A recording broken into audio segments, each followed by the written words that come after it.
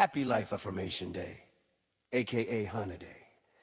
B, you too fool being.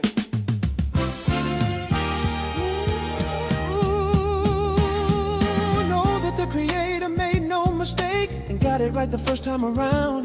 Because you were the only you that was made, may you continue to find everlasting joy and peace in composing your own memorable theme song and soundtrack to the must-see movie, which is your life. Understand that every breath you take is a brushstroke added to an overall masterwork in progress. Ooh, know that you are valued by not how much money you make, titles that are bestowed, or what you own, but rather by how many lives you have touched and enriched with your presence, passions and talents, which are priceless on their own. Thanks for allowing us the pleasure of receiving and utilizing the gift which is you. May you see your life ultimately as clay to be molded by the Most High into a powerful vessel. Transformative love and healing, and may you always know that the best is yet to come, and that you and you alone are the writer, director, and lead actor, actress of your own movie, also known as your life. So make it critically acclaimed as well as a blockbuster. You are As young as you feel, think and do, man. May you take time to acknowledge and celebrate a unique creation. The Most High made right the first time and only once. You are indeed a once-in-a-lifetime phenomenon that should be witnessed to truly be enjoyed as well as known to be truly loved. May your journey bring you more joy than pain and more love than hurt. May you access the infinite wisdom of the Most High that resides in you, to let you utilize otherworldly and esoteric gifts, known as well as unknown, to bring a sense of harmony, wonderment, and purpose in the empirical plane that you currently reside. Let yourself not dwell on the things that you cannot control, but get maximum benefit out of the things at your command. I am wishing you amplified blessings of longevity, good health, real wealth, peace, love. Oh, happy says nothing but the best in this life and the next. We love you divinely made. Words create worlds. A message from Brother Ron to your heart. Save room.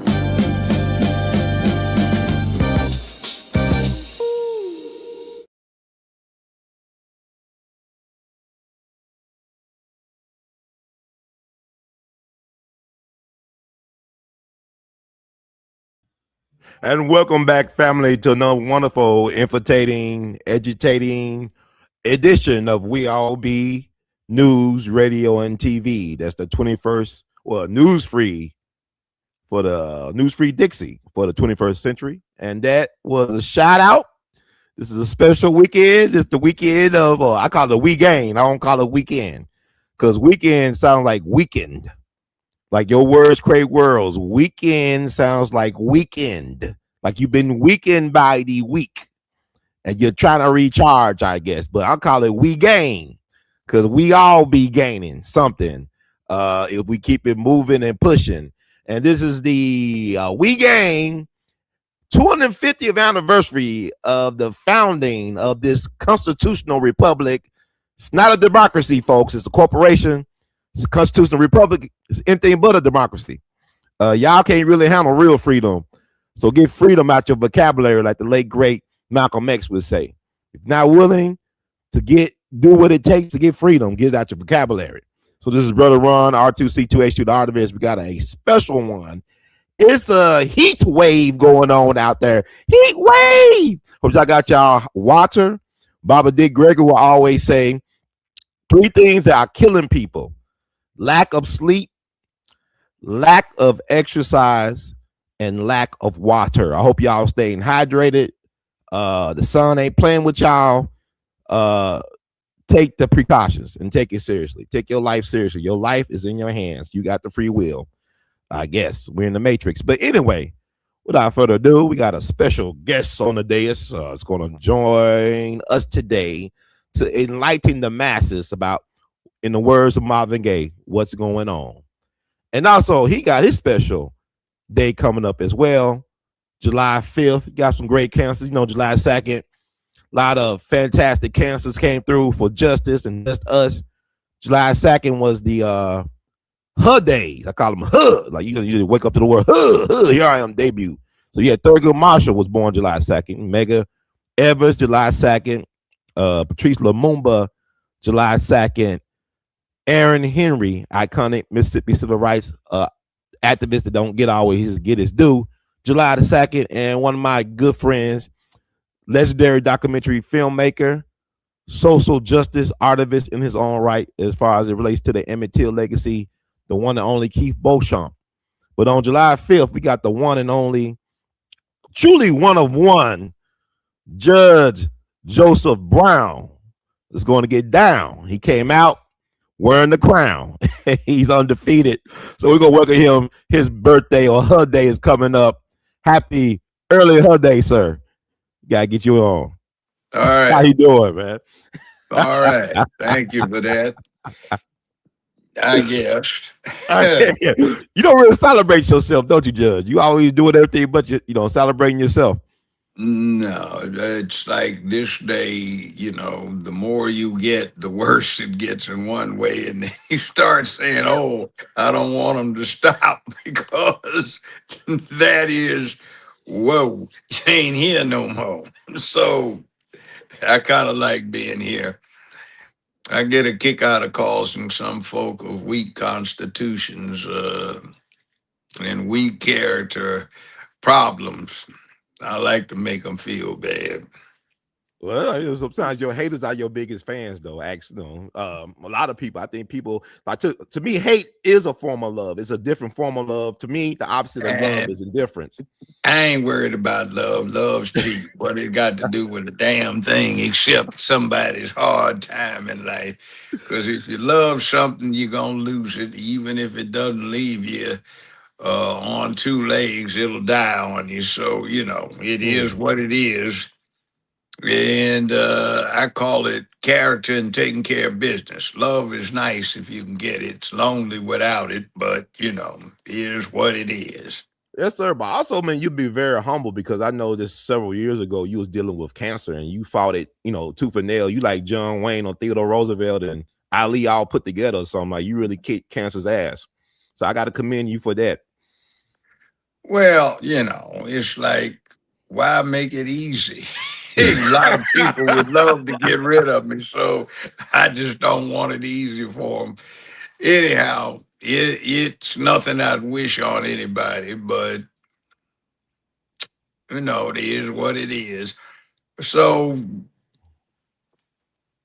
Okay, let's talk about definitely I what had happened some with. good doctors. Oh yeah, well, you're a very powerful man. I mean, you got a fighting spirit about you. You're very resilient, and you don't lay down for anybody. You lay down the law, but you don't lay down for anybody. That's much respect, and that really reveals your character because you didn't really talk about it that much. You didn't talk about it at all. Actually, I had to put some blues clues together and stuff, figure out what was going on. But you kept on talking. You kept on speaking your truth to empower and to enlighten, and like you said, to ruffle some feathers. Well, you have things to emulate. There was a brother that used to be the maitre d' down here at Corky's on Poplar, right? Mm-hmm. It's a good brother. I knew him, and he never told anybody. And he died one day after his last day at work of cancer, and he didn't tell anybody he had it because he didn't want anybody worrying about it. Mm-hmm. Now, that's what I call that's righteous. You endured it quietly. So that's something we need to get more back in our souls. We whine too damn much. We're always crying about what somebody did to us. And frankly, the world doesn't give a damn. And I keep telling the woke folk, nobody gives a damn if you got done wrong. Because basically, most of you had a hamburger within the last month or two.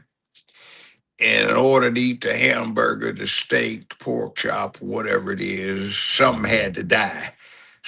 So, Yep. you know, we worry about what we got going and whether life's fair. Do you think it's fair to the person or the creature that gets eaten by something that wants to feed itself? Nature doesn't give a damn. Right. So why should we base our whole outlook on life on somebody did your ass wrong? If somebody did you at it wrong, get strong so they can't do you wrong anymore as you ease on along through life. Well, That's I'll the speak. truth. Yes, sir. That's By some the way, words of that's wisdom. an interesting thing on that 14th Amendment decision. That's what I want to I get to. think people don't understand that what Trump was trying to do, he can still do other ways. He just can't do it by executive order, which is what they should have limited themselves to. But one thing that black folk don't get, Negroes, Hmm. Bagros, They grow. Yeah. Bagan Negroes, and the Rainbow Negro, they're going around, they Mhm. got Trump, put Trump. Well, don't you realize that 2 weeks ago you were talking to me about reparations? You just got your claim or any ability to get reparations completely destroyed. You know why? Because something got accelerated by about 10 to 15 years. And what that is that very shortly, there's not going to be any majority ethnic group in the whole of the United States. Everybody will be a minority. You can see that in Hawaii, where there is no majority race. You can see that in California, where between, well, 52% of the registered voters are Hispanic, and up to 56% of the state population is Hispanic. That's the ones that are legally there. And then you have a situation where in Florida, and that is the development. And then Georgia, Atlanta, Fulton County, and all the Negroes running stuff. Guess what? There are no more Hispanics in Georgia than there are black folk. Just Mm. think what that means. And if you think you were having a hard time running a guilt trip on white folk about giving you reparations, I assure you the Hispanics give less than a damn about it. And if you couldn't get it over with the good white folk, you ain't getting it over on Hispanics.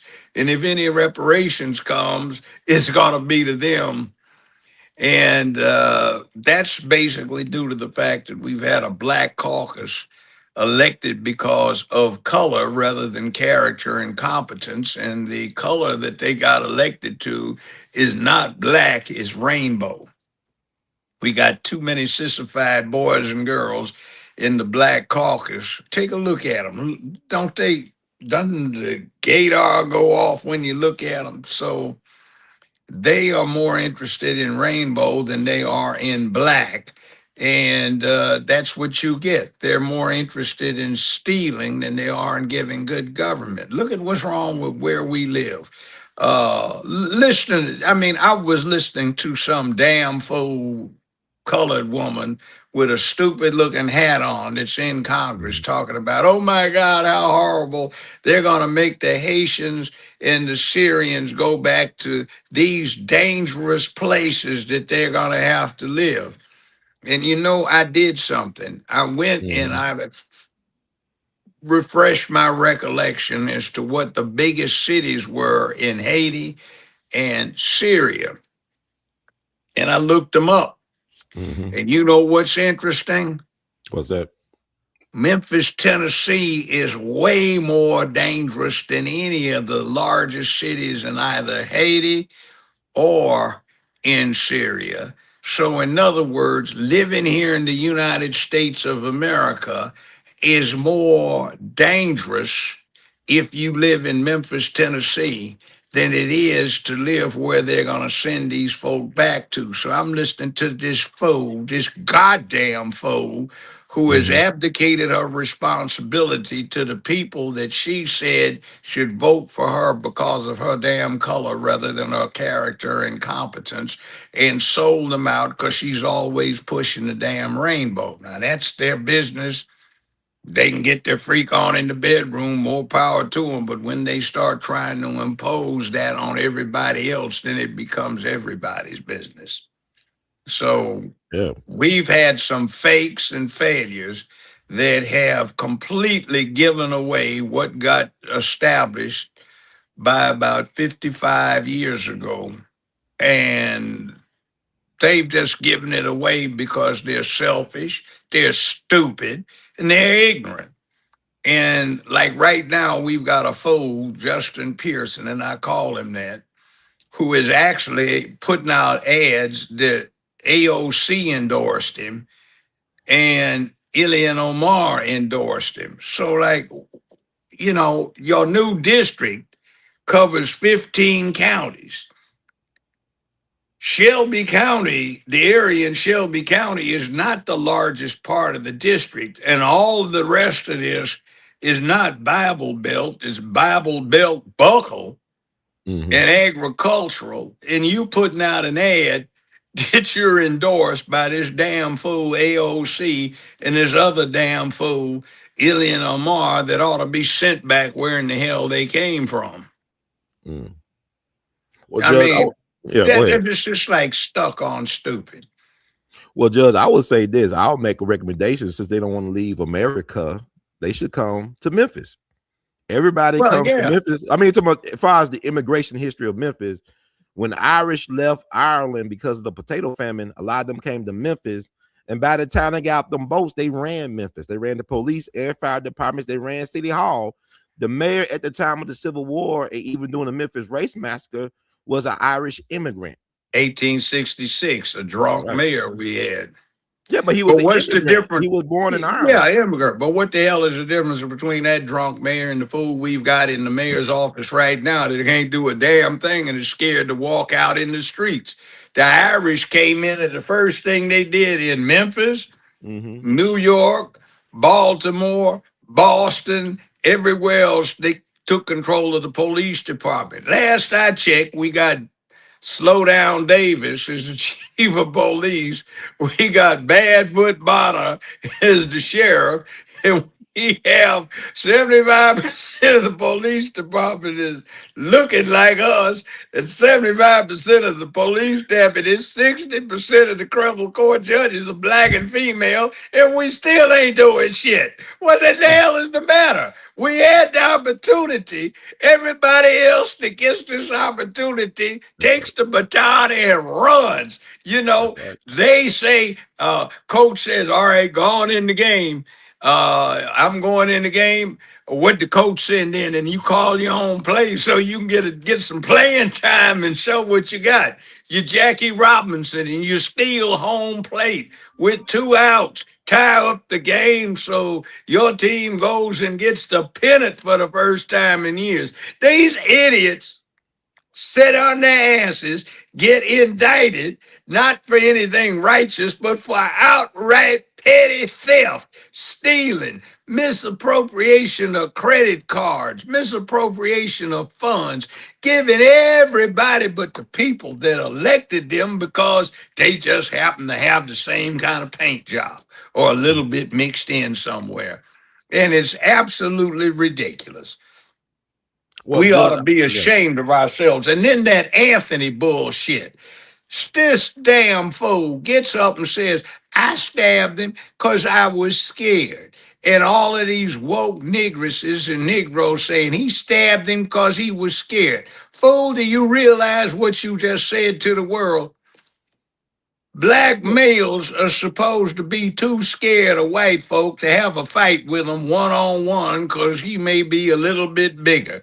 You either take the ass whooping or you whip ass or you learn how to fight. And most of them don't know how to fight because watch that Fight Club crap on what is it, TikTok? They be Mhm. swinging like seventh grade girls over there in front of the girls' bathroom. They can't even fight. They don't know about jabbing.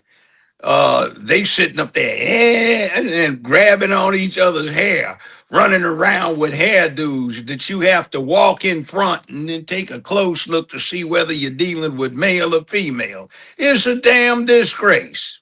Well, Judge, I want to roll. You said a lot in a short period of time within 20 minutes, basically less than 20 minutes. But I want to roll back about the reparation issue because I think this should be teaching moments. Our people are so ahistorical. We don't understand the importance of knowing these stories and narratives to counter because you cannot erase Black history when Black history is fundamentally American history. Case in point about the 14th Amendment. This is powerful. It said, did white slave owners get reparations? Yes, white slave owners received reparations, but only in select areas. Through the D.C. Compensated Emancipation Act of 1862, the U.S. federal government paid loyal slaveholders up to $300 for each enslaved person they freed. However, after the Civil War, the 14th Amendment legally barred the government from compensating enslavers for emancipated individuals. Similar It forms of did. compensated emancipation were utilized internationally, including Great Britain's 1833 emancipation and France forcing Haiti to pay restitution to French slave owners. See, Haiti is being punished for being the first Black independent republic in the Western Hemisphere, and it was no reason why they should have paid compensation to Haiti. Okay. And they But got that their trees was cut down. It caused soil erosion. We don't know our history. We don't know yeah, history. but I'm getting to that point. This Mm. was my punchline I was saving for later. Okay. All of these woke folk talking about Trump got slapped down by overriding the birthright citizenship. Guess what they did? I was saying they accelerated by 10 to 15 years. Mm-hmm. Do you think that they are going to get reparations from Hispanics who do not give a damn about them? They don't care. But you see, what is going on is the biggest minority is now looking to be Hispanics, and this decision just accelerated that becoming the reality by 10 to 15 years. So by 2034, 35, this is when it's going to hit rather than 2040 or 2045. In other words, Black people who've been trying to guilt trip white folk into giving them something, they're going to be looking at, Senor, como se va? Uh, you from Memphis. What do you want reparations? Why should we give you reparations? They took the land from us. The hell with you. Go on back to the back of the bus, whether you like it. You Mm-hmm. know, and see, that's the way they're going to roll. And that's what we have put ourselves in. We wasted 50 years of time because the number of Black congressmen and senators is sufficient to have done something. But instead of advancing blackness, they were advancing rainbow because most of them are sissies anyway. Now, that's their business, but that was the point. We wasted our window of opportunity. We are applauding somebody getting slapped down who was trying to prevent that window from quickly shutting with a slam. And now you just put it in a position because in the next 4 or 5 years, you're not getting reparations because there is no conceivable legal way to get reparations through litigation. It'll have to be legislative. And if the legislatures are switching from predominantly white to being Hispanic, white, black, brown, red, yellow, then you got a problem because they don't give a damn. That is not their issue. They have nothing to do with it. They don't feel any remorse. They don't particularly respect us or anything. And if they want black folk, they have Puerto Ricans and Cubans and folk from south of the border coming up from somewhere down there in South America. So they've got their own black folk. They've got Haiti. They've got a whole bunch of places, and they don't care about sorry American colored folk that have been whining instead of getting somebody in position that would use the window of opportunity to get something. Everybody that looks like us can come over here fresh off the damn boat, no, not boat, airplane, Right. and get whatever in the hell they want, get rich, and we still are at the bottom of the heap. The highest group, the median income for Indians is at the top. It's $100,500 a year is the median income for Indians. 72% of Indians 25 and 8 years of age and older have a college education. For black folk, it's 5%, and our median income is the lowest in the United States, slightly below $35,000 a year. And, you know, everybody from Haitians to Africans, from Nigeria, Ghana, you name it, are making more money in this country than we are. So what the hell is our excuse? And Well, then, mhm. well, but you see, the other point is I stabbed him because I was afraid of him. Even if you weren't, why do you even utter that bullshit? Well, I'm gonna hold on, Carmel. I got a counter to what you're saying, Judge, because I'm here to not only I want to listen to what you got to say, but also I got to offer some counters and also some substance and context. Well, I I think it's very understand, important. but Well, I can't offer any excuse I'm not for saying excuses. I'm just trying to show people. I'm just saying the Hmm. problem is, and I want to talk to you about this. It's just Okay. that we have been so bitched out, effeminized as a public, black, white, brown, red, yellow, for the last 55 years, that if you didn't experience it growing up before you got 18, you don't understand it now because it's like, yeah, there was always somebody bigger than you, Hmm. but you either learn how to fight faster and you could get him and he'd at least get hurt and respect you, shake hands, and then Right. you'd work that out as to who's going to be in charge, who's going to be the muscle, who's going to be the brain, Yes, sir. or you didn't, or you backed off and said, oh man, I need to learn to fight better. I need to, like one of my brothers, Cliff Stewart. Black Belt magazine for 15 years said, quote, probably the most dangerous human alive in North America. Now, what sane person would get in a fist fight with somebody he's faster than Bruce Lee, but he weighed 280 when he was 19 years old and could bench press 420 pounds and do reps with it. All right. So what the hell you gonna do with that? He can block arrows, snatch arrows out the air just like Bruce Lee. So what are you supposed to do with somebody like that? You be diplomatic and you become friends with somebody like that, unless you're trying to do something that's going to get you some penitentiary time, and then you still might not even prevail. That was a reality. Some people were bigger, some people were faster, some people were smarter, some people were dumber. Everybody worked out this male dominance thing. But when you sit there and you say there's any justification for going off code and being dishonorable, that is the problem. There has always been a hierarchy of things, and one of our problems as a people is that we forgot that hierarchy of things. First, most humans on the planet Earth ranked it this way: they were human. One. Hmm. Two, they were men. Three, whatever race, ethnicity, or nationality they happen to be. One, two, three. Now we are black.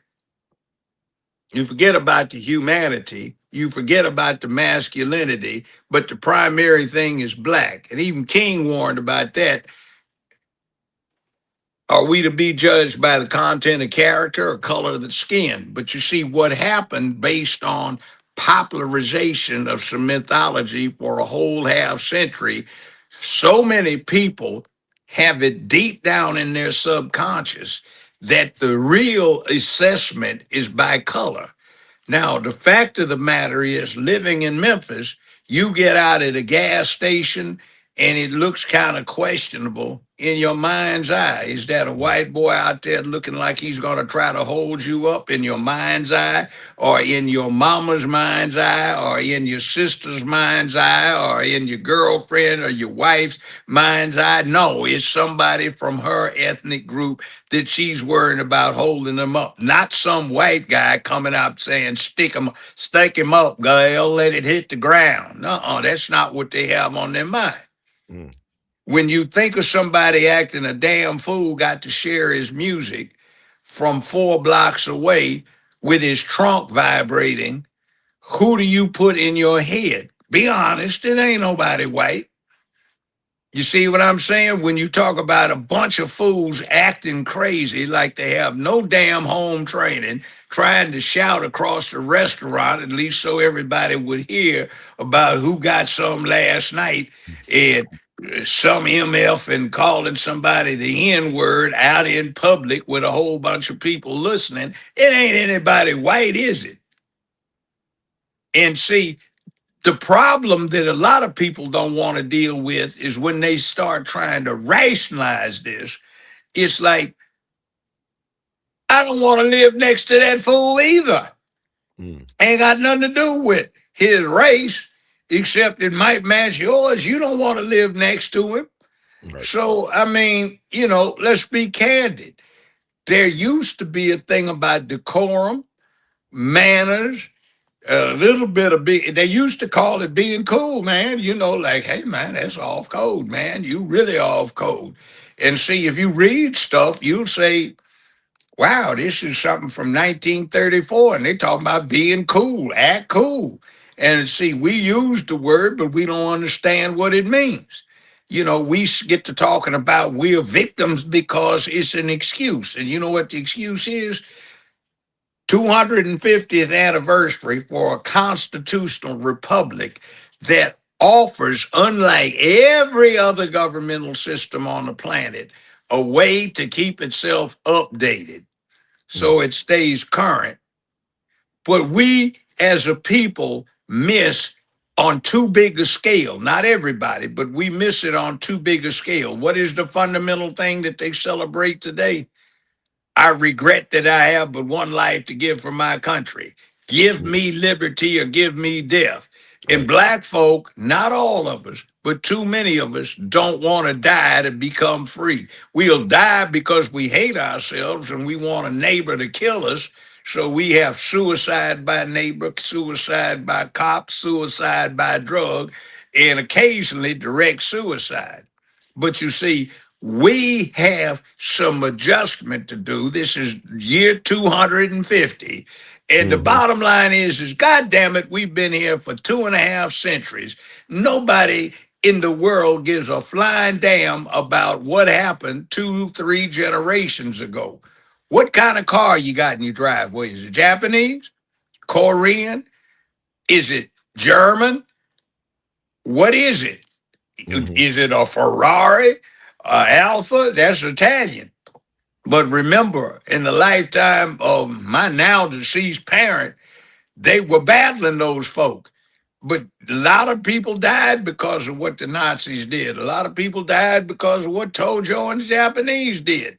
But we don't give a damn. We got a Japanese car, Toyota, Mitsubishi, Lexus, Infiniti parked out in the damn driveway. Or we have a Mercedes, a Volkswagen, a BMW, or whatever we may have out there in the driveway.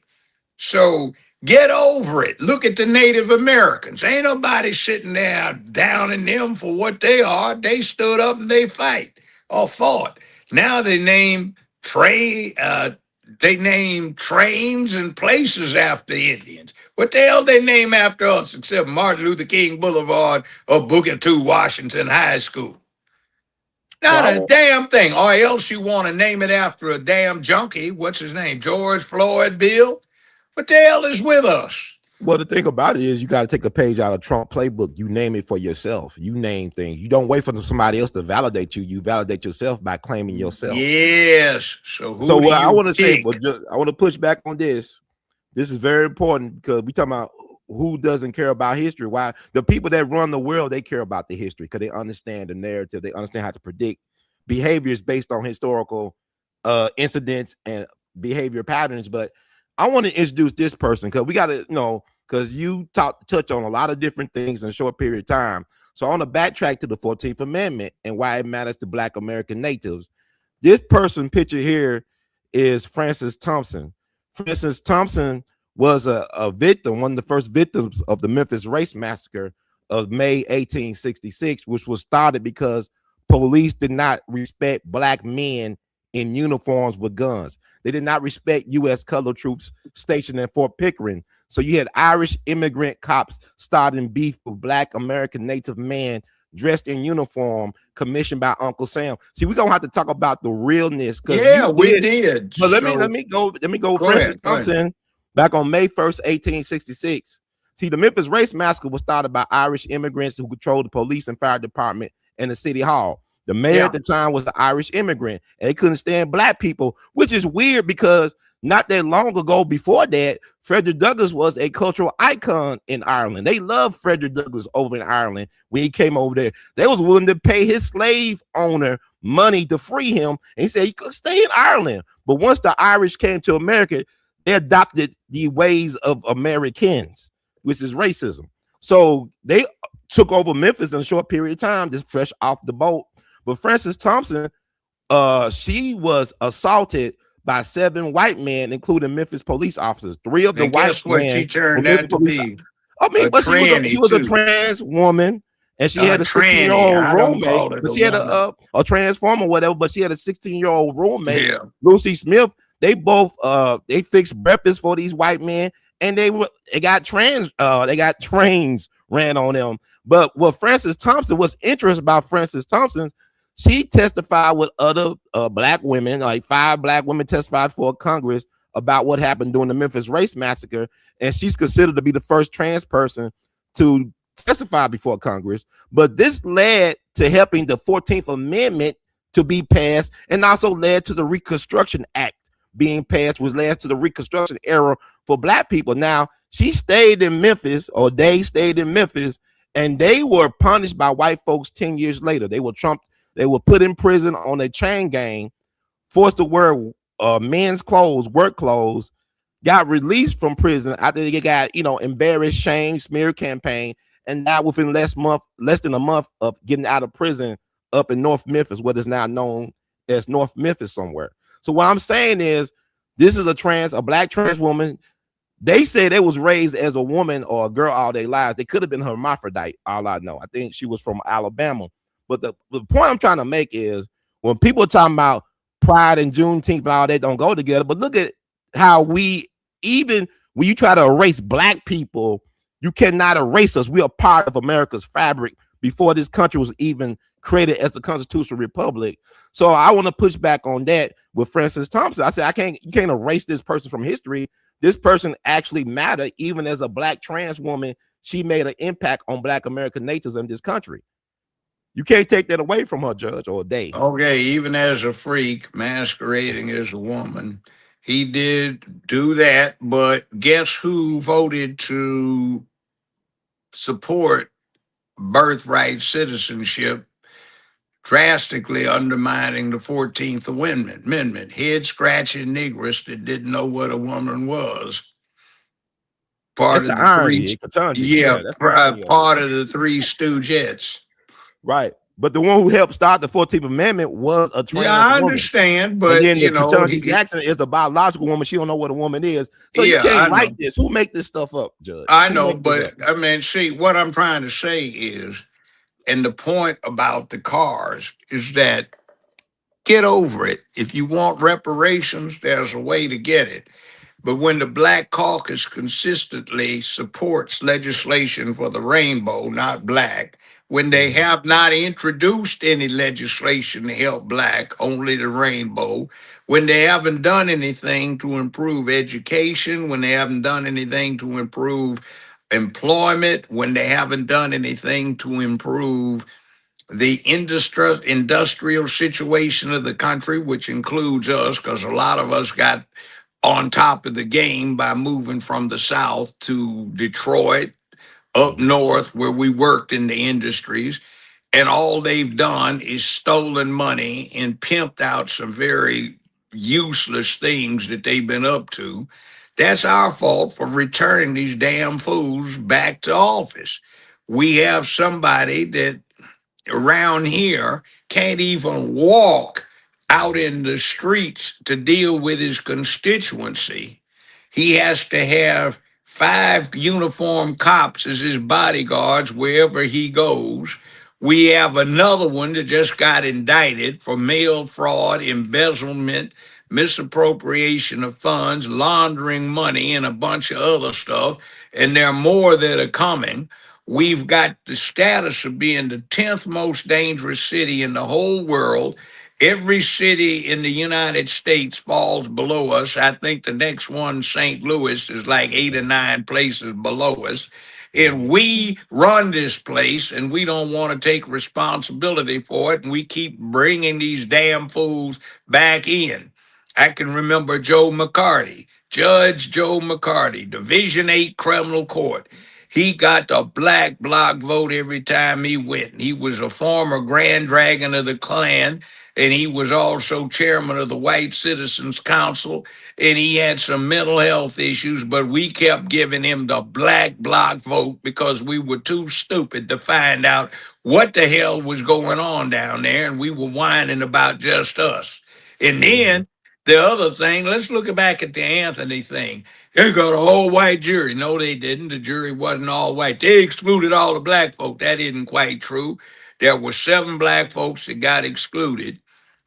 4 of them excluded themselves because they said the very words that everybody that calls me up asking about it still. Judge, how I get out of jury duty? Is it true if I say I can't be fair to the state, then they'll automatically let me go? I'm not telling you anything because you need to serve. You've been talking about just us, but you don't want to ensure justice. So we had 4 black folk who said they couldn't be fair to the state, so they got excluded, not because it was racism, but because they were supposed to be excluded under the law. So we got fools running around whining right now about they discriminated against black folk. No, you had 4 of them took themselves out, and the other 3 who were in the educational process, from what they said, they felt they would be compromised being on a jury that dealt with the children. So, all right, that's okay. And when it comes to that, I know what I'm talking about. One of the things that I'm famous for is this Ron Ward case over in West Memphis, Arkansas. It's a reported case. It was a unanimous decision by the Arkansas Supreme Court.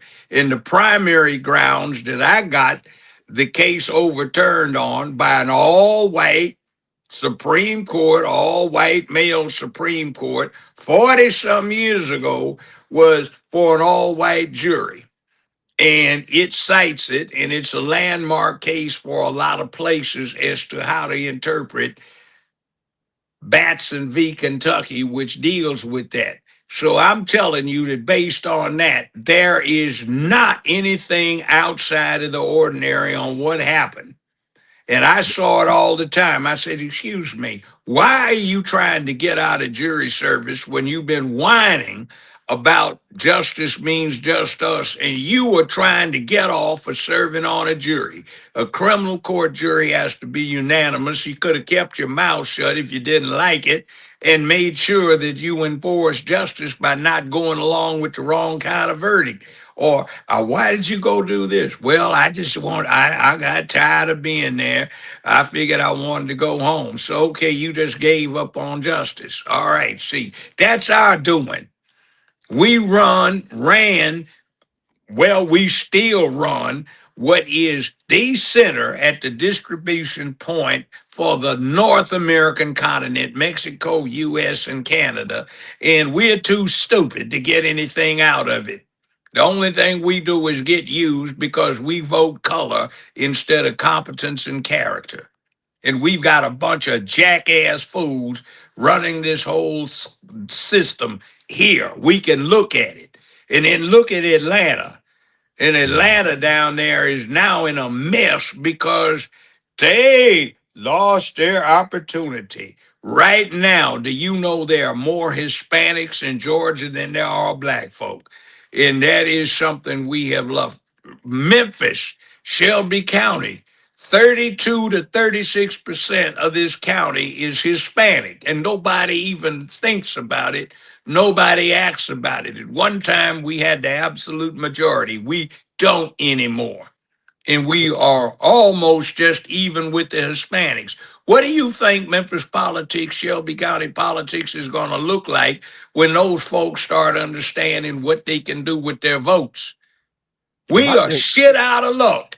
And we had all this opportunity since we got Doc Harrington in, since we got some black judges sitting downtown who at one point was zealous about imposing fairness in adjudication, hmm who had some black lawyers that did a lot of pro bono work for the point of the thing. And now look where the hell we are, and we lost our opportunity. Yeah. See, a lot of what is in place right now, I helped, H.T. Lockett helped, Otis Higgs helped. You hmm know, you got Arthur Bennett did it. You got S.A. Wilburn doing it.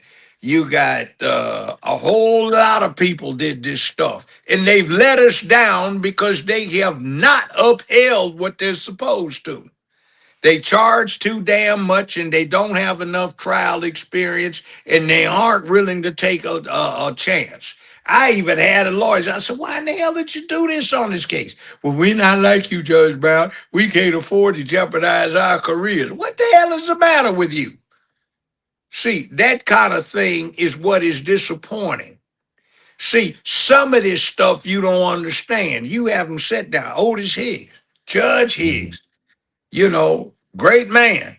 And Right. he's telling you a story about on one particular occasion, he had to jump under the desk because everybody was getting ready to shoot everybody in the meeting. I could tell you about a 45 in one hand, 357 in the other, facing down some folk out in the rural areas where we were trying to get rights for black farmers and landholders. And none of these folk done that kind of stuff. You see, so you sit there and they get to talking about what they can steal, and they take courses on how to maximize billable hours, and they ain't doing shit with it. You got somebody out there who's supposed to be the civil rights lawyer, and he's never even tried a damn case, hasn't filed a damn appeal. So how the hell are you going to do anything about civil rights, which rights are established by law, and you've never taken anything up? And all you do is ambulance chase.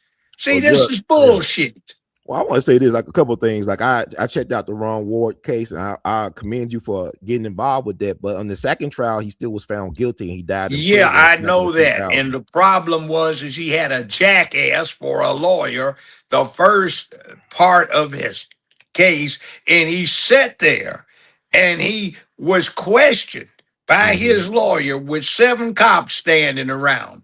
And you couldn't get over what he wound up putting himself into, but he didn't have the death penalty. And Right. that's another thing.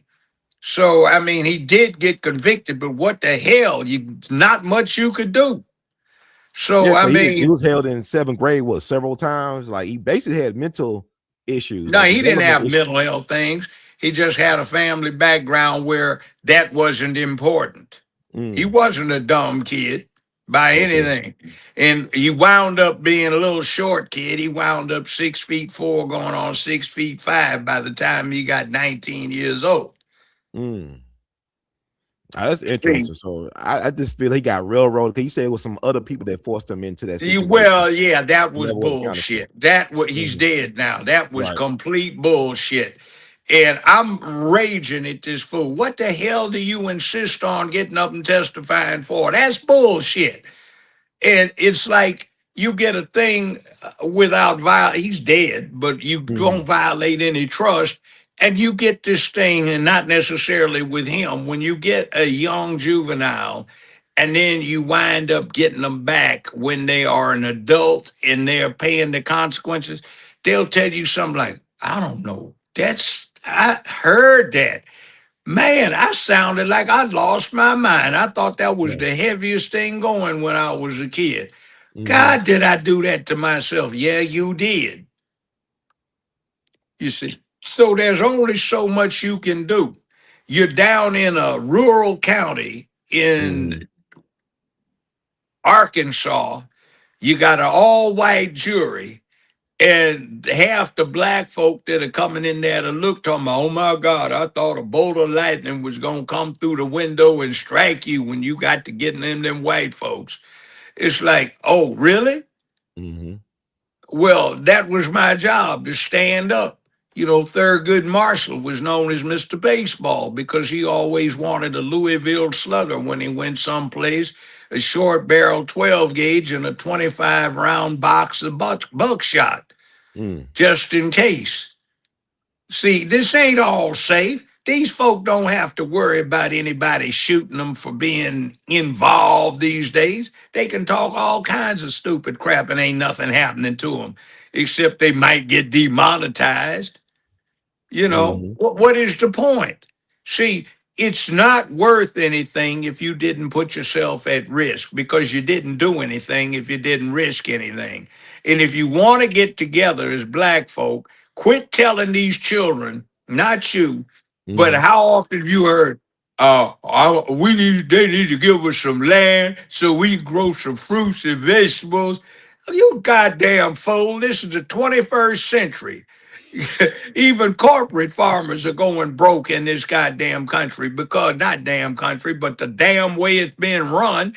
You sitting in there and you go in the produce department of Kroger and you Mhm. look, your grapes are from where? Brazil or Argentina or Mexico, all your fruits imported, and they're subsidizing farmers in here not to grow food, and we're paying for folks south of the border. Nothing wrong with south of the border if you get over here legally, but why the hell don't we have better policy? What about these Negroes up in Congress talking about they took the land from the black folk? Well, then, goddamn it, why don't you do something about making sure that the black farmers who were left uh, have some opportunity to make money instead of getting subsidized for not growing stuff and nobody is getting any market and you got food. What are you taking? I'm doing black studies, man. So I learn my what the hell are you gonna do with that?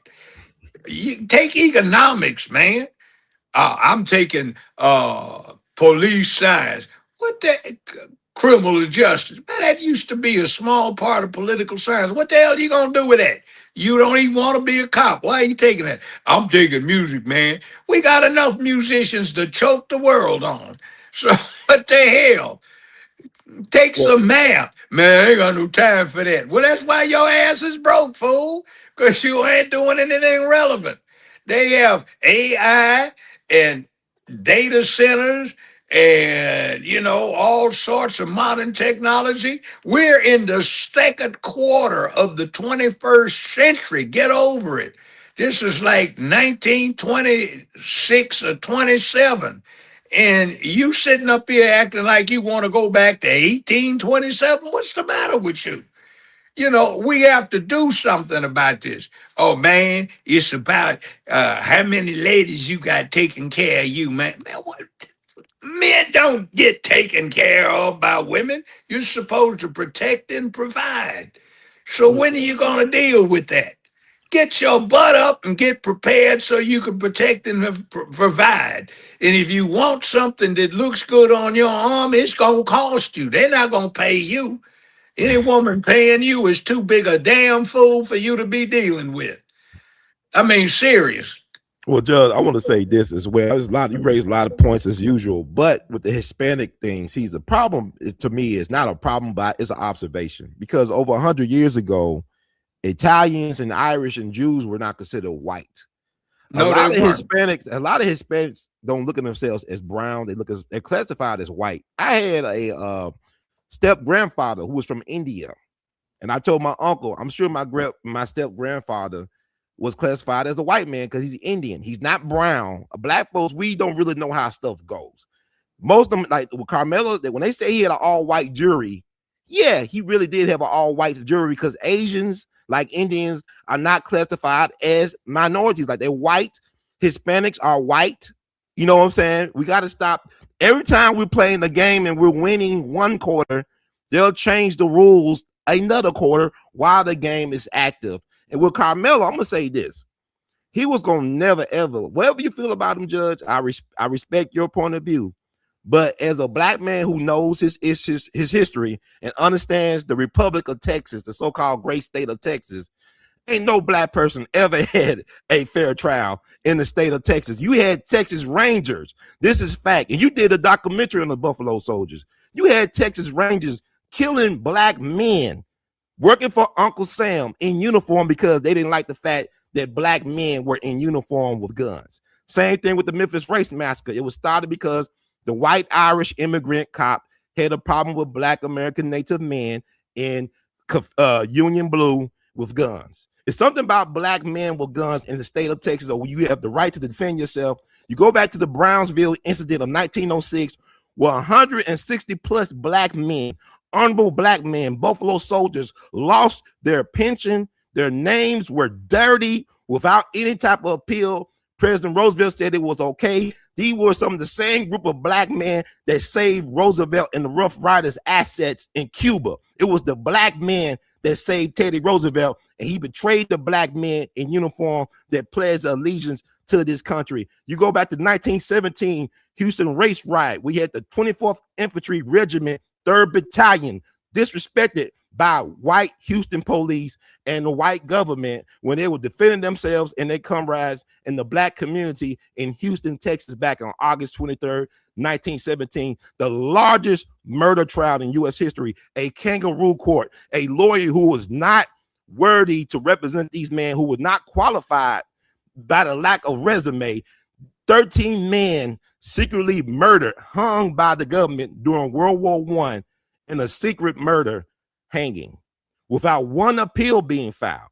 Because that happened to those group of black men, you had 100 and plus black men go to prison, 19 hang without due justice. And even the racist white supremacist Klansman Woodrow Wilson said, we can't do it like this. The month before that happened in Houston, you had the East St. Louis race massacre. They were killing babies in buildings, throwing black folks in the Mississippi River, burning black folks up, and they only stopped because they wanted to celebrate the 4th of July. Whole America knew about what was going on in East St. Louis, up in Illinois. They didn't do nothing about it. So when I get back to Carmelo and Anthony, with all due respect, Judge, the white boy put his hand on him first. He effed around and found out. I hate he lost his life like that, but it's too many black folks I know lost their lives for less, for looking at a white person, for not getting off the sidewalk.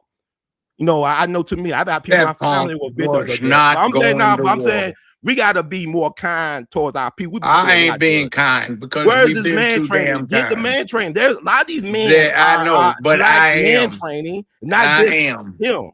It's harsh. There's a lot of men, not just black boys or men, but white men. The world was harsh. Worldwide problem. My uncle, I have an uncle that was in the 10th Cavalry, went up San Juan Hill and saved Teddy Roosevelt's ass.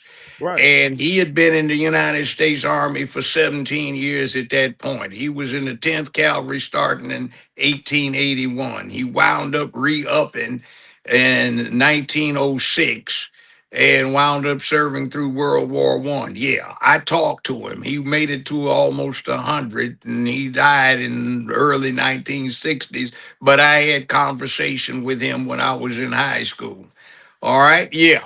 Okay, I get it. I had a grandfather that was a physician, but he had to leave Louisiana because he and two other uncles murdered two deputy sheriffs for attempting to lynch or lynching one of my other uncles back when. So I Right. get all of that.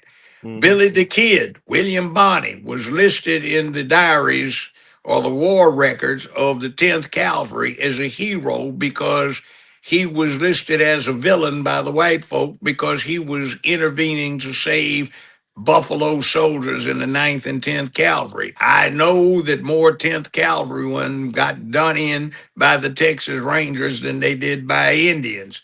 All Hmm. right. I know Grierson, they did a movie featuring Grierson. John Wayne played it. It was called Horse Soldiers. They didn't have one black in it.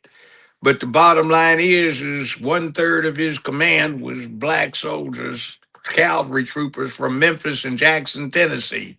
Hmm. So he became the first commander of the 10th Cavalry, a colonel. He took that position and accepted black troops. He became so impressed. I know what we did, but the bottom line is these brave heroes got replaced when things finally eased off and all of the legal rights were there by a bunch of cowardly, effed up, effeminated fools who don't have the balls to do a damn thing that all these other folk did getting them there. That's what I don't like.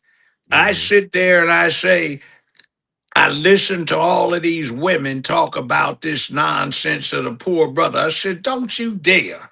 You should have raised these boys the same way Spartan mothers did. Either come back with your damn shield or on it. Either be dead or come back with your shield. Because if you ran, you would have had to drop that 25-pound rascal to run. Don't Hmm. you dare. And you see, that's the way black kids used to get raised. I got raised on, don't you dare get your behind run home unless there's at least 4 or 5 folk you fight.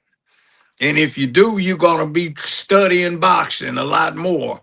You're going to do that in all of your free time so you don't get run home again. That's what we got raised as. And when I hear I got scared and he put hands on me, yeah, we had that happen all the time. I don't know how many fist fights we used to have on the playground after school or in the hallways. And the teachers always walked slow over there so the boys could work it out. I taught school as a substitute, put myself through law school, helped run a playground in one of the worst areas in Los Angeles. And we worked on that so we would have that happen. And it made men out of these boys, but they don't get that. You don't even get white kids with that. And remember, they understand it too. Look at Back to the Future, Hmm. McFly and Biff and all of that. See, we have just become so effeminized that people just don't get it. It's off code and it's dishonorable. Fight like a man, fight fair. Man, I'll beat him. No, you didn't. You cold cocked him. You sucker punched the man. In a fair fight, he'd whip your behind. No, man, then we didn't fight him fair. Or you got 10,000 folk killing each other and white flag goes up, everybody stops and they have parley. Rules of war, war crimes, Right. all kinds of things. See, men ritualize their combats. And when it is one that is just a male dominant situation where there ain't no war involved, you don't stab somebody. You either take the ass whipping, administer an ass whipping, or there's a draw, or you get the hell out of there if you're outnumbered. That's the way it works. And I saw a punk do just exactly what this punk did when I was going from the 10th to 11th grade. I was at Dorsey High in LA. I played football and we had a basketball game, and there was a similar punk who pulled out a knife and stabbed the person that was our starting quarterback for the varsity. He died a few hours later. And this punk was talking about he was scared. I See, mean, I who know what that, he? I was standing 10 feet from it when it happened. But did See, the I know quarterback? what it looks like. And I know from growing up in South Central LA, and nothing around here would set my opinion aside. The one that you have to worry about shooting you, stabbing you, or hitting you with a club is the scariest son of a bitch out there. He's the biggest coward. Man, why'd you do that to the dude? Man, he's gonna hurt me, man. That dude wasn't doing anything but talking to you, fool. I'm gonna ask See you like, that yeah. you you a good brother. You Mm-hmm. got balls. You put it out there. But Mm-hmm. see, growing up now is not like it Right. used to be. Yeah. See, when I grew up, I went to John Muir Junior High School. It's on Vermont Avenue in LA at about 62nd. We Mm-hmm. used to have meetings around 2 o'clock. Man, which way are we going today? Well, we're going out to Southeast Gate, man. The Vikings ain't out that way. Talking about that's a gang. And you know, do you get them back? And see, you'd have to do this stuff like, don't mess with me, man. I'm Right. telling you, don't you mess Mm-hmm. with me. So you'd hurt them, but you don't try to kill anybody. You just send in a message. Leave that man, leave that guy alone, man. He crazy, you Right. know. But you see, stabbing somebody, that was always a punk play. But it happened even back then. Why'd you do this, man? I was scared. Yeah, that's your problem, man. You scary. We don't want to hang with you because if you that scared, man, you can't be around us. Some stuff will hit the fan. We can't count on Right. you. See, and that translate, would you want this guy on the warpath with you? No, because he's not showing courage. And that's what I get in my head. See, the men I grew up around were in the Korean War, World War II, World War One. Vietnam Mm-hmm. hadn't even started. And you got these brothers who risked death, even if they were in some maintenance company or Red Ball Express. You know, there were artillery rounds going off. You could die any kind of way. But you see, they had courage and they had gone through some stuff that, you know, I didn't even have to go through and what I went through and, you know, what is being called racism now. We just look at, man, that's just like, you don't like this dude, man. You know, so what? That's right. Like, get over it. There are a lot of folk I don't like. You know, Right. I get along with them. You know, there have been lawyers that I've been on cases with. I couldn't stand their guts, but, you know, they were, you know, one of their clients was involved with one of mine. So we all had to work together. But that's just the bottom line. If you're going to do something. But you spending $280 on some Air Jordans made in Hanoi, Vietnam. Yeah, wow. Mm-hmm. And, you know, you out there practicing your basketball and you spending stuff on whatever you spending it on instead of ammunition and being able to get your John Wick on. You sit there and fight like a seventh grade girl instead of knowing how to do it. Take some martial arts, man, instead of punking out. You look like some little girl fighting.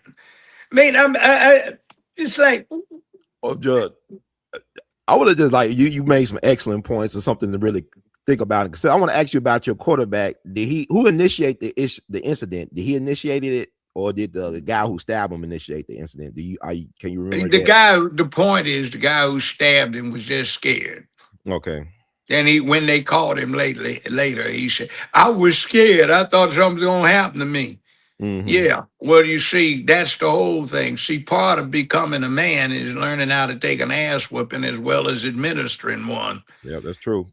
And That's the true. other thing is see, you play football, you know, they're talking about head injuries. And, you know, I picked up a right Mm-hmm. L helmet the other day and I said, man, This thing is heavy as the devil. Look at this. This is like a tank in here.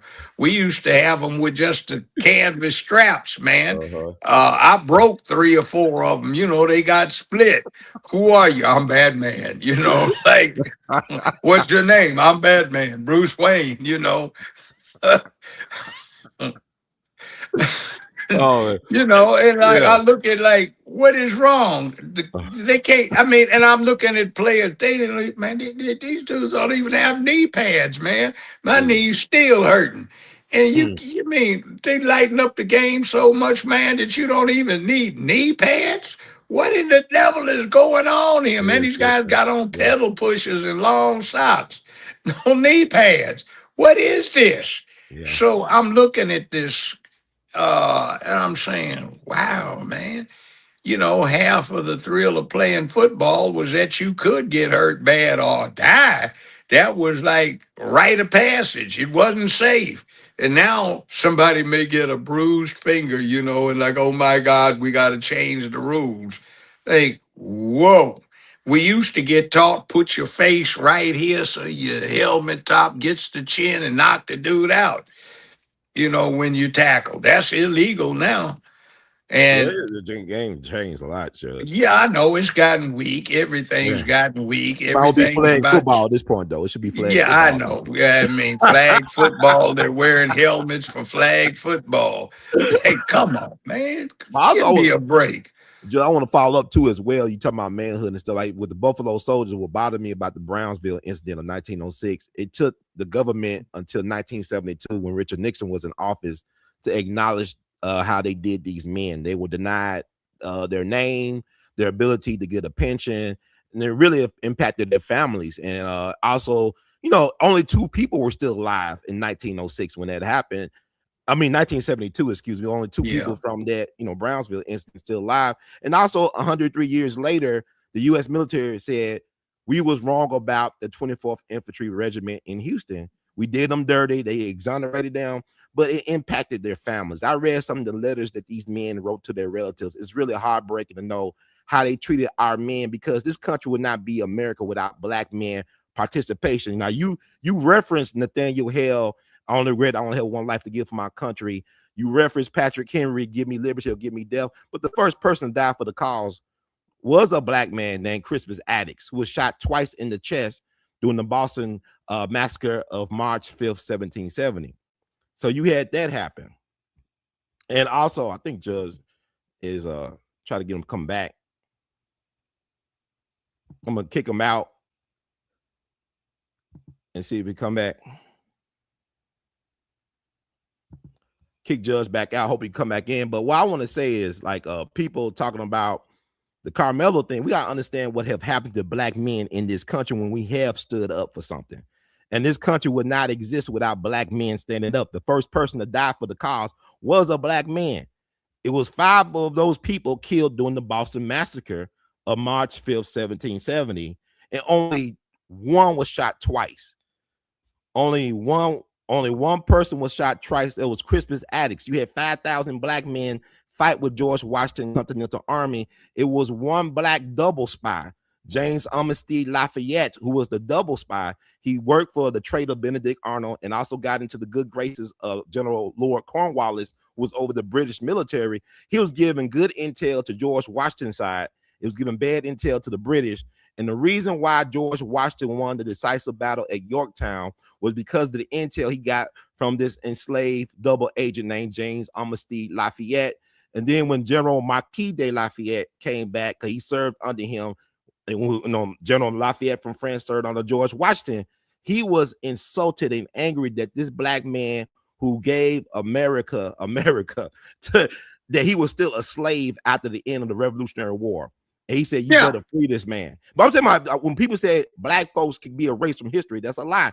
Because I talk about the Houston race riot of 1917, it took the country 106 years or 103 years, I think 106 years, to really realize they did these men wrong. They was defending themselves. They took an oath to protect the United States against enemies, both foreign and domestic, and the police department did. I mean, I remember I talked to the late Reverend Jesse Jackson outside of Ferguson at the airport at a bar.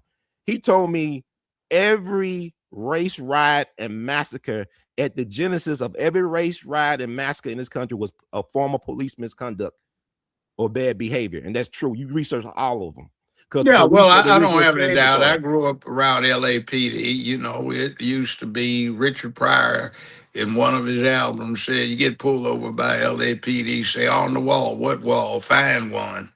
You know, Mm-hmm. Disneyland. I can remember I was doing some stuff working for the science department. Me and another couple of guys, we were running an errand for a professor. We were out at Anaheim.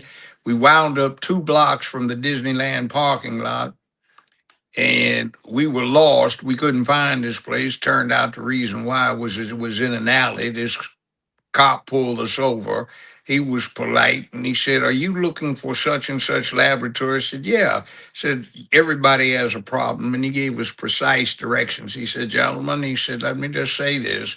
It's winter. It'll be dark in 45 minutes. And if you're still here after dark, it won't be sir or gentlemen. It'll be nigger. Do you understand?" Yeah. Okay. All right. And after dark is going to be yes, sir, or you getting your ass whipped. You get that? Yeah. Okay. Now, that wasn't saying we were going to allow that to happen, but that was one of these things of if you're going to do what you're going to do, you're going to face death right there. But, you know, you Right. had to put yourself on and do it. See, that was 2 blocks from Disneyland. Now, see, we understood all of that. And the point is that that had to be overcome. But you see, when you study Black history, it's nice to know it. I helped draft up one of the first affirmative action programs in the United States for college at UCLA with some other students. And what we wrote, interestingly enough, kind of read like the decision that Justice Roberts wrote. It was race neutral, but it detailed some circumstances that applied to us, Hispanics, Asians, and whatever. Now, that being the case, we knew it would work. We begged some people not to go where they went, where it was exclusively built on color, but it was some selfish Negroes wanted to get into Berkeley Medical School. That's how we got in this mess. Not white folks, some black folk betrayed us. But in any event, we knew what time it was, and when we put black studies in place, it was for the sole purpose of motivating black folk and anybody else to do more, to work harder, to have a smoldering resentment for getting mistreated such that you would never let it happen again. It had absolutely no purpose on diminishing you to whining about somebody did us wrong, so they owe us. Yeah, but the point is, and I know this from practicing law, being in law for more than a half century, just because you got a wrong doesn't mean there is some remedy to it. Sometimes you have to let it motivate you to do better so nobody can do it to you again, or to make it so costly that no one can do it to you again. And see, that's what this country has been about: white, black, brown, red, yellow. It has been in a situation where we vested consequences. It is this thing where hard times make hard men make good times make soft men make hard times, and we continuously cycle through it.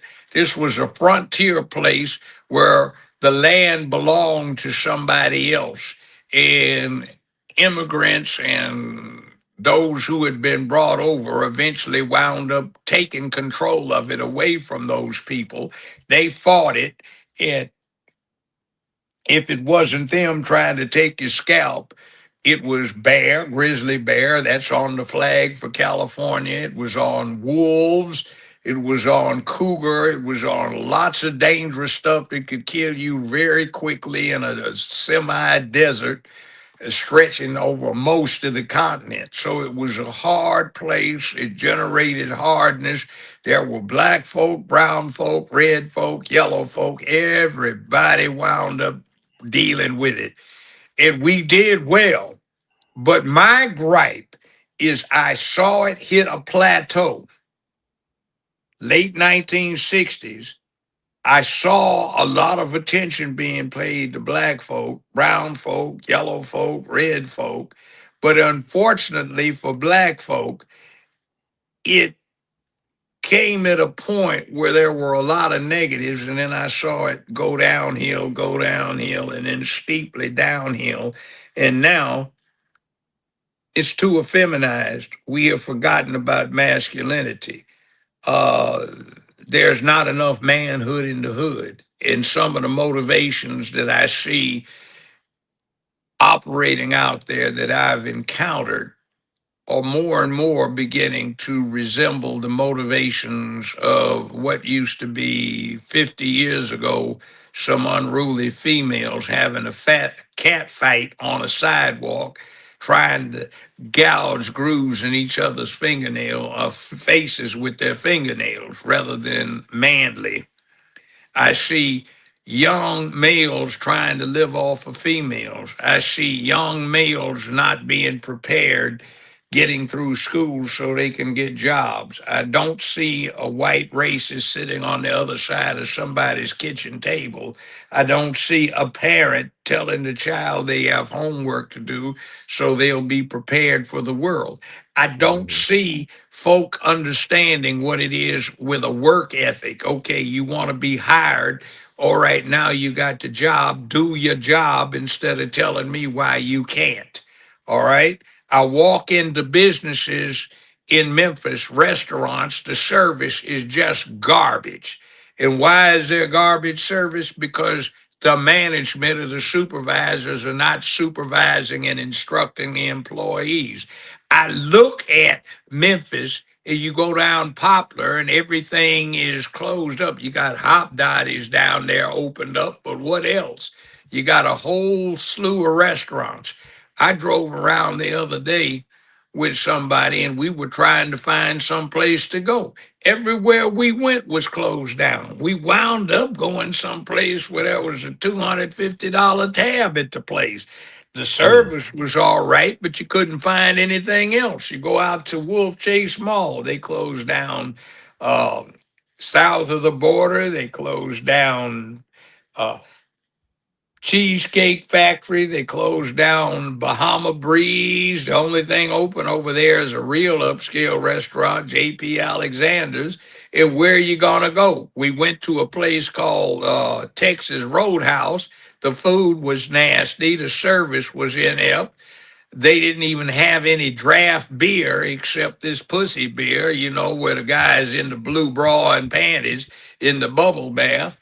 And I'm going, and they didn't even sell bottles of wine. I'm going, what the devil? There's no place to go. And then get this. I mean, you want good service? You go to a Mexican restaurant. And by the way, where do the black folk hang in club now? The Happy Mexican, and they give good service. But we don't even have a black club hardly in Memphis that isn't someplace somebody take your life. And then we were over there at Happy Mexican, and some fool shot himself 2 weeks ago Right. by accident. On Shot himself. Juneteenth at that. It was on Juneteenth. Yeah, my I remember you told me granddaughter's about it. birthday. So I mean, it's like, what the hell is going on with this place? We used to have black clubs, black music, black entertainment. Now we ain't got a damn thing, and we run the city. Well, I Joe, I mean, want to, think yeah, about it. I want to It's say, but I want to. horrible. It's interesting right now. It's like a war zone. I said, if the Haitians want to stay in America, come to Memphis. Y'all can make it in Memphis. Y'all can make it anywhere. But Yeah, send them motherfuckers back. Send them suckers back home to damn Haiti. It's safer. I'm just saying, if they want to stay in Memphis, come to Mifrica, as they call it. Yeah, You Memphis. know. Yeah, that's right. And then see, I keep getting excuses. I said, look, excuse me. When all of this was going on, you weren't even born, but you stealing. You know you're stealing. You're embezzling. You're misappropriating. I know what you're doing because your granddaddy was doing it and I represented him. So you got it honestly to be dishonest. But what are you doing for the people? And you up here whining. You run this place. This ought to be the distribution point of the country, which it is, and Mhm. you supposed to be part of the group in charge, and you can't get anything out of it except some chump change. Like, did you see what they indicted Tammy Sawyer on? She's got a federal indictment for $43,000 worth of. That's chump change. What is the I mean, matter but with you? Judge, she's innocent to proven guilty. She haven't had a I day in know court. that, but the problem is that I saw that mess. She's clerk of General Sessions Court, or was. That is a small claims court with appellate jurisdiction in that same building. They have Chancery Court, Circuit Court, Probate Court. They've got 40 some judges in there. And she decides she's going to compromise everybody's security because she's clerk of a small claims court and bring in her Mississippi person armed, break the law, and then talk about she's on co-equal status. No, she's not. They should have found her behind in contempt for doing that, or at least given her a show cause why she should not be held in contempt. The probate judges, chancellors, and the circuit court judges. See, they could have done that, but they didn't. But there was no excuse for that. That thing with her and Van Turner going down there, they trying to slick everybody in their anger. We're going to get rid of Nathan Bedford Forrest and we're going to get rid of Jeff Davis. Yeah, so they passed a binding resolution in front of the county commission to sell it to Van Turner's corporation without bid. Those valuable parks right there on Union and the other one next to the Metal Museum, they bought them for $1,000 no bid. Then somebody's brother got the contract to take the statues down, and then several $1,000s a month for 3 years to store it. Then there was a scam pulled off to get control of them, and then some millions of dollars got made selling the statues, and all of that belonged to the people of Memphis, mostly black folk, but we didn't get a dime out of it. We just paid for it, and somebody else bamboozled and hoodwinked these folk into thinking they're getting rid of something when it wasn't anything but a slick game. You see how this goes? This is Yeah. not the way you're supposed to run stuff. That's our fault for putting that in place. And yeah, politics has been crooked. But like an old guy told me years ago, 40 some years ago, I think I was campaigning for Judge Higgs when he was running for mayor. He said, Lloyd Brown, he said, politics always been crooked. He said, but when I used to vote, I'd get a shiny new quarter, juicy slice of watermelon, and a shot of good whiskey. Now I don't get shit except used. Well, I would say with Tammy Sawyer, I encountered her back in 2015 when she was leading the protest to what happened to Darius Stewart over there in New Directions church in the parking lot on church grounds. He was killed by police officer Schilling. And I encountered her then, and I was like, she felt she had that old school civil rights spirit about her. I actually interviewed her at the corner of Winchester and Hickory Hill. But my problem is this: let's say she did do what they said she did, is problematic to me because she was actually making six figures a year. She was making some decent income for or salary. And for you to forfeit all that, and not only that, but also your name, your reputation just for $45,000, that's really sad if it's true. If it's And true. don't forget money Yeah. laundering, mail fraud, and all the rest of that stuff, tax evasion, and all kinds of other things. And part of that isn't even revealed because it's secret. And I can tell you there'll be other people indicted. And by the Oh, way, yeah. Schilling, I'd encountered before professionally. It involved a homicide case. And Mhm. also, you remember Shannon Street? I researched that. I know about Shannon Street now. Okay, now let me tell you about Shannon Street. They wanted somebody neutral. So the Mhm. FBI asked me, since I was also a photographer, if I would mind coming in and taking all of the photographs that I chose to take Mm-hmm. along with their crime scene. So I went in there and I did. I took several hundred. It was interesting. And yeah, I know how it works when you're not in control of the situation.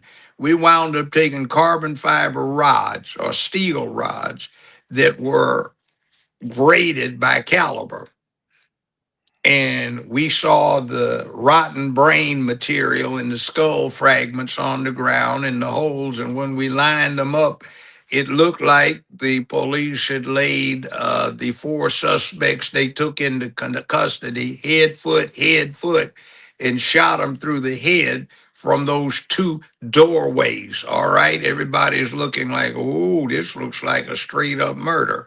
But nothing got done by the DA's office. All right, and that was Stanton at the time, not the one that was the clerk, a white guy named Stanton, who was notorious amongst the inmates because he had been involuntarily confined to a mental health facility for 2 years. Really interesting. All right, Wait, now, you said he was the DA? yeah, the district attorney, the Did elected he district. turn himself into the mental? They submitted him. He submitted himself, or somebody had to force him into that mental. No, he was involuntarily committed He's the to. DA. Yeah, he became the DA later. It makes sense. And Dick Hackett was horrible how he handled that situation. I saw the How documentary. about this It one? was horrible how he handled that. It was horrible. You had Bill Gibbons. He was the DA. And Uh-huh. what's the bottom line?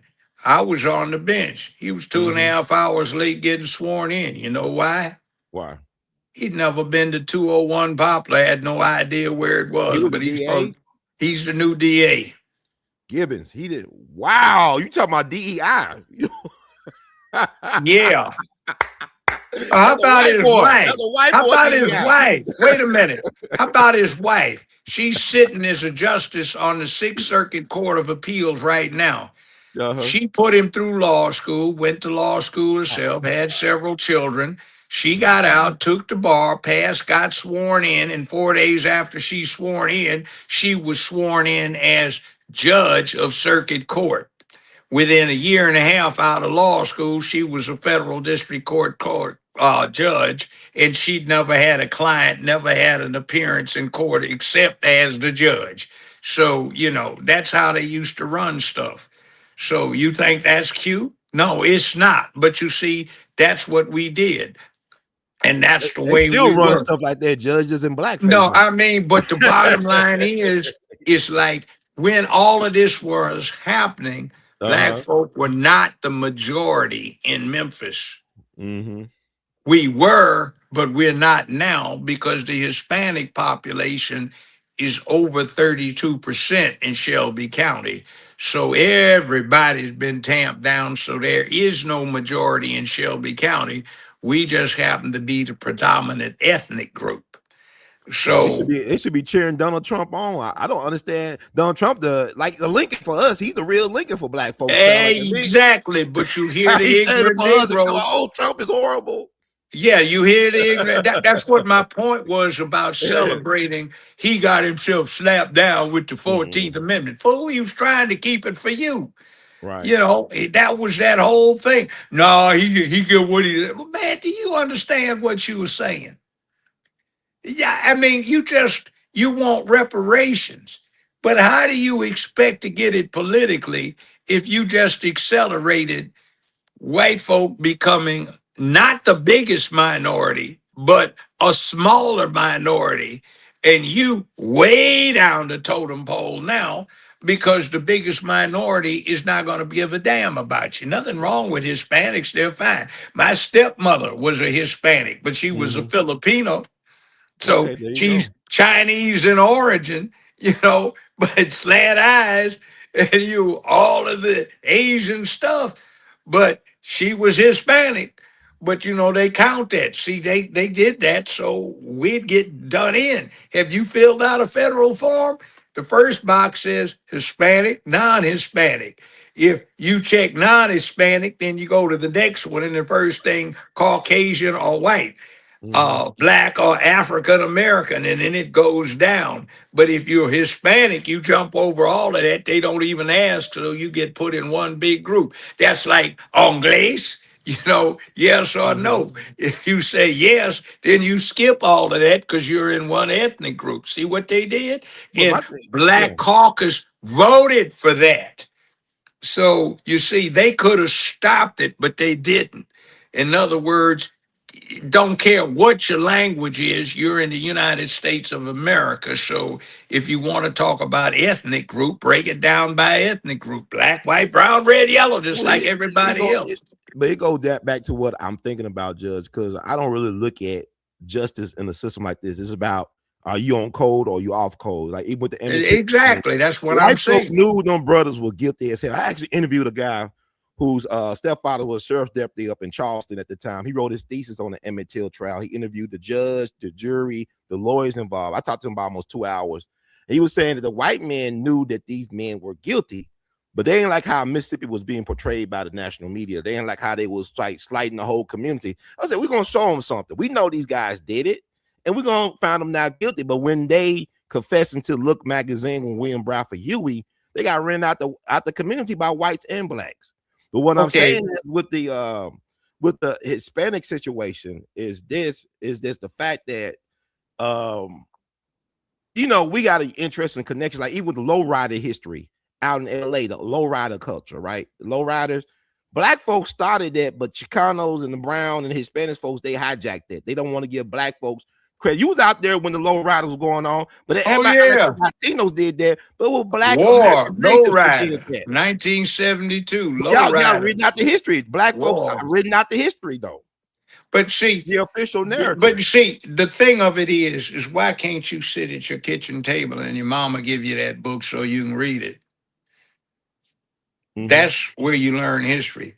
But see, back to this other thing, you have to understand that there is an accountability, there is a code, there is honor amongst humans. And one thing we do that I find interesting, after World War II, the last thing Japanese suffered from was a loss of dignity. At the Mm-hmm. beginning of World War II, everybody was doing cartoons of them being buck-toothed, bow-legged, and Coca-Cola bottle glasses they're wearing Right. and everything. After they went through Banzai, Kamikaze, and Okinawa, Iwo Jima, and all of that, people say they're some bad dudes, man. You Right. don't mess with them. Uh-uh. Those dudes, oh man, scared the hell out of everybody. You see, I mean, and now we have Toyotas, Mitsubishis, Lexus automobiles, Infinities, you name it, they're out there in the driveway. You see, because they have respect. Folk eat sushi, black folk, white folk, everybody eats sushi, or Asian food. You take karate, you don't box anymore, martial arts is how you call it, not, boxing. The Japanese eat hot dogs, and we have Major League Baseball players, good ones, who are Japanese. You see the merging of the culture when you have respect because what? They fight.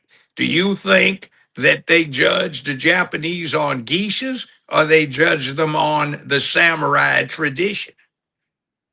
Well, my Now, thing, yeah. what do they judge us on? Well, my problem, I was speaking about the code thing. Like, it's not about right or wrong. It's about staying with your people. Like we Yes. with the Carmelo and Anthony thing, no matter how you feel about it, Judge, it's really disappointing that Jasmine Crockett didn't wait to say anything until after everything was over. She should have been like she did Latinos and Hispanics. Should have been standing up for black people in Texas, right or wrong. You should have been riding with Carmelo saying he should Well, get up. no, She's a she lawyer shouldn't have too, been. She shouldn't have but been. she You know stood up what? with No, Latinos and but Hispanics, and she still was able to you become a know what she senator. should have said, What? and this would be much more appreciated. Okay. I don't care what you are. You need to act like a man. There's a thing called fighting fair. There's a thing called manhood, accepting the challenge where you may get hurt, but you may do the hurting yourself and know where the line is drawn and when to cross it. That's what she could have said. There's nothing like a strong woman to evoke manhood by reminding a man of manhood. See, she could have said that, but what the damn fool did is she came out and said they should have killed the other one too. So now you got fools running She around. said that killed them the other twin. Yeah, she said that they I should would have say got the keep their other one hands too. to themselves, practice impulse That's control. all right. I've Because had he black still was folk. a judge. He ain't a man. He ain't a man. He Excuse was me. a child. He was a No, he teenager. ain't You no gotta stop doing child. that. Oh Emmett no. Till was 14. They said Emmett was a man. Emmett was 14. Tamir Rice was 12. My great uncle joined the Buffalo Soldiers when he was 16 years old. So Mhm. I ain't buying that shit. I had a whole bunch of classmates I went to school with got blown away in the Nam at 18 years old. I ain't buying that shit. I know one lawyer, he died of a heart attack not long ago. He Mhm. volunteered, lied about his age at 17, did 3 tours in the Nam. I ain't buying that shit. Mm. Uh-uh. Whole lot of folk got drafted at 18 It was years a dude old. that joined back in 14. He was 14 joined Vietnam, a black guy from the Carolinas. Yes. He was Yeah. 14, lied about his age. Yeah. That's crazy to me. Yeah. Yeah. Died at And, 15 and though. you He know got what killed the at militia 15. means? You know what the militia means in American parlance? All able bodied men between 15 and 60 are expected to be adequately armed and trained to participate in the defense of their communities. They didn't have police, and if the sheriff needed deputies, he could deputize anybody from 15 to 60 as a matter of law. So 15 years old, you were expected to learn how to do it. 15-year-olds for most of humanity were it when it came to soldiers. That was the age. The average age of the infantrymen in the Pacific Theater in World War II was 19 years old. In Europe, it was 26 years old. The average private was 19 in the Pacific. In the European theater, he was 26 years old. See, it was a lot more civilized in Europe than it was fighting in the jungle. The Japanese didn't even like the jungles. But the bottom line is this is right in the age group. And you can't tell me that I knew a whole lot more 5 months after I turned 18 than I did before at 17. I did. But So, there it Judge, is. I gotta ask you this: is a woman at 15? If she can have a period, that make her a woman. No, she's Why not is there? Why because is a double standard? no, If I'm talking, but there Elvis are and Jerry Lee no, it's Lewis, not the R. same. It's Kelly, not. come on. No, that's what I'm talking about. It's not the same. R. Kelly's a sick bastard because he was messing Great around music with though. those. The music genius. God, goddamn the music. That's all we're known for. Do something else. Bottom line is, he knew what that girl was. He got her, that pretty singer that died in that tragic Aaliyah, plane yeah. crash, Aaliyah Mhm. played that vampire queen. He knew how old she wasn't, and he got the parents' permission. And then we Okay, he got find their out, permission, right? He did it the yeah, old I school know, but way. that doesn't make any difference. Two sick folk can be sick. You do not do that. And they were trying to get that ducat bit. And then the bottom line is what did his sister claim to do with him? Yeah, I have sexual on him. His yeah, sister that's violated him. sick. So you got a sick puppy by his own family's admission. Not saying it's true, but this isn't a matter of a criminal trial. That's I his heard sister. Prince allegedly got his sister did something to him as well when he was coming of age. Yeah, well, Allegedly, one of his sisters, allegedly, yeah, somebody told me. well, Allegedly. we are not on We the don't talk about subject women of race. predators. Like, it's a lot of women that are Yeah, predators. They prey on I men. understand. We think But it's the a rites bottom of line passage, though, is, when a woman look, take advantage of excuse a me. boy. At Yeah. 17, 16, I would have had absolutely no objection to a 25-year-old woman paying attention to me. I would have learned something, So you and want them it would school be, teachers that be showing on TV, them high school teachers be yeah, messing around well, I with wish I 12-year-old could kids. have, but in those days, they 12-year-old wouldn't. boys, you think a woman in her 20s and 30s Yeah, should be messing around with a 12-year-old boy?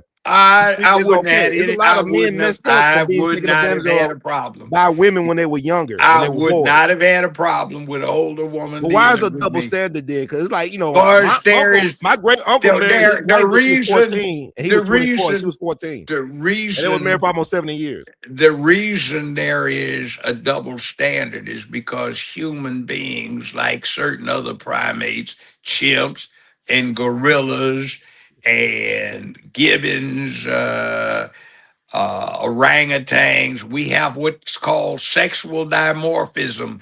The male is significantly more muscular, dense, and powerful than the female is. So that is a reality. Their job was to do certain things for 150, 200 some thousand years. And in the last 50 years, 60 years, all right, that has been modified, but 60 ain't crap when you get to talking about 250,000 since they've had anatomically modern humans. I understand the problems, but that's a legal thing that's got nothing to do with Mother Nature. So bottom line is it's our job to protect and to provide. And if you want a classic example of it, even though nowadays with GPS you can't see it, the big fight used to be, why don't you stop and ask somebody for directions? Maybe I can find this. I know I can. Now, just ask. And why is that? That's because it's the man's drive to explore. He wants to find the game trail to pass over into the valley on the other side of the mountain so he can bring back food, some Hmm. deer across his shoulders. Women, oh my God, baby, just buy some of these damn towels. Well, I'm trying to pick out the they all look the same damn. Get both of them. Hell, but Hmm. get both sets of these damn things. I'm tired of being in here shopping. Women like to shop. That's gathering. We used to hunt. See, that's a fundamental difference. Hmm. Women love to shop. We can't stand it. We can tolerate it or act nice about it if you want to get laid. You know, bottom You ain't line lying about is, that, Judge. yeah, but they hate it when you ask for directions. So you won't Oh. ask for directions, rather. You see, Mm. these are differences. So when you talk about men and women, the problem is a guy can't get knocked up by an older woman. But the girl can get knocked up by an older guy, and that disrupts our social situation. But the And young then boy can there's, knock up the older woman. It happens several yeah, I times with know, teachers. but the But don't bottom talk about the line is, teachers take but the advantage of bottom line young boys. is more likely than not, the teacher's gonna keep her mouth shut because she's not gonna admit that she got knocked up by a minor. That's That's crazy embarrassing. to me, though. That is crazy. Yeah, well, It's well, unethical, Judge. I know. no, I had some hot no, teachers. no, It's no, unethical, no, Judge. no, no, no, no, no. There is a difference. What did the Okay. French say? Vive la différence. There's a hell of a difference between men and women. Mm. Goodness. You It is a see, difference, but it's not right. You unethical. look, It they violates take the it, trust between look, teacher and they student. live longer. Okay. They live longer, a lot longer. We Mm-hmm. put up with a different kind of thing. They put up with a different kind of thing. It's the Mm-hmm. yin yang principle. They can do some things a lot better than us. We can do things a lot better than them. And some we can both do equally. So it just depends. If you're talking about using your mind, there's really no difference. If you're talking about hard labor, I always, looked at it kind of strange. If I got caught in a burning building and I had a broken leg, I'd want somebody able to carry me down, not have somebody half my weight trying to get me down because can't get me down because she got a call for backup because they changed the qualification. Mm. Uh-uh. See, it doesn't work that way. Or, excuse me, what is the problem? Well, I'm feeling moody today. Well, that's, ma'am, with due respect, your client doesn't care whether you're moody.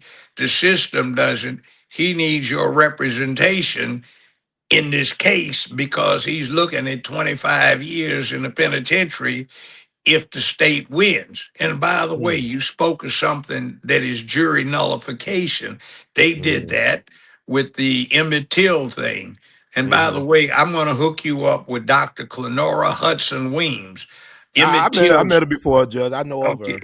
But you Okay. can make the introduction though. Feel free to Well, make the I'll introduction. do it. But Yeah. see, Emmett Till's mother introduced me to Dr. Weems about 35 years ago as the family biographer. What she'll tell Mm-hmm. you is the people that turned in the young boy from Chicago with three black employees of that store. Mm. All Yeah. right. Now, jury nullification. I'm guilty of attempting to nullify a jury as a defense counsel.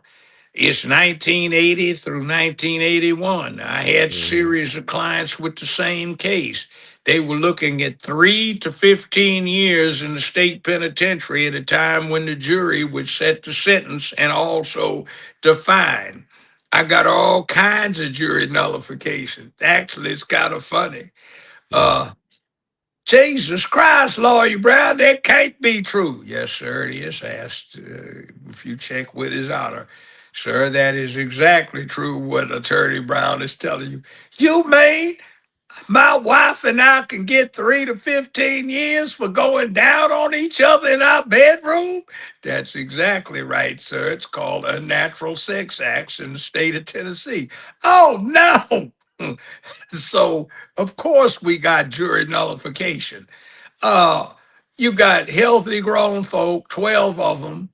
It didn't make any difference whether your jury is white, black, brown, where or the other. They're going to nullify the case because they're not going to sit up there and be hypocritical. And all of them getting a head job from their opposite. And they're going to put somebody in jail for 3 to 15 years for getting caught. You know, and like typically what would happen is somebody's going through a divorce. He comes home or she comes home with the new boyfriend or girlfriend, and somebody kept the key, walks in and starts screaming and hollering about it, or the police are driving down the street, get flagged over, and they look at it. Nobody's going to go for that. Or even homicide. Mm-hmm. Check this out. Several times happened in Mm-hmm. my courtroom. Your Honor, the jury has a question. Well, Mr. Duckett, would you please have the jury foreman reduce the question to writing and have each of the jurors sign off on that question, please? Yes, sir. All right, Your Honor, they've done that. All right, have the jury please enter the jury box, and then you go down and vote out of them. Mr. Thompson, I believe you are the foreperson for the jury. Is that correct? Is this your question, sir? Miss Thomas is yours. Ms. Swartz, is this yours? And you go down to jury. You know what the question is? What's that? Your Honor, if we feel the victim deserved killing, do we have to convict the defendant? That happened more than I once, believe too. it. Human nature is something else, Judge. You already know Yeah, that. I know. Yeah. You see, so the bottom line is yeah, they had jury nullification because I'll let you in on a secret that most folk don't even get about what the race situation is about. It was called chattel slavery. Mm-hmm. Chattel is Romance or French or Italian for cattle. Mm-hmm. The best way to put it is something I read years and years ago. I was in an archival section of one of the libraries out at UCLA, and it was an anthropology thing. And we were studying for this anthro class the efforts that people had done at the turn of the 20th, 19th century to convince folk that Darwin was right about evolution. Mm-hmm. I'm reading this thing and it's saying Darwin was right. The African great apes show clearly their affinity to humanity, and it's easy to see how there is, in fact, an evolutionary relationship. Do you know what they were calling African great apes? What's that? Orangutans, chimpanzees, gorillas, and Negroes. Hmm. And the problem was is they were looking at Negroes as glorified chimps or apes, and therefore animals that had very human like characteristics, like chimps can do human gestures and they laugh and they seem to have all of the things, including politics, that they do. That's the way they were looking at it. And then another thing, I saw something very interesting about 55 years ago doing some research. It had to do with reparations. Somebody was saying from back in the 1870s, when they were trying to resurrect this 40 acres and a mule that General Sherman came up with and got backed up by the hierarchy, they said, well, for the same argument, if horses ever learn to talk, are we supposed to give the horse reparations for all of the domestic work it has done to build the country? Hmm.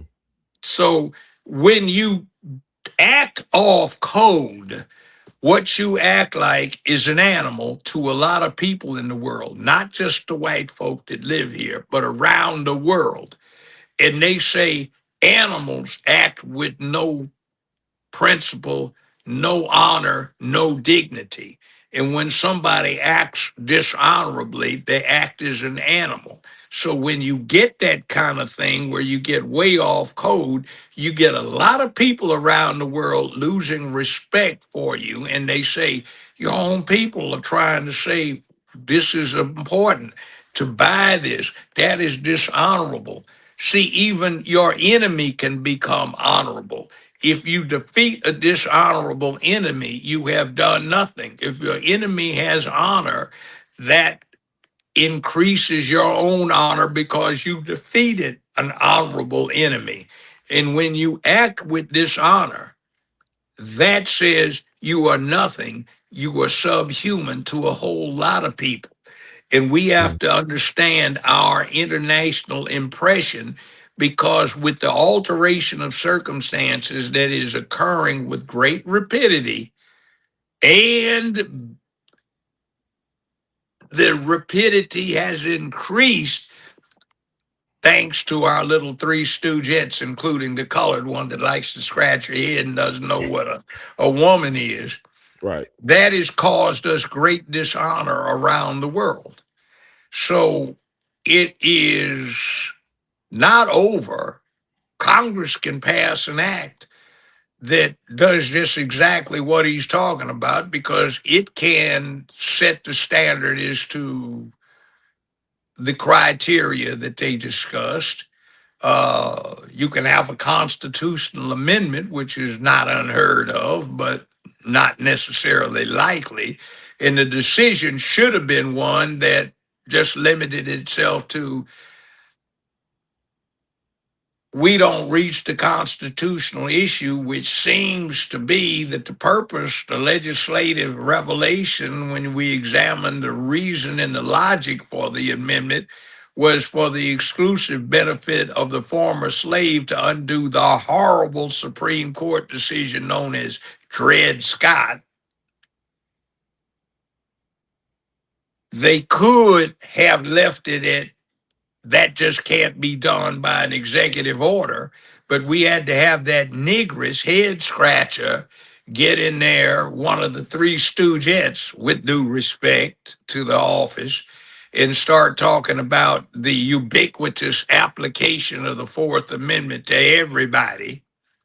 And then the other thing, I got offended because not one person, including on the Supreme Court, talked about one of the typical Supreme Court cases that has a great bearing on American law called the fruit of the poisonous tree, which is if the tree from which the fruit fell is poison, then you can't consider the fruit nor the tree. And if you're here illegally, then you can't claim a benefit that's supposed to accrue to somebody who's legally here. Because what the hell happens if you have a female spy, say for communist China or World War Mhm. II for Nazi Germany, who's here, gets knocked up and has a kid? Are we supposed to say this spy who we ought to put on a wall and shot should be spared because she's had a child in the United States and that child in time of war is supposed to be a citizen of the United States just because they were born here? Hell, the People's Republic of China is already having birth vacations. So what's to have prevented them from sending over some of their agents already knocked up to have children over here so these children can be indoctrinated and become sleeper long-term agents against the United States? See, nobody thought about these real world consequences when they worked on it. I Or maybe mean, they want that to happen though. Maybe some of these people are saboteurs. They they want may that to have, but I'm happen. talking about the Supreme Court should have dealt with it. The I mean, maybe they people, probably they got agents on the Supreme Court doing this yeah, but chaos. maybe somebody in the Justice Department should have thought of it and cited that and gone to the basics rather than dodging around the obvious and not touching on it or not getting it. And by the way, in the sojourn of mine for dealing with law for the last more than half century, you'd be surprised at how often supposedly great lawyers are in front of you, teams of them, and they're overlooking the obvious. Gentlemen, has anybody thought about this? Huh? Right. Trust me, I encountered that before, Judge. Like I James encountered Earl that before. Ray's situation. Oh yeah, for a Uh, race situation recently. well, yeah. Let me give you an example. It Mhm, occurred to me that I said Tennessee law says where there is a new circumstance, there is a wrong. There's always to be a remedy. So I said, you know what? Listening to this, what they're talking about is new scientific methodology would allow the pristine innocence of James Earl Ray to be shown as not being the murderer, which in fact it turned out he wasn't because the only thing they had to hook him up with, the gun, turned out to not be the murder weapon, meaning his rifle. So I mhm, said, all right, gentlemen, what you're presenting to the court, though no one has articulated it, is that you're saying new scientific methodology could establish the pristine innocence of the petitioner, Wayne Chastain, who had been a reporter, got it. Claude Pepper didn't. mhm, And Chastain said, that's it, Your Honor. New scientific methodology. I said, maybe the court jumped the gun in anticipating what it thought you were going to say, but that was the case. So, out of all of this hullabaloo over James Earl Ray and Martin Luther King, 40 some years later, nobody had thought of that. But mhm. it became obvious to me looking at it that it was something that was there. So I said, oh, they must be getting here. So I just said, is the court wrong on this when anticipating that that was what you're doing? So I allowed them to get the rifle tested.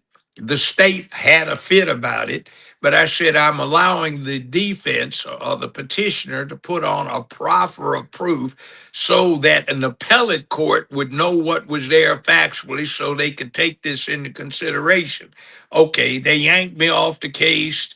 The Court of Criminal Appeals said that's horrible.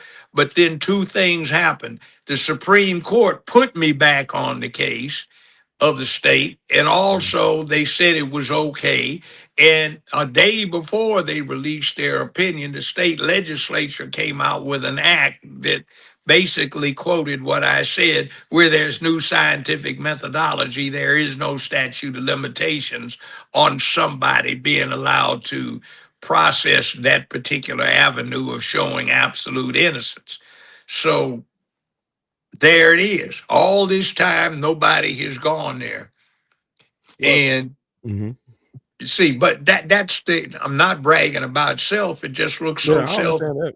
Yeah. self-evident that there are a lot of things out there that people miss. So what happens, see, is if you are in a real war, you got to remove yourself from inside your head.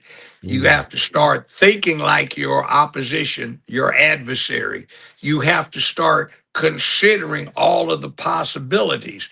And when you consider all of the possibilities, you have to start thinking outside of your own personal envelope.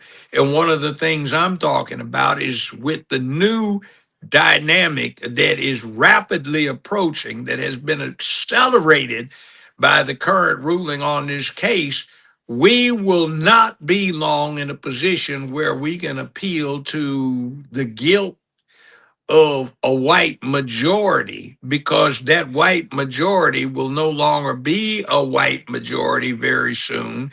And in fact, it won't even be the largest minority the way things are being construed right now.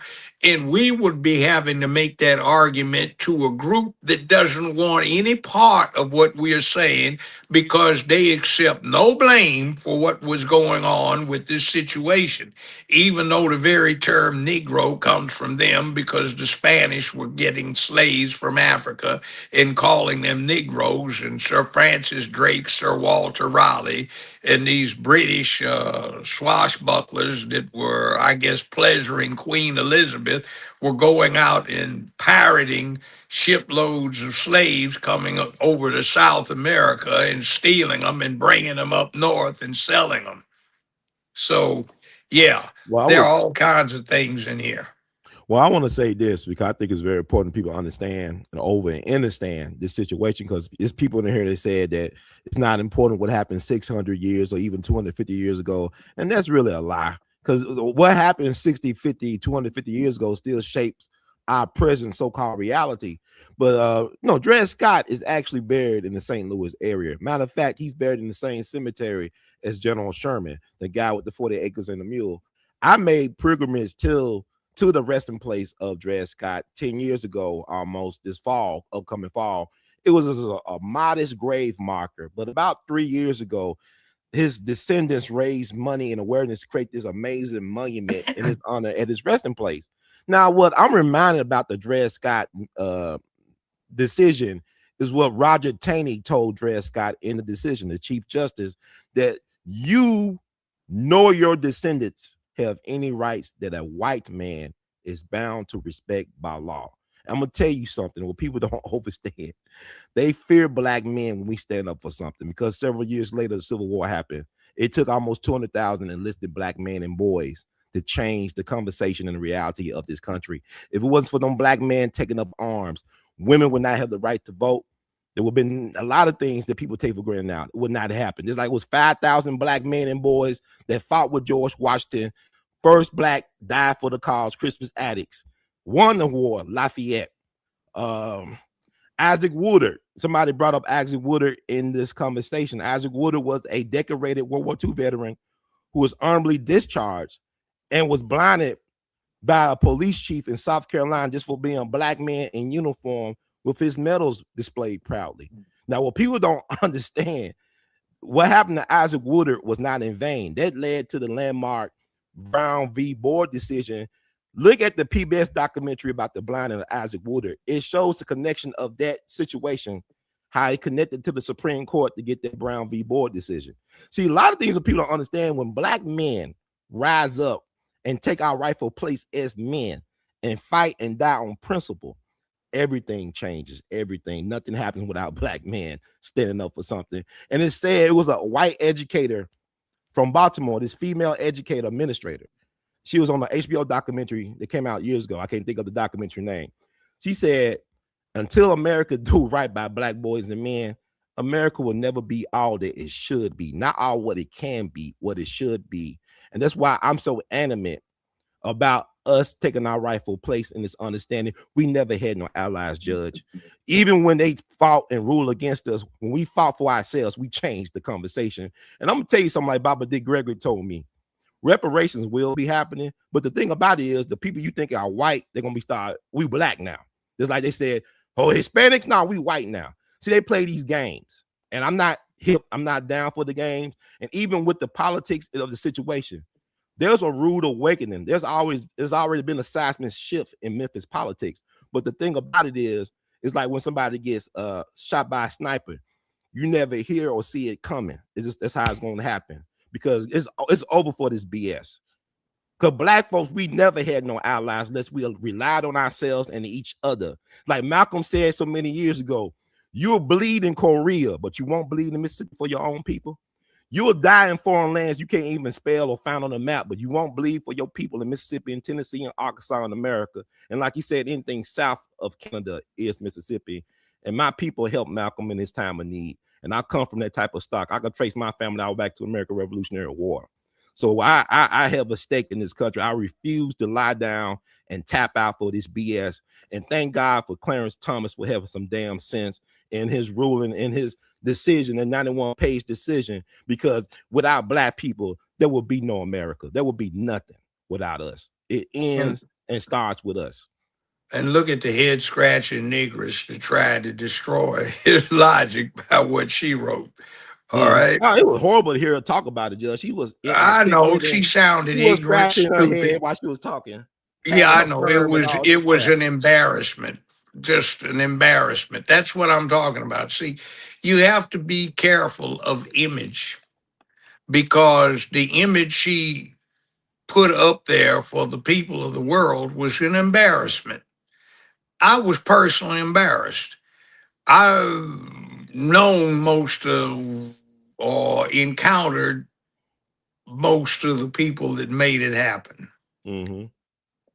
Most of them are dead now. Well, all of them basically are dead now, but that embarrassed me. I was embarrassed as a black lawyer, as a former black judge. I was acutely embarrassed and I was ashamed. That was just horrible. But you Mm-hmm. see, it is what it is because that is our expectation.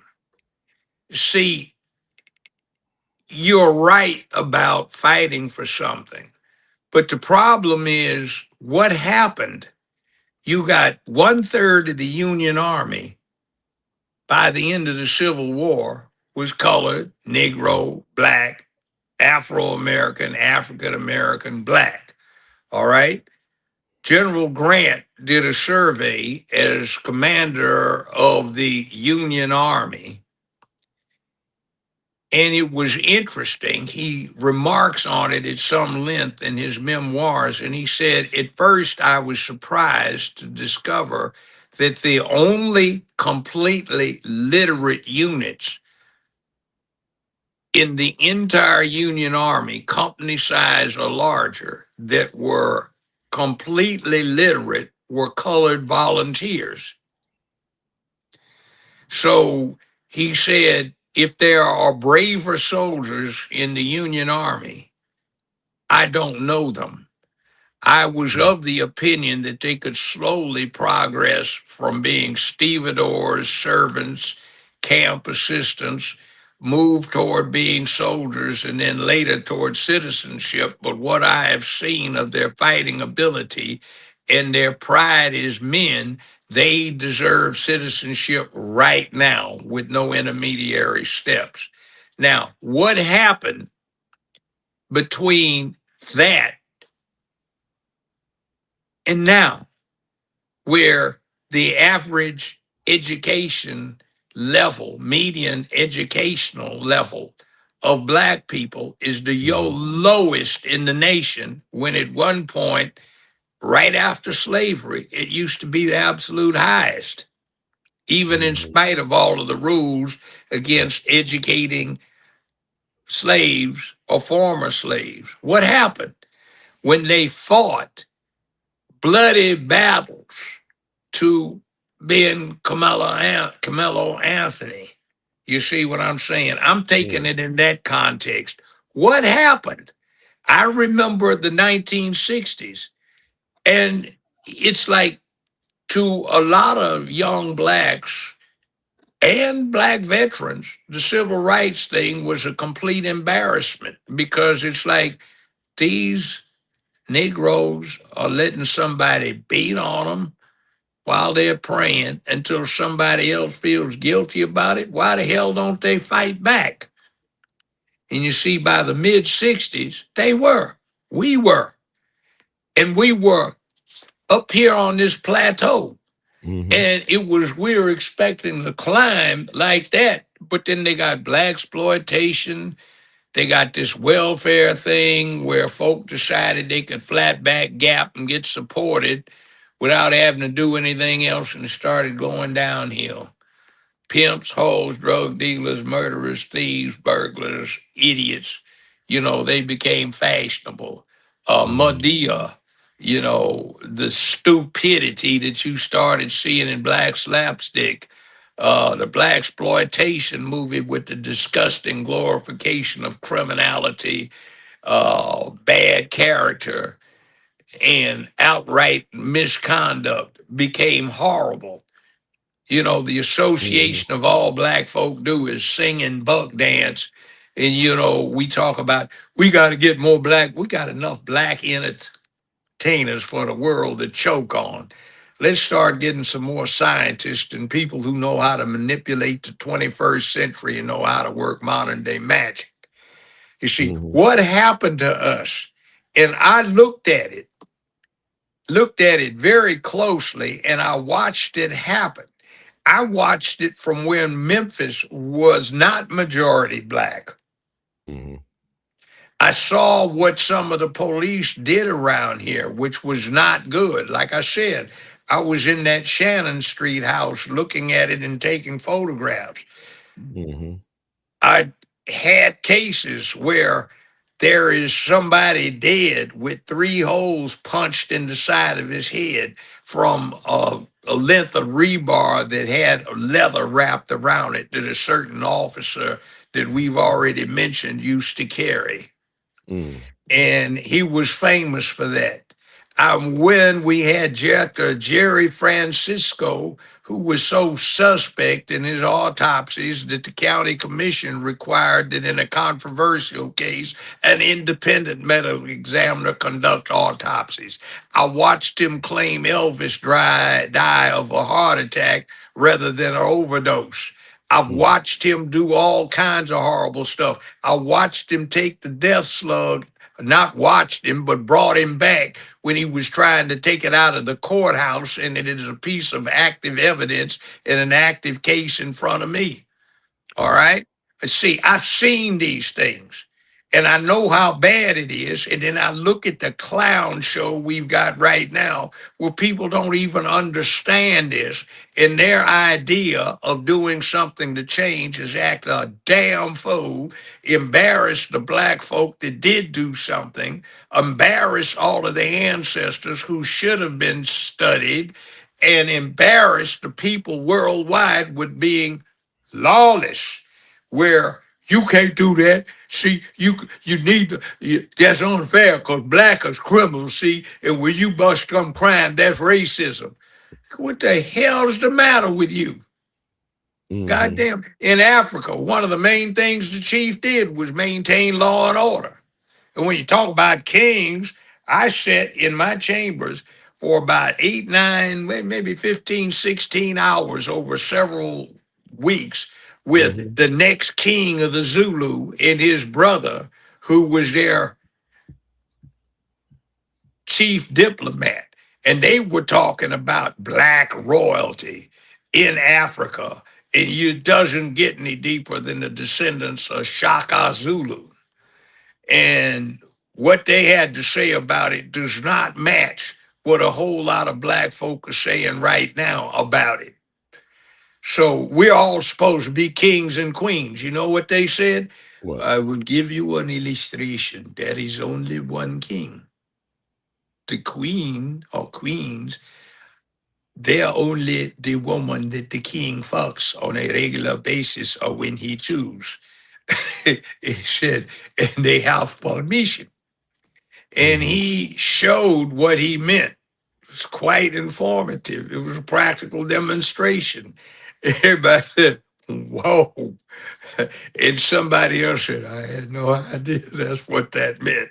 You know, so bottom line is that he said, I understand what is going on here. He said, now let me break it down for you since I can go there too. He said, Mhm. y'all got some bullshit in your heads about what you trying to be. We'd kill your dumb ass if you came over trying to do that, Mm. you know? And I said, wow. So you remember Eddie Murphy and such and Coming to America. Mhm. These guys were the real deal. They're African princes. They got lots of money because they have oil and they have an extensive gambling industry. And this Mhm. guy invited me to come spend some time over there to vacation. I thought he was showing me a luxury hotel. This is this guy's house. One of his houses. So, man, Oh man. uh, and he said, "This is what the real deal is." He said, "I would like Tommy burgers." Now we've got Tommy burgers I had the start to tummy Memphis, burgers, but yeah. they aren't the same one as I'm gonna I ask have. you, they're not related to the California actual original No, one. no, even though they may claim. So Yeah, I the had a tummy king, burger where you told me the original on Rampart. I went there yeah, on my way. It was Ramparts. cool. And Yeah. then there was one over on And then you Hollywood told me about Johnny Pastrami Boulevard. too, man. They got some man. You a foodie, man. You go out to LA. That's foodie Yeah. heaven right Now, there, let me man. give you this experience. He said, "I think I would like a Tommy burger." I said, "Well, I'll send some of my production assistants." He said, "No, I want to show you what it means to be the next king." So he called his consulate and Hmm. they sent some guys down there. So they were told to get there quick. So they relied on their diplomatic community to exceed the speed limit, I suppose. And when they got there, they are outside of my green room talking and laughing. The Kai King's brother snatched open the door. What I'm turning, hey, and all of them froze. They hit the floor on their knees, foreheads pressed to the ground.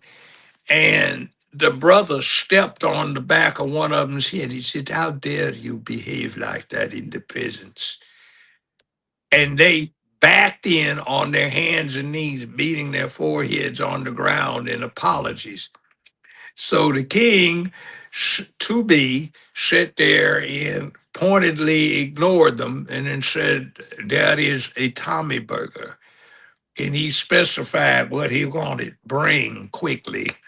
And they took off and they came back. And when they came in, they were down on the ground holding the bags up like that, propping themselves on their heads. He said, "That is what it means to be the king." I said, "Whoa, dude, That's great. damn." That's a discipline, man. Wow. Wait, you got to get the good part. One guy got so scared, he pissed on his pants. You know, Okay. he, he just pissed his pants. Mm. So I said, "Ooh, if people only got that picture, all that, we all kings and queens." He said, "I know that's an American phrase." He said, "But you're not." Hmm. He said, "Plus, you wouldn't be able to do what he and I have to do before he becomes my heir if I don't have children, and my prime minister otherwise, and I become king. Now, if something happens to me, they kill him right off so he can't arrange for something to happen to me." He said, "We will be presented with a steel sword and a spear with a steel head. We get to choose who gets what, and we have to go kill a Cape buffalo on our own." And I said, "Yeah, I know. And Bogo is the hardest animal on the planet to kill, and it's dangerous when wounded." He said, "Much more so than a lion." And he killed his lion at 13 years old. I killed mine at 13 years old. And because of who we are, the tribal elders picked out the biggest, baddest lions they could find for us to kill. Now, if your typical Black American politician thinks that they can go handle that, fine. But if you can't handle that, you have no business calling yourself king or queen, because you didn't have that life or death rite of passage. And they gave somebody in there that was on my crew a lecture Hmm. about it's not a rite of passage to go spend the night out in the woods. You have to suffer something life threatening that you survive. Hmm. Otherwise, you're not worthy of teaching the secrets of manhood.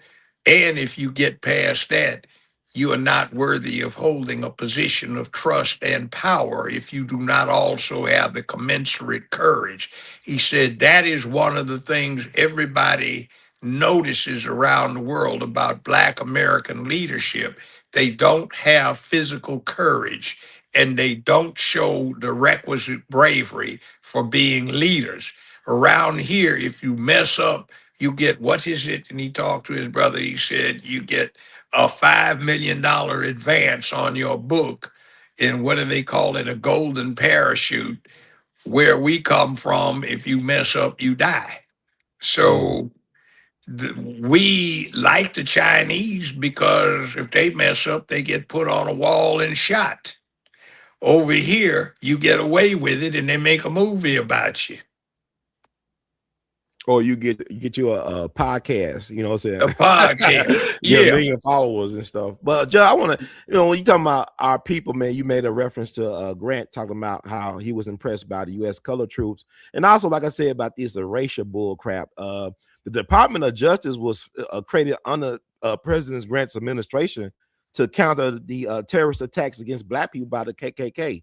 That's why they created the Department of Justice. Yes. The unions were formed in this country because the most skilled and educated class of people in the country, 20 years removed from the Civil War, were Black American natives.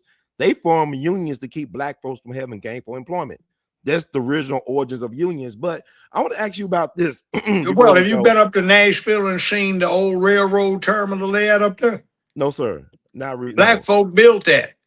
But the We built bottom the White line House. is, black folks controlled building and construction in Tennessee. Just about every bricklayer was black and a mason. Mm, And what wound up happening is it was lucrative incomes, particularly when everything started transferring away from being agricultural. So hmm. they drove black folk out of that. So, I That's mean, the yeah, I American get it. story. Well, I'm asking this about the Obama library. Like, black contractors not getting paid. What's your take on that? You got a quick take on that? Well, the whole damn thing looks like a beat up garbage can, but and the other thing, somebody I know who likes him went there. And you know what the main It do like a bit of attraction is? garbage can, though, Judge. You're Wait a right. minute, you know what the main attraction is to the place? What's I'm that? asking about the exhibits. You know what's inside of it? What's inside? A branch of the Chicago Public Library. That's what's mostly in it. And they got a small Mm. back room section dealing with what he's done. So I said, wait a minute, this is just a public library in an overly expensive building that's got his name on it. Oh, come on. That's equivalent of what it is. It's like, what did the dude do? I mean, see, uh, I actually was present and listening to this game on the radio, car radio. My old man and his homeboys had 6 cars parked around. In those days, if you left Mhm. the radio on, you'd run down a 6-volt battery real quickly. So everybody took turns listening to this ball game. The Dodgers were playing somebody pennant. Dodgers hadn't taken the pennant in some years. And what it was 2 outs. Jackie Robinson came up to bat. It was the bottom of the ninth. Uh, and what wound up happening was he got a base hit with 2 outs. So Mhm. the next batter came up, got a strike against him, and then a ball, and Jackie Robinson stole second. So with 1 ball, 1 strike, the batter got the second strike. Jackie Robinson stole third. So with 2 strikes, 1 ball, then another ball was thrown. Then a third ball, that's full count, 2 strikes, 3 balls. Jackie Robinson steals home plate and ties the game up. Now, everybody was going, damn. I mean, all of these old guys, well, I mean, they weren't old then, but they were my dad and his friends. They were just jumping up and down. And after that, everybody wanted a black baseball player. I mean, nobody stole home with a full count, 2 outs, in the ninth inning and tied the game up. They went 6 more innings and the Dodgers went on and got the pennant. But Obama had every chance to do that and he didn't do shit. Mm. Not shit. And Mm. see, that's what happens right now. You got all these black folk who have positions where they can make a difference, shake everything down, create an earthquake, seismic difference, and they don't do shit. We have Doc Harrington got in and he got elected 5 times. He broke the ice. Mm. Okay, there were some things he did, but then we got My former law partner, E.C. Wharton, he tried to please everybody. And the thing with that is you please no one when you do it. All right. Right. He messed up when he gave away first responders pensions so that they could continue doing stuff like subsidizing what was then crooked Memphis Light Gas and Water. And then what do you have now? You got somebody that can't walk in Folks Folly without uniformed bodyguards and Mm. can't go out in the hood without having a SWAT team around an auditorium with so-called gang members looking around like, what's going on here, you know? And you got a sheriff who has gotten 64 homicides since he's been in office as the sheriff. And in the 30 some years before that, 35 years, 40 years, you didn't have but 6 deaths. Somebody 201 Popular, right? Downtown. 201 Poplar. Mm-hmm. And then is infiltrated by street gangs and he's scared of them and he don't know what to do. So you got Slow Down Davis. You know, she has all the little ads, slow down, Memphis. You know, like, damn, Memphis is slow enough as it is. Hell, pick up the pace. And I I'm asked this tired of this, other man. question. They gotta shake it up. I'm tired of this, Judge. This is crazy. Yeah, I know. So it's like, what the hell is wrong with us? And then Well, the Judge, Board of Education, they uh-huh. got somebody that has got 13 some $1 million worth of contracts from the Board of Education, Mm-mm. most of them for 100,000 or less, but a whole bunch of them to do remedial tutoring. And ain't nobody heard of any tutoring being done. And he's mad because somebody said account for it. Well, Judge, What is wrong with us? it's a lot going on, Judge. I'm glad that you're here to help us navigate through some of these I troubled mean, we waters. need to clean house. And instead of Yeah, saying, they most pick it definitely. on the brother. No, it ain't cause he's black. It's cause he's doing an incompetent ass job. She's doing an incompetent ass job. And he's not demonstrating appropriate character for the youth of this city to want to emulate.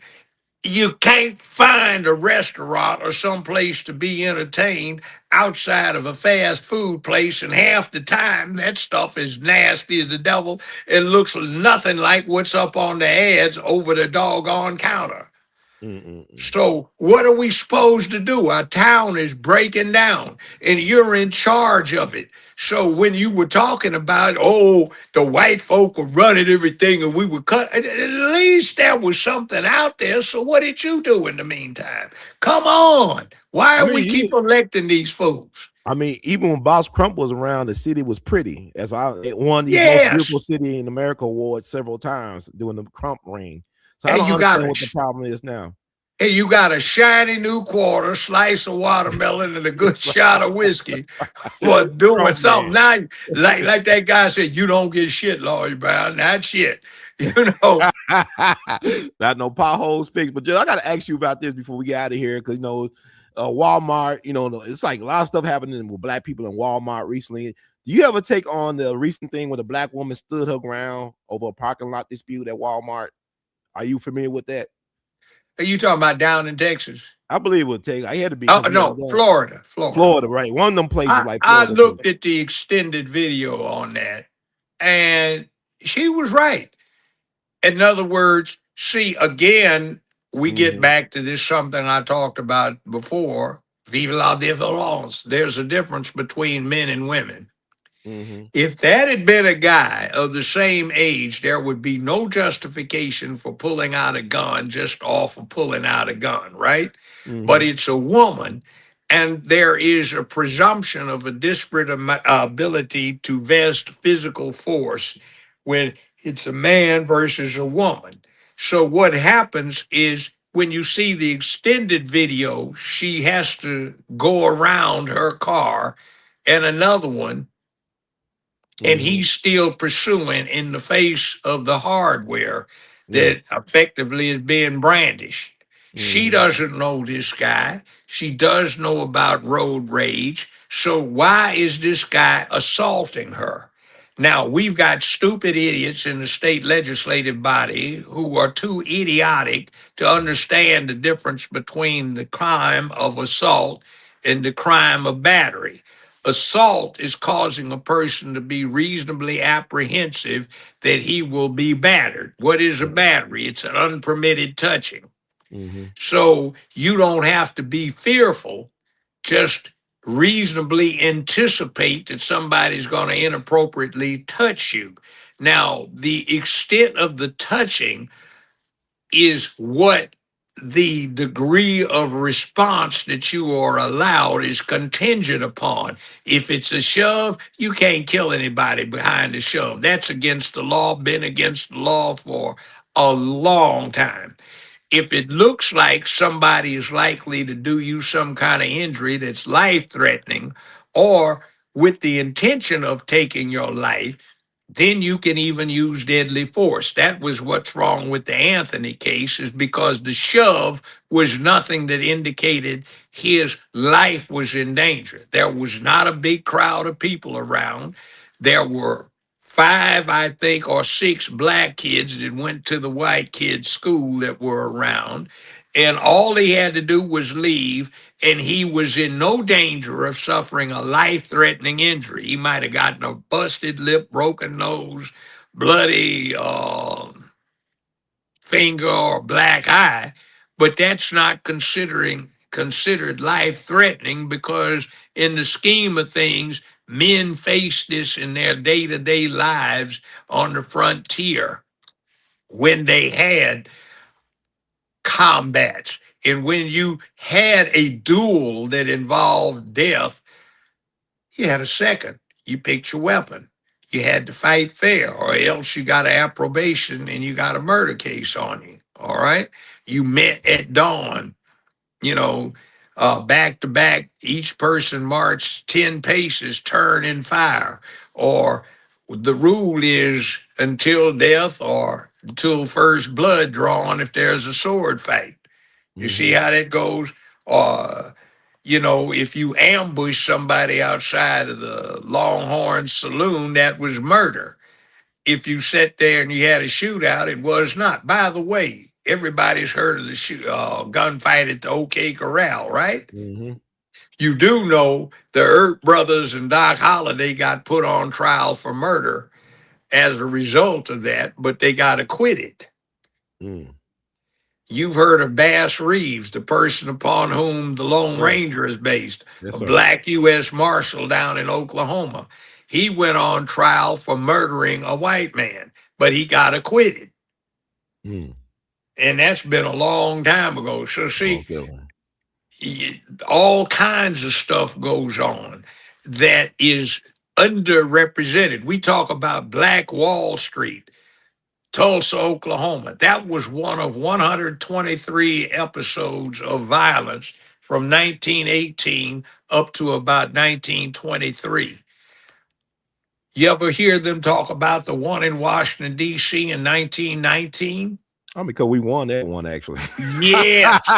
So I why love is talking it about we it. talk about the ones where we got our ass kicked, Right. where instead of talking about the ones where there are quite a few hundred people at war, Well, they including some always leave bad. that one off, Judge, and start in Chicago. They don't never talk Yes, about the one that happened before in DC. They leave that one off. They can make a yeah, movie about where the black veterans got the guns smuggled in by the Pullman car porters and they it. kicked some ass, That need to be a and movie right there. I would watch yeah, that. and one more than the other way around. See, Hmm. why do we always celebrate getting our ass kicked instead of when we had a victory? You Well, see, Judge, like that assault. that's what Yeah, I'm talking about. See, I we agree. heard when I was growing up, and the black folk, my grandparents were proud of what happened in Washington, D.C. in 1919. Hmm. They talked about it. Hmm. But I'm sitting here saying, wait a minute, wait just a minute, 70 years later, and I don't hear a damn thing about that. All I heard about Tulsa, we didn't even own any property. We were renting it from the Indians. Mm. So why do we talk about that instead of where we won? What's wrong with us? And you're not teaching it as this ought to motivate you so it never happens again. We use it as, see how bad you got treated? They owe us for treating us bad. No, that's supposed to be studied so you get pissed off, angry, and saying, never again. That's right. Well, That's supposed to do like Pearl Harbor, get mhm. pissed off at the Japanese and say, ain't no shit like that gonna happen again. Man, they got that comic, boy. They came back with them A bombs, whatever. Yeah, they did. But you see, they put up a good fight, so they have respect. That's Yeah. like young white boys beat the hell out of each other behind the roadhouse, shake hands, and become friends for life. Hmm. We gotta go stab somebody. Oh, it's cause he's black. Oh, Well, he's white. But you see, that same thing is why we have so much black on black killing in the hood, is because the punk ass is out there gang banging or too goddamn scared to get on a one-on-one fist fight. You notice that doesn't often happen. It's always four or five or six of them jumping on somebody or two somebodies, and it's a doggone fracas where they're acting like seventh grade girls yeah, swinging wildly. You never see a punch out. And you know what is embarrassing about it? what? I can't get this out of my mind's eye. I had just started practicing law, trial law, right? Hmm. I was in criminal court. White judge talking to a white lawyer. Mr. Johnson, you got problem with what the court just got through doing? Well, sir, with due respect, I certainly do. Was you really aggrieved, Mr. Thompson? Yes, sir, I am really aggrieved. Well, you know there's things you can do about this here. Yes, sir, I do. Is the court making a suggestion? Yes, sir, I am. Perhaps outside Benton's. Mm. Say 4:30 this afternoon? Well, yes, sir, you's on. So we go back there, and the judge took his tie off, jacket off, handed it to somebody. The lawyer took his jacket off, tie off, and these old guys are punching. They was going at it. So Hmm. these dudes know how to box. So after they sit there and look like they're about to have a heart attack, 3 or 4, 5 minutes later, and got in a few blows, everybody said, that's enough. So they patted each other on the back, shook hands, and bought everybody all the beer they can drink. And then started laughing about it. Yeah, you tagged me. That's gonna be so. The next couple. That was a good one, man. Yeah, well, Judge, you got me over here. My ear's still ringing. See, Well, that's that man thing. So I'm saying, that's unusual. Or I'm getting off the sixth floor in the old police building where they had city court. hmm.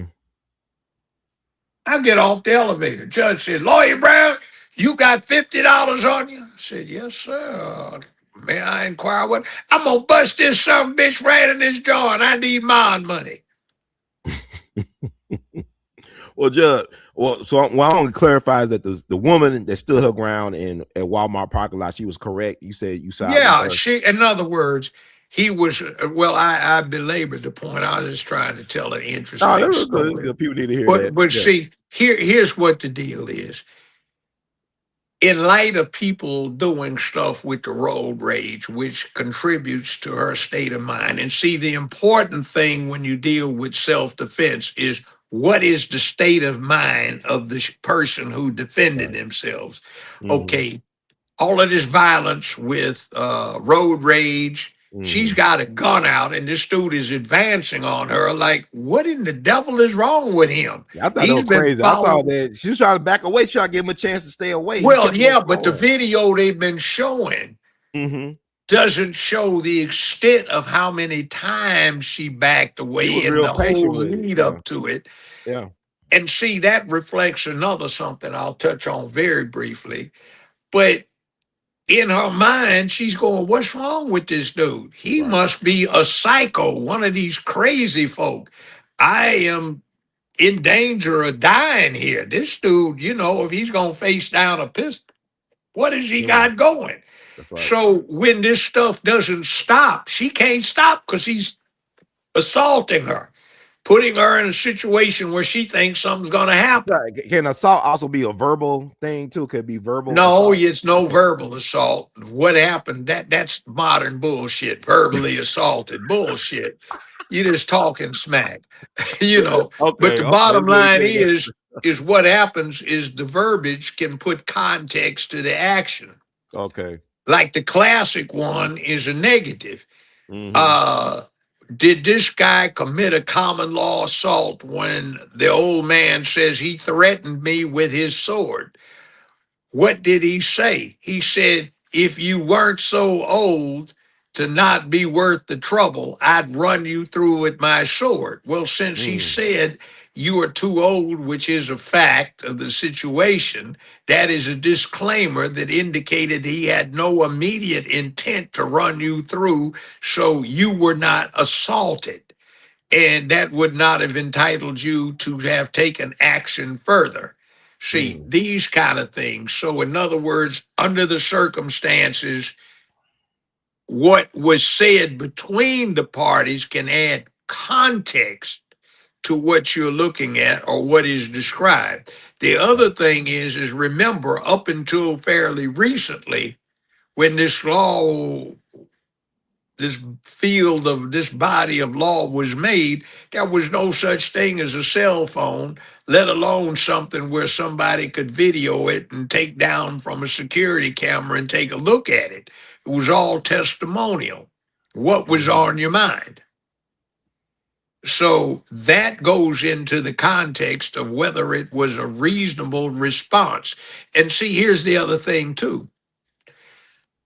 Because there are things like firearms, Mm-hmm. quick on the draw and you're dead. Mm-hmm. Guns out, triggers pulled, 850 feet per second, 1140 feet per second. It's on the way, you're dead. All right. So if you wait until somebody draws and fires, you're a dead person. So you do not have to wait until it is too late. You may take affirmative action to prevent what looks to be a likelihood that lethal force is going to be used against you. Mm-hmm. There's a classic Tennessee case. There is a riot that's going on in East Tennessee, all right? There is a homeowner, and he comes out on his front porch to see what's going on. An undercover cop, not in uniform, tells him to get back in the house. This guy doesn't know this person is a cop, and he quickly reaches under his coat as though he is going to pull a gun. The homeowner shoots him to death. Well, he got convicted, but it went up to the Tennessee Supreme Court, and the conviction was set aside.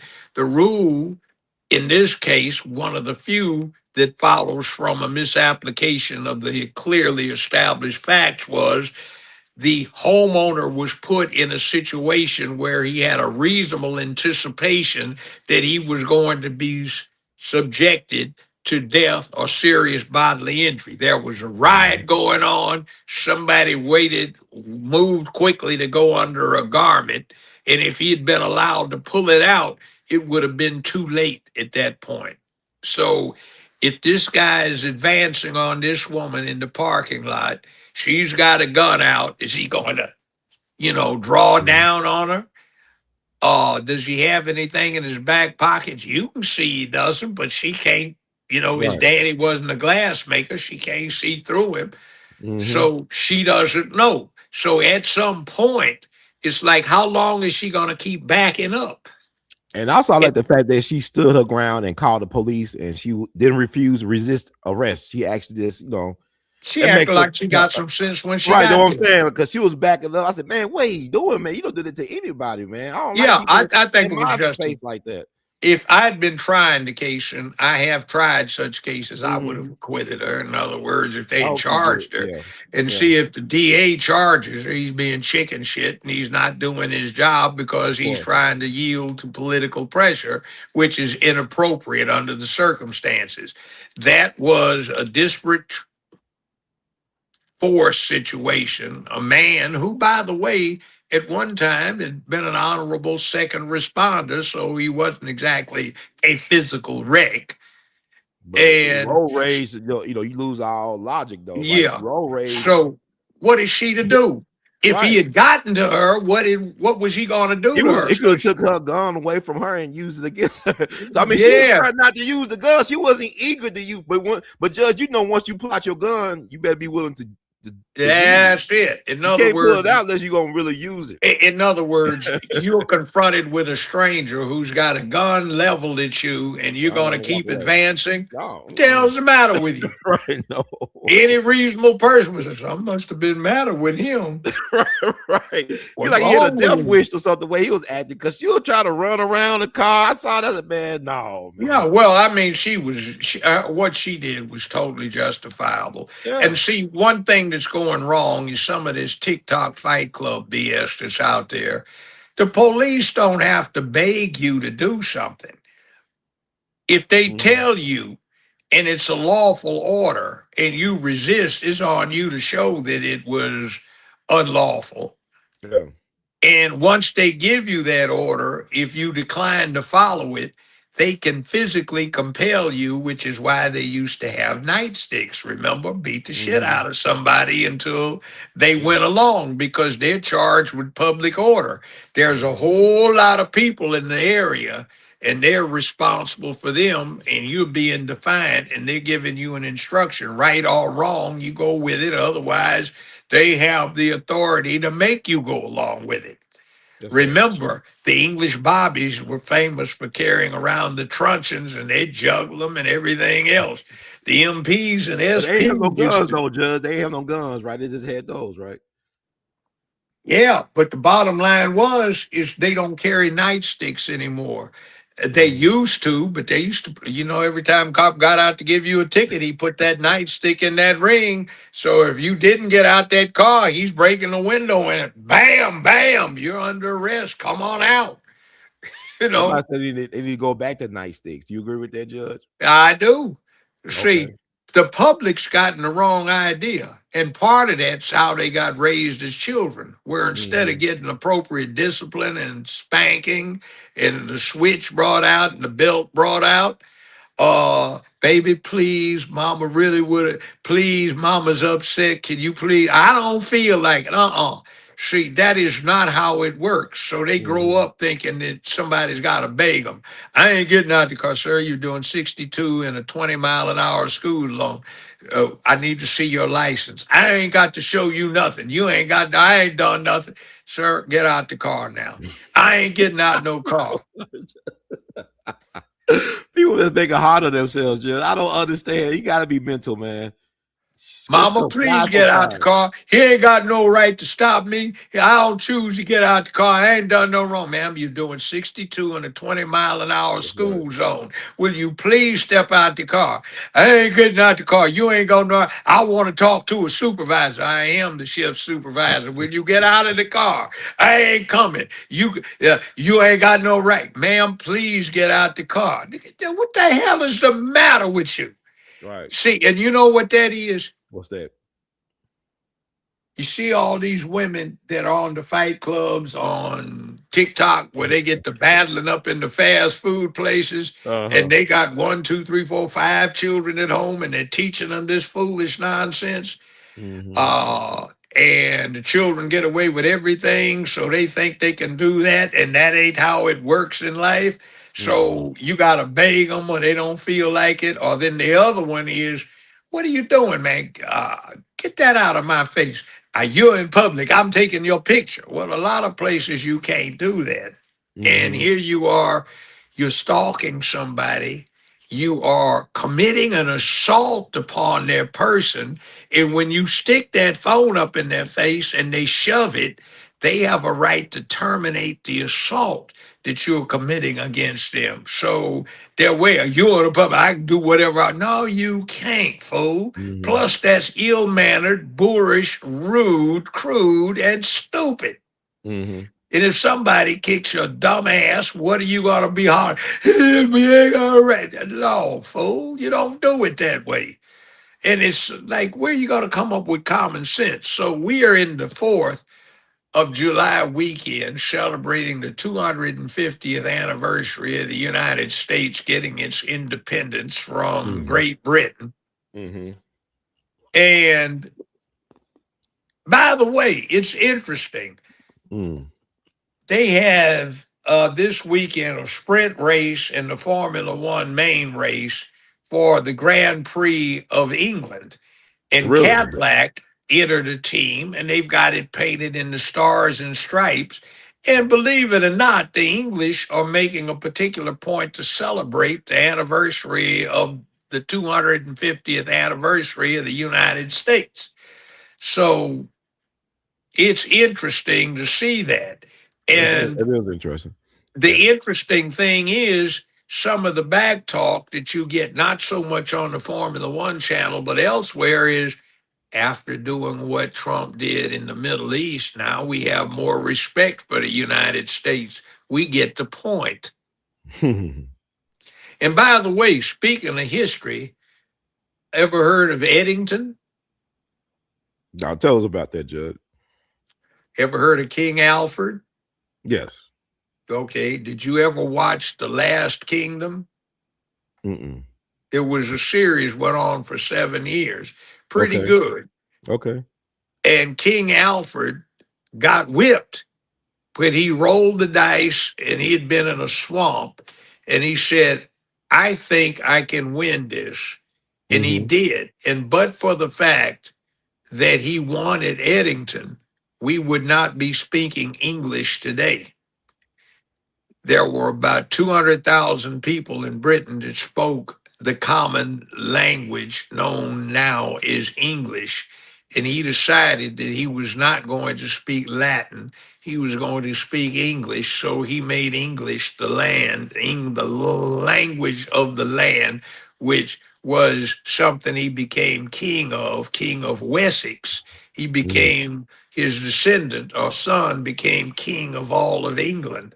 So Eddington in the 9th century, probably the most important battle that was ever fought in England. Not Hastings in 1066, not what Cromwell did, Mm-hmm. not what happened with Agincourt that Shakespeare wrote about.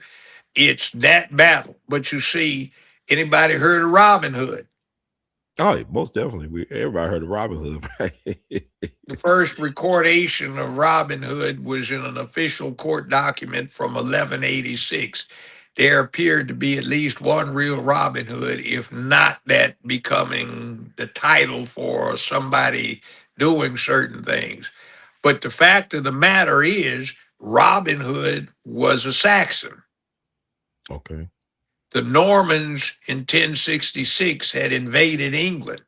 Mm-hmm. King Richard the Lionheart and his fiend brother King John were Normans, and they were kicking the Saxons in the ass and down there making slaves out of them.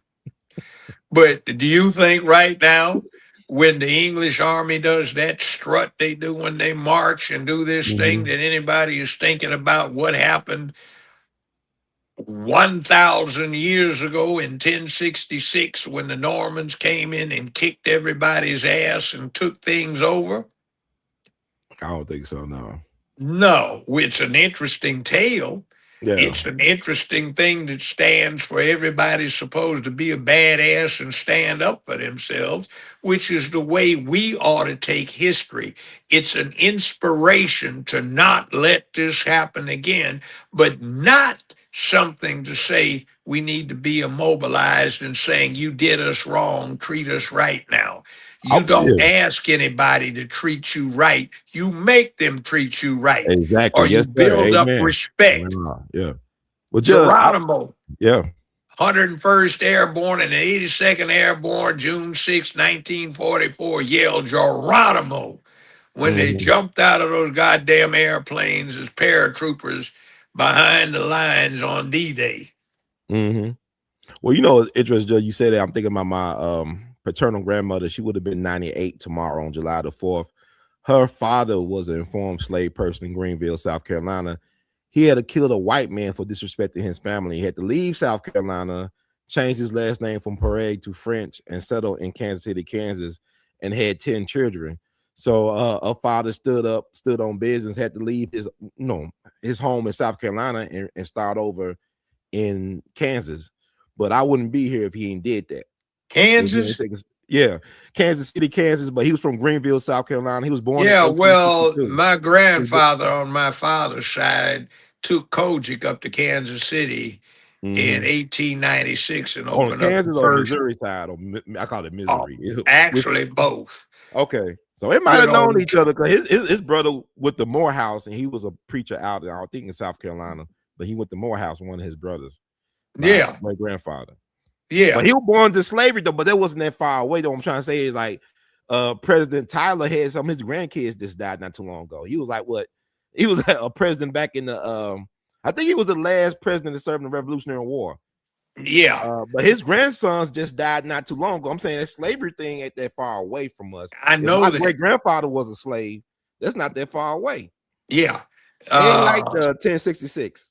Yeah, I know. But my grandfather on my mother's side was born in 1851. He died in 1952. That's like wow. So Yeah. that's So, very recent. yeah. So I knew him. He left me a journal, which my first Wow. ex-wife burned up trying to be Oh, evil. really? Dang, Yeah. man. Wow, man. Did you Interesting. read the whole So thing, though, Judge? Did you read the burnt whole the thing? whole thing up, Did you read it? destroyed You it. had a chance to read the whole I thing, got and a chance to read you it. made copies of it, or you didn't make no copies? I didn't make copies. Nah, I that pissed got me it off. because when Yeah. I was in my 30s, an Mhm. old lawyer up in Jackson, Tennessee that used to represent it said, "Your grandfather is William Dorsey, right?" I said, "Yeah." He Mm. said, "I got something for you." He left me a journal and he said, "Be sure to give it to you if you got grown and you act some sense. So since you're a lawyer, come on through my office next time you're up in Jackson." I did. So he gave it to me, big, thick thing. Wow. And That's it was amazing. very interesting reading.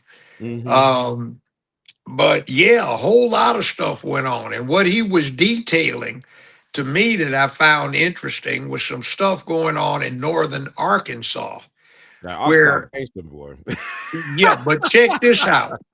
What Uh-huh. was going on was they had to bring in some federal agents to protect some of the people suspected of being Klansmen because the black folk were going around lynching them.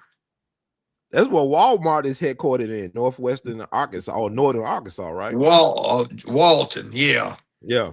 They're headquartered yeah, in what in Rogers yeah. and Bentonville, whatever they call Benton, whatever. Okay, and then there was a thing down here, turn of the century. Some black folk came back to just across the river in Arkansas for a hunting expedition, hunting season, and they were having kind of a reunion. And some of the citizens' council decided to ambush this church, not realizing that the hunters had brought their guns and ammunition in there to get blessed by the preacher. And they had Mm-hmm. an interesting shootout, and the Arkansas governor had to call out the National Guard in order to restore peace after four some days. And it was another one of these things where it was kind of an equal give and take. We didn't get the worst of it, but all kinds of stuff happens. I mean, And yeah. I Even just yeah. Go go ahead, ahead. sir. Now I was saying like well, Boley, Oklahoma, people always talking about Tulsa, but back in 1932, when Pretty Boy Floyd's gang tried to rob a bank in Boley, Oklahoma, no black folks fought back and killed several of his gang members, including his right-hand man. Black folks wasn't playing, man. I Yeah, wish there they make a was. movie about that. They never talk about Boley, Oklahoma. I just found out about it a couple months ago, Judge. It's Yeah, crazy. and see, they don't. Why don't we? And then We see, should, yeah, we should celebrate it. and to see another thing too. Back when the commercial appeal, before it got taken over by Pat Harris and who had Mhm. owned the Scimitar when it went out of business, They used to have that 25 years ago, 50 years ago, 75 years ago, 100 years ago, 125 years ago. Mm-hmm. And that 100 years ago thing when we were in the 1970s was interesting. They had one thing in there. It said, it was in the 1970s, talking about the 1870s. It said a bunch of these detestable, cowardly sheet wearers decided they were going to intimidate some colored. So the colored had something for them. And about 35 or 40 of them met the 50 some night riders with Winchesters and other repeating rifles and shot many of them out of the saddles, causing a hasty retreat. That's like some Django stuff, right? Yeah. So, it's sort of Oh my like it God. wasn't all bad. I know. I never thought that at all. Cause even with Jim Crow, I mean, black folks had. I mean, I remember back in. I don't remember, but I remember talking to elders and stuff. Like some people drop out of Manassas High School as a teen. They'll go across the street work at Firestone about 30 or 40 years and raise a family, making good money and stuff like that. You had a quality of life that we're kind of missing now. Like you had economic expansion during the 60s and 50s and stuff that a lot of us was able to take advantage of, even with the Jim Crow stuff going on. Where That is black the folks able to get. industry in Memphis now? We've lost International Yeah. Harvester. Mm-mm. We've lost Firestone. We've lost all of these places. Humco is about out. What are we supposed to do here? Uh, where is our industry supposed to be? And I Right. fault the leadership. It was bad enough when we lost the Holiday Inn It started chain. in Memphis. That's crazy. On Summer Yeah. Avenue. What's wrong with the leadership here? Well, they puppets though, Judge. They work for the entities that put them in place. They don't answer to us. They answer to those entities that think they run the city, but their time is running out. That the old way of doing things is like, look at the mob movies. You got the Young Turks coming in. You can't do the mustache Pete stuff no more. It's time for the Young Turks to take over. By the way, anybody ever look at the background on that with the influence it has in the Memphis area? I mean, I'm sure, I just You know remember John Grisham's book and then the movie oh, yeah, The the firm. Yeah, he Firm? talked about Chicago and Memphis Connect. Yeah, yeah. There That was a is. great movie, But let actually. That me was a let really me good give movie. you a clue. Yeah. Where was the second largest synagogue in the world located? I have no idea. Don't say it was Memphis. Yeah, it is. North You do? Memphis. You really? Yeah. The And you Jewish know mob? why that is? Why? Because Memphis became a retirement location for the Jewish mob that was affiliated with the Italian mob. And a lot of Italians retired here. And there was a synergy in what they were doing. And when you look at where some of the locals came from, guess where you find them originating?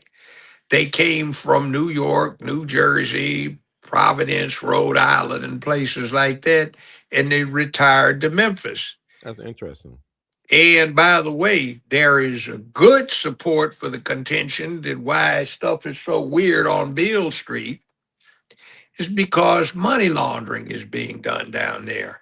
And there's also, interestingly enough, some verbiage out there about certain people are not happy about the incompetence of the current crop of leaders in what they're doing by making business bad. Because if you close down all of the nightclubs and restaurants and businesses, guess what? That's too few places that can launder money for you. Wow. Guess what else is going on? All of the spate of rap oriented murders and stuff. You can think of a few.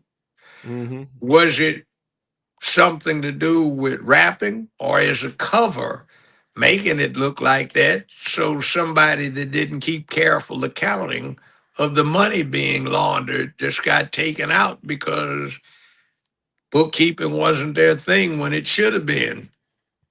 I know, Judge. You talked about that a lot, and I can see like Memphis like a place where they do contract hits, making like accidents or you know. Yeah. You And talked about that a couple times on the show, I many times can't on the show. mention names, but I Yeah. had some clients. I haven't practiced that kind of law in 36 or 7 years, but I had some clients. Mm-hmm. All right. Mm-hmm. And I have some acquaintances, most of them now dead, some really scary people. All right. And uh, most folk don't really get what some other folk are about. And it's not nice. But Mm-hmm. one thing, see, if you're going to steal, make sure that the people you're stealing from get something in return. Around Yeah, I here, they like it don't. like that. That's how Chicago used to do it back in the day with Daily But there. not now. They got some stupid morons running that Hmm. place. Uh, Oh yeah, it's not them. Like, but it's like they, you know, Atlanta judge. They living off the past. Like Maynard Jackson and Young did for Atlanta, but Atlanta haven't done anything in the last couple of generation or so. Just like what Chicago is catching up with them now, because they ain't doing nothing but just leeching. They not giving back or investing. They just leeches. well, let me Hey, say something. barnacles on a well. Okay, let me say something. Atlanta, Mm-hmm. Fulton County, Fannie Willis. Mm-hmm. When she was born, her daddy gave me a cigar. If I'm not certain, if I'm not mistaken, it was 1972. Okay. I knew a mom and a dad. Wow. A dad was a righteous brother. He could always be counted on to be there when you needed somebody to back you up. Mm-hmm. He's had some really thrilling adventures in life. Okay. All right. Action adventure type ventures in life. All right. That sounds good, man. Well lived. Well played. John Floyd, good brother, Mm-hmm. including one instance of jumping off a bridge down in Costa Rica when the guerrillas ambushed the bus and killed everybody else in there except him and a couple other friends of mine. Anyway, and the Was he in blood the was. CIA or something? Special forces? What he No, was? they were just having an adventure anyway, that kind of thing. Sounds crazy for a weekend. But Okay, go one ahead. thing that bothers me Mm-hmm. is his daughter is the elected district attorney for one of the largest cities in America. Mm-hmm. And she got up and delivered one of the dumbest performances I've ever seen, where being the chief law enforcement officer in charge of the court side of things, you're too dumbass to realize that you have benefit of the Fifth Amendment, and you get up after the judge, McAfee, tells you, ma'am, we haven't decided if it would be necessary for you to testify. Well, I decided I'm going to testify. And then get up and incriminate yourself in money laundering, misappropriation of funds, embezzlement, making false statements to a federal agency relative to repayment of taxes when you're testifying that you had the cash on hand to pay IRS after you told them you didn't have any. Right. And then it goes on from there. And I suspect there'll be some indictments returned in a little while on that once they get through reading all of the thousands of pages of documents. But, Mm-hmm. come on now. Or what was that woman that was the attorney up in Baltimore and she got up and she Yeah, like incriminated her what, daughter? I mean, Mosley or some whatever name is. yeah, I mean, good Lord, come on, stop being a dummy. You're supposed to be a lawyer. You get up and you're a prosecutor, attorney, and you don't know what the hell the Fifth Amendment is about? What is the matter with you? I mean, come on. It's like embarrassing. You know, a lot of Uh, people trash out dummies for like low hanging fruit though. It's not like even the highest bidder. They just get the low hanging fruit or something on the ground and crash Yeah. out for it. Like, come on, be dignified, you know. Mhm. At least get busted for a few $1,000,000 rather than, chump change. Well, Joe, let me So, ask you. I gotta ask you about this because it's been on my mind, like the baby Cole and Wiley situation down in Senatobia at the Walmart. What's your take on that? Have you watched the yeah, young I lady, the have. mother, I talk about think, the case? well, let me tell you the other side that's not being pushed because local media is suppressing it. If you see somebody running out of a department store, chased by security, who runs and jumps in a car, looking like they're trying to get away with something, and you jump in the car with your infant child, people are asking why. And see, there's an investigation going on when she holds the child up, supposedly to show that there's a child in there. They're looking at indicting her for holding that child up and endangering that child, trying to use the child as a shield. See, first off, the child is shot through the side, not straight on this way. Okay. So let's just put it that way. Question becomes common sense. The police or law enforcement or security is chasing somebody out of a store, and you've got your baby with you, so you want to jump in the car with them. Well, what do you propose or think they're doing? Somewhere in there, irrespective of what somebody may have been doing wrong, security wise or law enforcement wise, don't you have some responsibility to yourself and your child to not put yourself in that circumstance? In other words, hey man, give me a ride down to the store, man. I just got to pick up some cigarettes. Okay. And this dude comes running out of the liquor store, and there's, they stop, stop. You let him, you're standing outside the car and he jumps in the car. Come on, man, we got to go. And you jump back in the car and then complain about getting busted.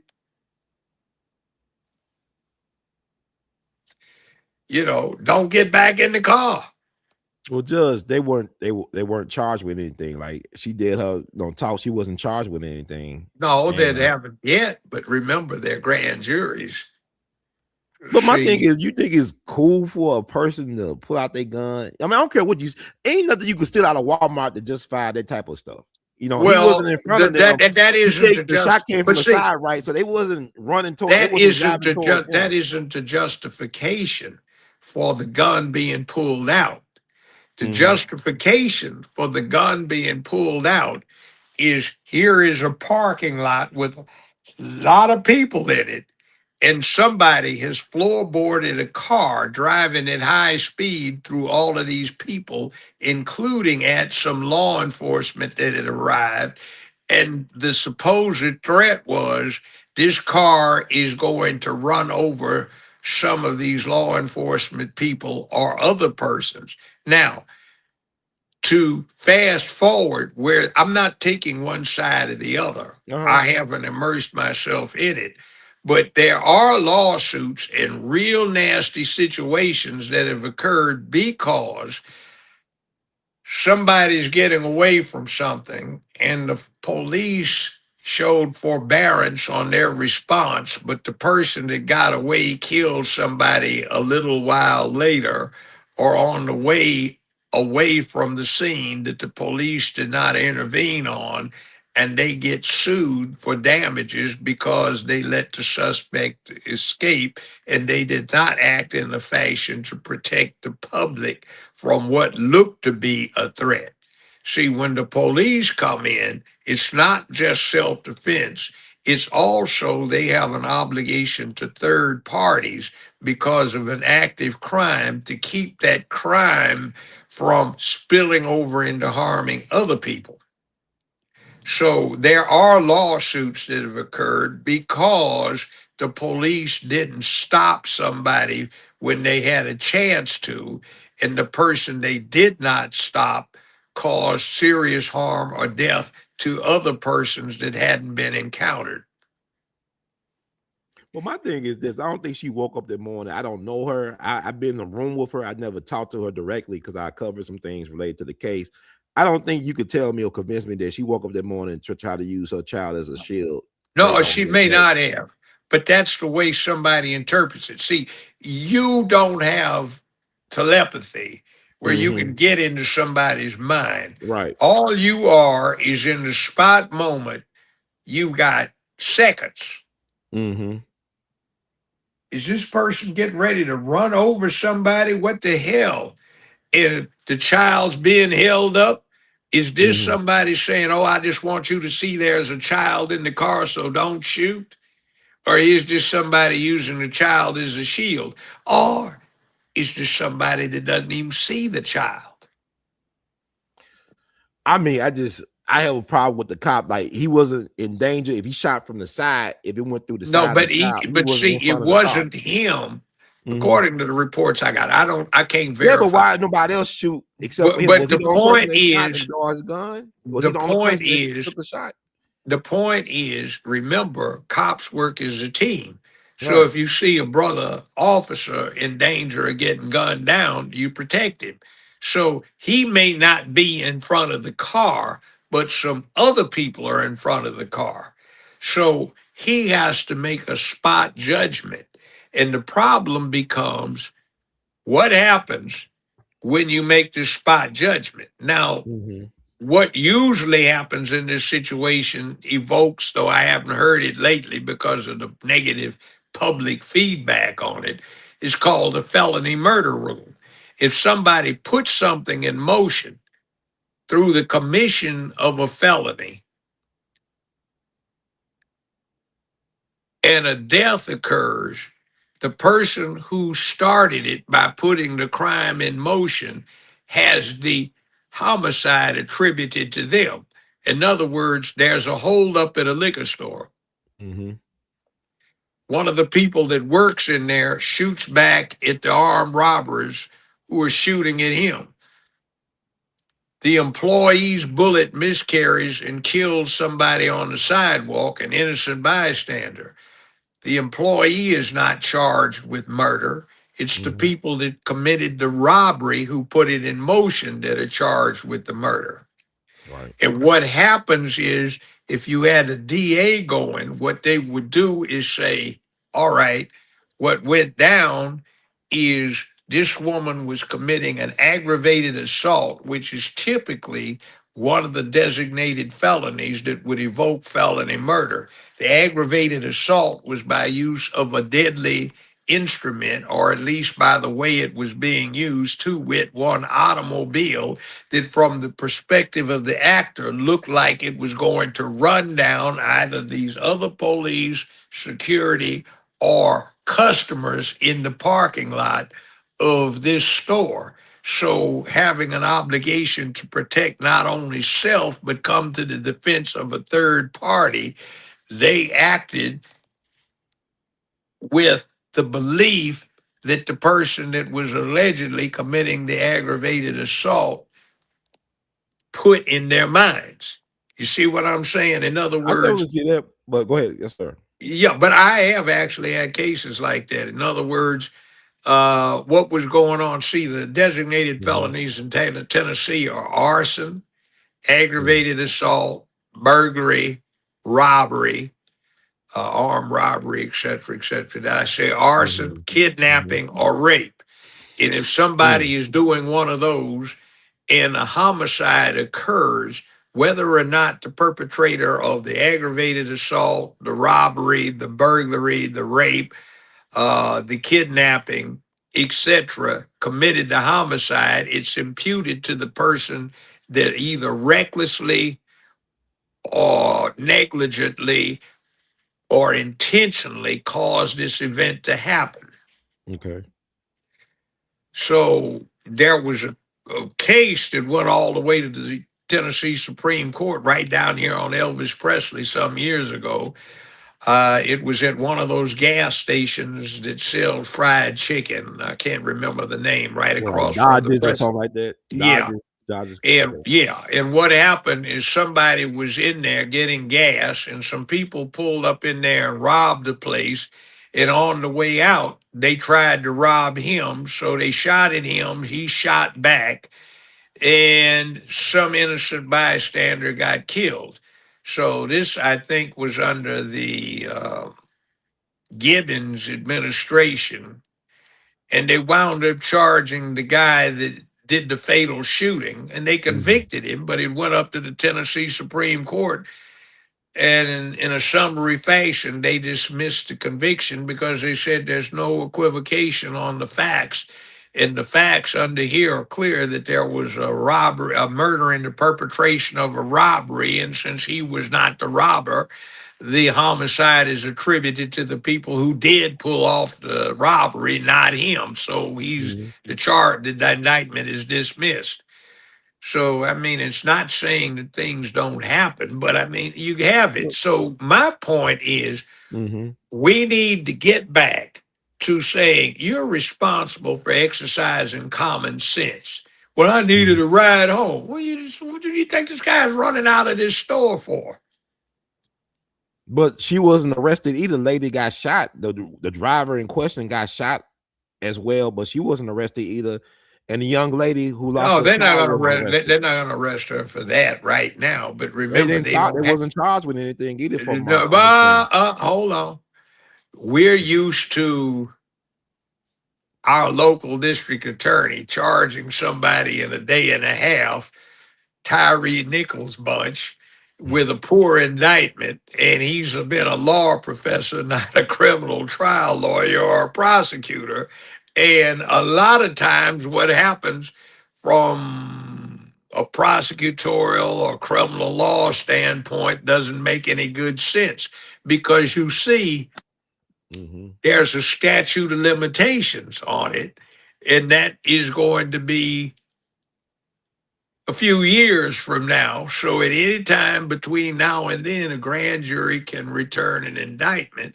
And I did represent some clients who got indicted on things a day before the statute of limitations ran.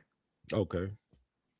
So just because somebody didn't rush to charge them with a physical arrest does not mean that an indictment might not be returned at a later date. Yeah, but according like my thing, a lot of things will be resolved with this.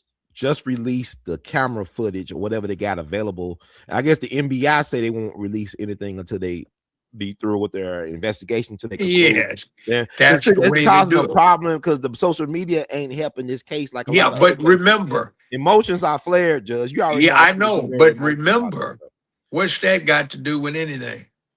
Yep, that's true. It doesn't have anything to do with what goes on in court. It's not supposed to. It doesn't have anything to do with whether a grand jury returns an indictment. It might have a lot to do with allowing one side to manufacture evidence, intimidate witnesses, or try and cover their tracks. Not saying that's what's going on here. And 15 years ago, there wouldn't have been anything to release. And in this case, there may not be anything to release because somebody's camera. Like you mean people don't got smartphones out? People record you stupid fight. I know, but the bottom line is smartphones or nobody. Yeah, but that's not good evidence. Body cam footage, body cam from the police. Yeah, but see, none of that is good evidence unless you get a witness under oath to say, I swear this is what happened, so that they can establish a foundation for the introduction. You just can't come in and say, okay, we took a picture. Who took the picture? Does that look like what was seen out there? How do we know it's not artificially generated? From the police, their body cam. Well, I mean, but anyway, did somebody doctor this? Is this somebody that can attest this is what I saw, this is what I recollect? See, in other words, the evidence is not the picture so much as it is that what you're seeing is a video backs up the testimony. Okay, or Walmart at least got cameras, right? Walmart corporate. Yeah, but who in Walmart witnessed the cameras actually operating? All they can do is say, we had the cameras operating. Who's to say that reflects the incident out there that took place in the parking lot? What happened? Well, wait a minute. Hold on. Actual case I was a defense lawyer on. Okay. Massive confusion. Mm-hmm. Owens, who was the sheriff, who was Yep. too inexperienced for the position. He killed himself, He right? At had, the gas station, he killed himself. That yeah, Owen. that one. But Yeah. he had a case where he had run all these deputies through an accelerated set of courses at the academy. Mm-hmm. And what wound up happening was there were two drug busts going down independently. And what was going wrong is the right hand didn't know what the left hand was doing. And the two drug busts going down independently were houses that were right next to each other. So you got two raids going on, and one group of deputies doesn't know there's another group of deputies, and some of them are in plain clothes and some ain't. There was all kinds of confusion. Oh And at God. trial, nobody could establish an adequate chain of custody for what they seized, claiming it was dope. Biggest and dumbest fiasco I've ever seen. And if it hadn't been this idiot, Joe McCarty, who was the judge in Division 8, who had formerly been Grand Dragon of the Klan Oh and wow. head of the White Citizens Council, you wouldn't have Mm-hmm. had the stupid error that was going on if he had just done what he was supposed to do initially. Now, in other words, there's no chain of custody, there's no evidence because nobody knew who took what and where they got it from. Wow. It's like some Keystone Cops on steroids. Exactly. I just can't, man. This is crazy, Judge. These folks are in charge of law and disorder. This is Well, I chaos. mean, This is organized chaos, Judge. This is ridiculous. well, look at it this way. Mulroy is the DA now. He was Uh-huh. not a prosecutor. He was not a criminal defense lawyer. He was a law professor. All right. Bill Givens, he was the DA, and under Tennessee law, the chief law enforcement official in a county or a judicial district is the district attorney. He's chief cop. All right. And Bill Givens didn't even know where 201 Poplar was. He'd never been there. That's crazy, man. That's a white But privilege. he's in charge of the prosecution. Yeah. Bill Gibbons Okay. charges these five cops and the Tyree Nichols with second-degree murder. What Mm-hmm. is the obvious case that he should have charged them under? Felony murder. They commit an aggravated assault that results in a homicide. In other words, a felony that is not ordinarily one associated with homicide results in a homicide, so that ramps it up to first degree murder. He didn't Mm-hmm. charge that. Mm. And You think so many people do this by design so they can get people off? Could it be no, they do possibly? this so they can get brownie points in the press. But then look at what's going on. Ben Crump filed a lawsuit for $550 million. Slow Down Davis essentially confessed the Memphis Police Department to liability. Strickland and then Young confessed the city to liability. And then what winds up happening is they dismiss the five cops from the lawsuit. And in the background to the lawsuit, they have Tyree Nichols dead. Tyree Nichols, who was adopted by some white parents out in Los Angeles, who have let the statute of limitations run so they can't file a lawsuit. And you have a plaintiff who is represented by Ben Crump, who under Tennessee law gave up all parental rights when they put the child up for adoption. So what's going on here? Why has the city attorney's office not filed a motion for summary dismissal? Because nobody involved in this lawsuit has the standing to sue. Oh, there's a child. Yeah, Mm-hmm. but that's not the grandchild of the plaintiff because she gave up all biological benefits by putting the child up for adoption. The grandchild is the grandchild of the adopted parents, and they let the statute of limitations run. So why do we have $550 million that the city can't afford hanging when the case should be dismissed? And why do you dismiss it against the five cops? Because under discovery, they would be able to ask them very embarrassing questions. Mm. See, it's being portrayed for a number of reasons as five cops run into a random citizen and do him wrong. But what happens if it comes out that that wasn't random, that Hmm. there was a connection Mm-hmm. that was personal to the people involved and it was something else? See, that'd be very embarrassing to Mulroy Okay. because an investigation might have revealed that, which would have ramped it up to murder in the first degree, not just a casual encounter. Well, let me ask you about this because Ben Crump is getting his name circulated around here heavily over the last several years, taking on these very prominent cases recently in Memphis and Shelby County, and now in Mississippi as well. What do you think his involvement, like him, Ben Crump as well as Van Turner, are involved in the baby Cohen Wiley situation? They had a press Okay, conference. answer. Take a look at what Ben Crump did when he was president of the National Bar Association. Okay. You might want to look at a certain huge settlement for sexual misconduct in there that the membership paid for. You might want to ask why there are about 2,400 dues paying members of the Black Bar Association nationally when there used to be almost 84,000. Mm. You might want to inquire of the gentleman what his trial experience is. Now, granted, he did do an internship with Willie Gary, who was one of the best trial lawyers in America, Mm-hmm. down in Florida, but you might want to ask what his personal experience is, how many jury trials he's had, how many serious ones. Mm.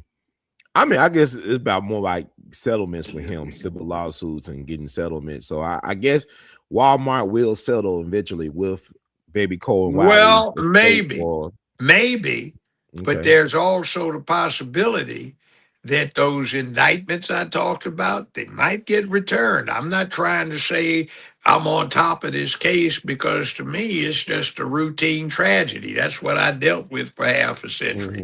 Mm-hmm. Mm-hmm. It's just business for me. But and I'm not getting paid to do this one. So bottom line is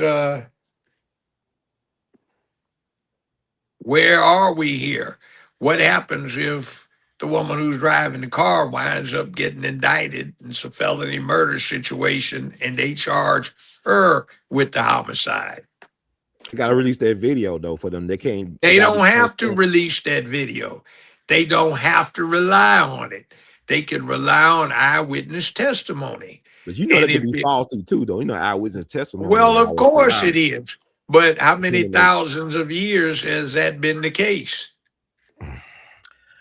I hate human stuff because it gets so messy. We just can't get an Well, honest, transparent answer about anything. we Everything's aren't all robots. muddy.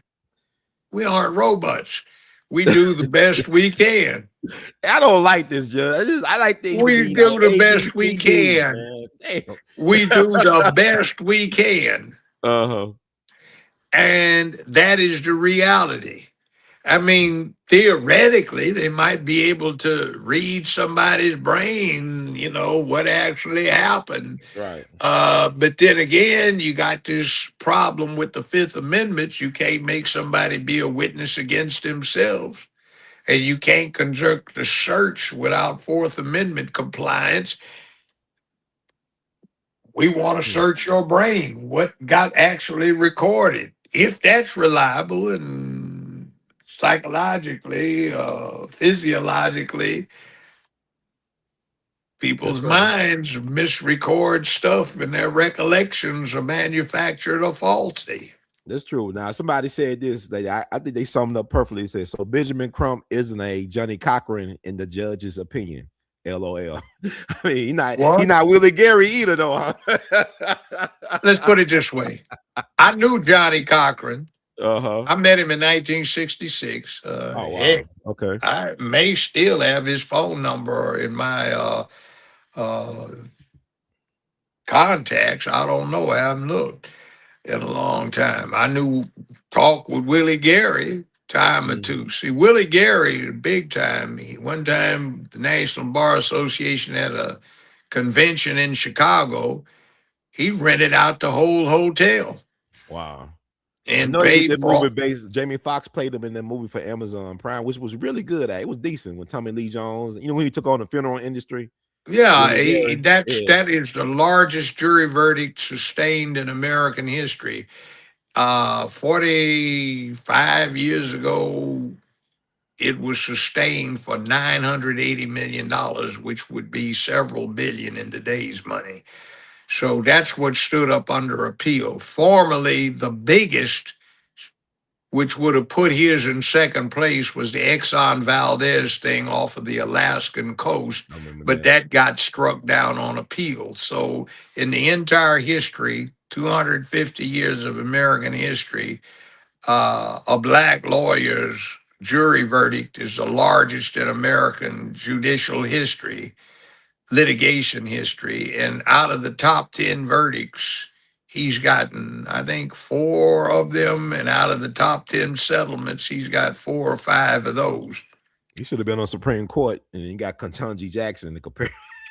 Well, forget That's why he should have Ketanji been. Jackson, Roger E. Clifton on the same Second Circuit Court of Appeals. Her late husband was a mentor of mine in law school, the late Judge William Clifton, Mm-hmm. who solidly, yeah, he was a good brother. He had pancreatic cancer. I'm And sorry to I hear that. talked to him the day before he died. Still a Mm-hmm. good, strong brother, bold brother, always made a stand when necessary. Right. And Roger E. Clifton is on the Second Circuit. She paid her dues in the trenches. She's got a good head on her shoulders. She's learned and experienced in law and wise in the ways of the world. They could have gotten our Bernice Donald off of the Second Circuit. I was one of her mentors. She's a hell of a justice, and she's written some excellent opinions, and she certainly knows what a woman is and wasn't trying to send signals to the rainbow crowd. She's been happily married for a long time. Well, you know what, Joe? I'm gonna tell you this. I can't. It's 2026. A lot of weird things going on. I got more respect for Clarence Thomas than all of them put together. I really Well, do. After this last Thomas, thing, Thomas, Thomas learned his trade. right? When they put him on the Supreme Court, he had never had a client. He had never tried a case, Mm-hmm. never handled an appeal.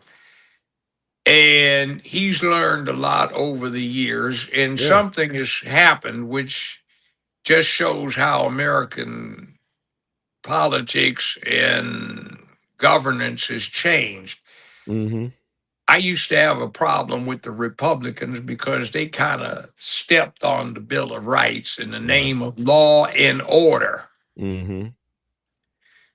They're beginning to find out what the Bill of Rights is relative to law and order because some of them have been subjected to lawfare, which is the use of the criminal process for political purposes, and that's not appropriate. Right. Now, the far left, the Democratic Party, has not been using the opportunity to step on the Bill of Rights for law and order.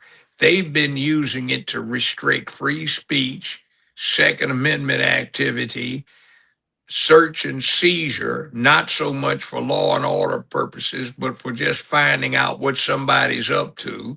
And they have been trying to subvert the Fifth Amendment so that they can compel people to say stuff when it comes to, say, sexual offenses, and that is just repugnant to the American Constitution and the Bill of Rights. And they don't care because they are convinced in a self righteous fashion that they're going to save the rest of America from itself because it's horrible for people to actually think they can be independent and self sufficient. They're Mm-hmm. supposed to be dependent and entitled so we can take care of them. And if we take care of them, then we can tell them what they can look at, what they can do, and what they have to put up with, even if they don't want to put up with it. In other words, it's no longer a case of get your freak on in your bedroom. It is a matter of we're going to make you get your freak on, and your children, we can take over and see that they want to get their freak on, irrespective of your wishes. Mm-hmm. Like what California just passed says on student ID, if you were in a public school, your student ID has to include a LGBT trans hotline. Think about it. Okay. I don't want to think. I'm not thinking about it. I'm just letting you But tell me. it's in there. Just think It's like, about it. mm-hmm. And right now, a teacher can't tell the parent that the child has been discussing transitioning to some neutered eunuch. They can't tell that. See, they've got all kinds of stuff they're trying to put in law. Or like, Mm-hmm. you remember they're against ID being required to vote? Mm-hmm. That's official ID. They say that ID should be necessary, but believe it or not, they stipulate in their legislation that a gym ID is satisfactory. Yes, sir. You see how crazy that gets? I mean, And then they talk some other stuff, but you know what else they forget about? what's that? 52%, 52 to 56% of the state is classified as Hispanic. Mm-hmm. Now, you see, that alteration over a decade is significant. Hmm. In other words, the majority ethnic group in California is Hispanic. Nothing wrong with that. They're there.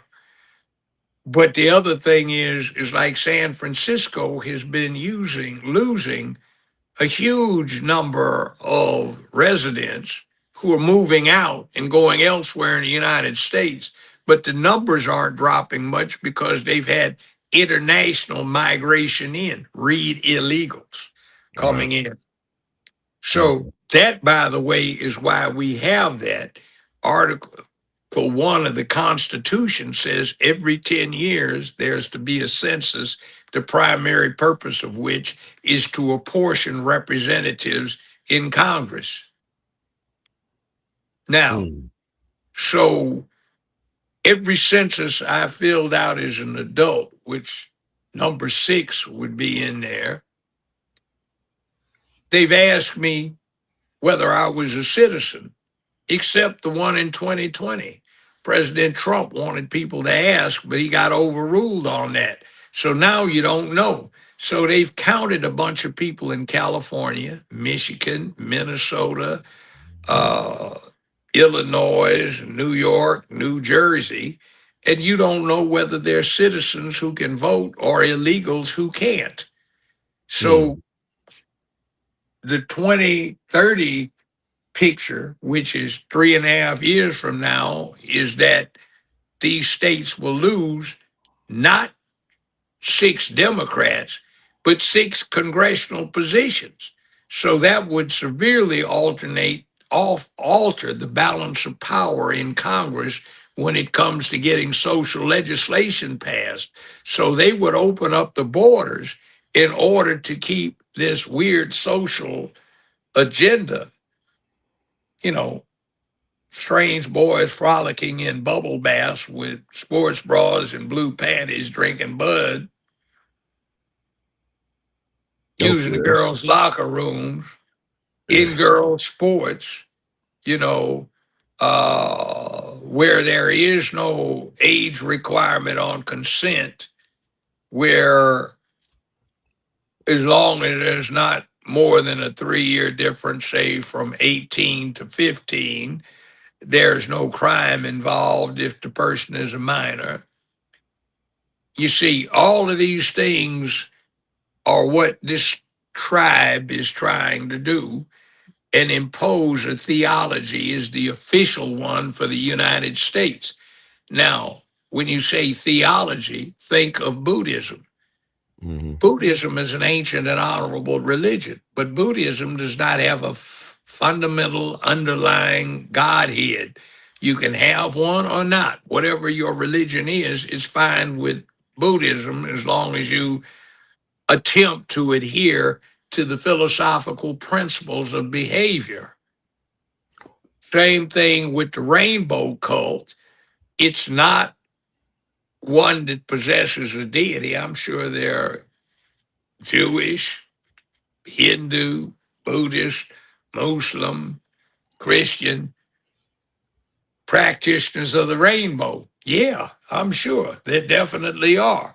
But it's a philosophy of life where you have no duty, honor, obligation, responsibility, accountability.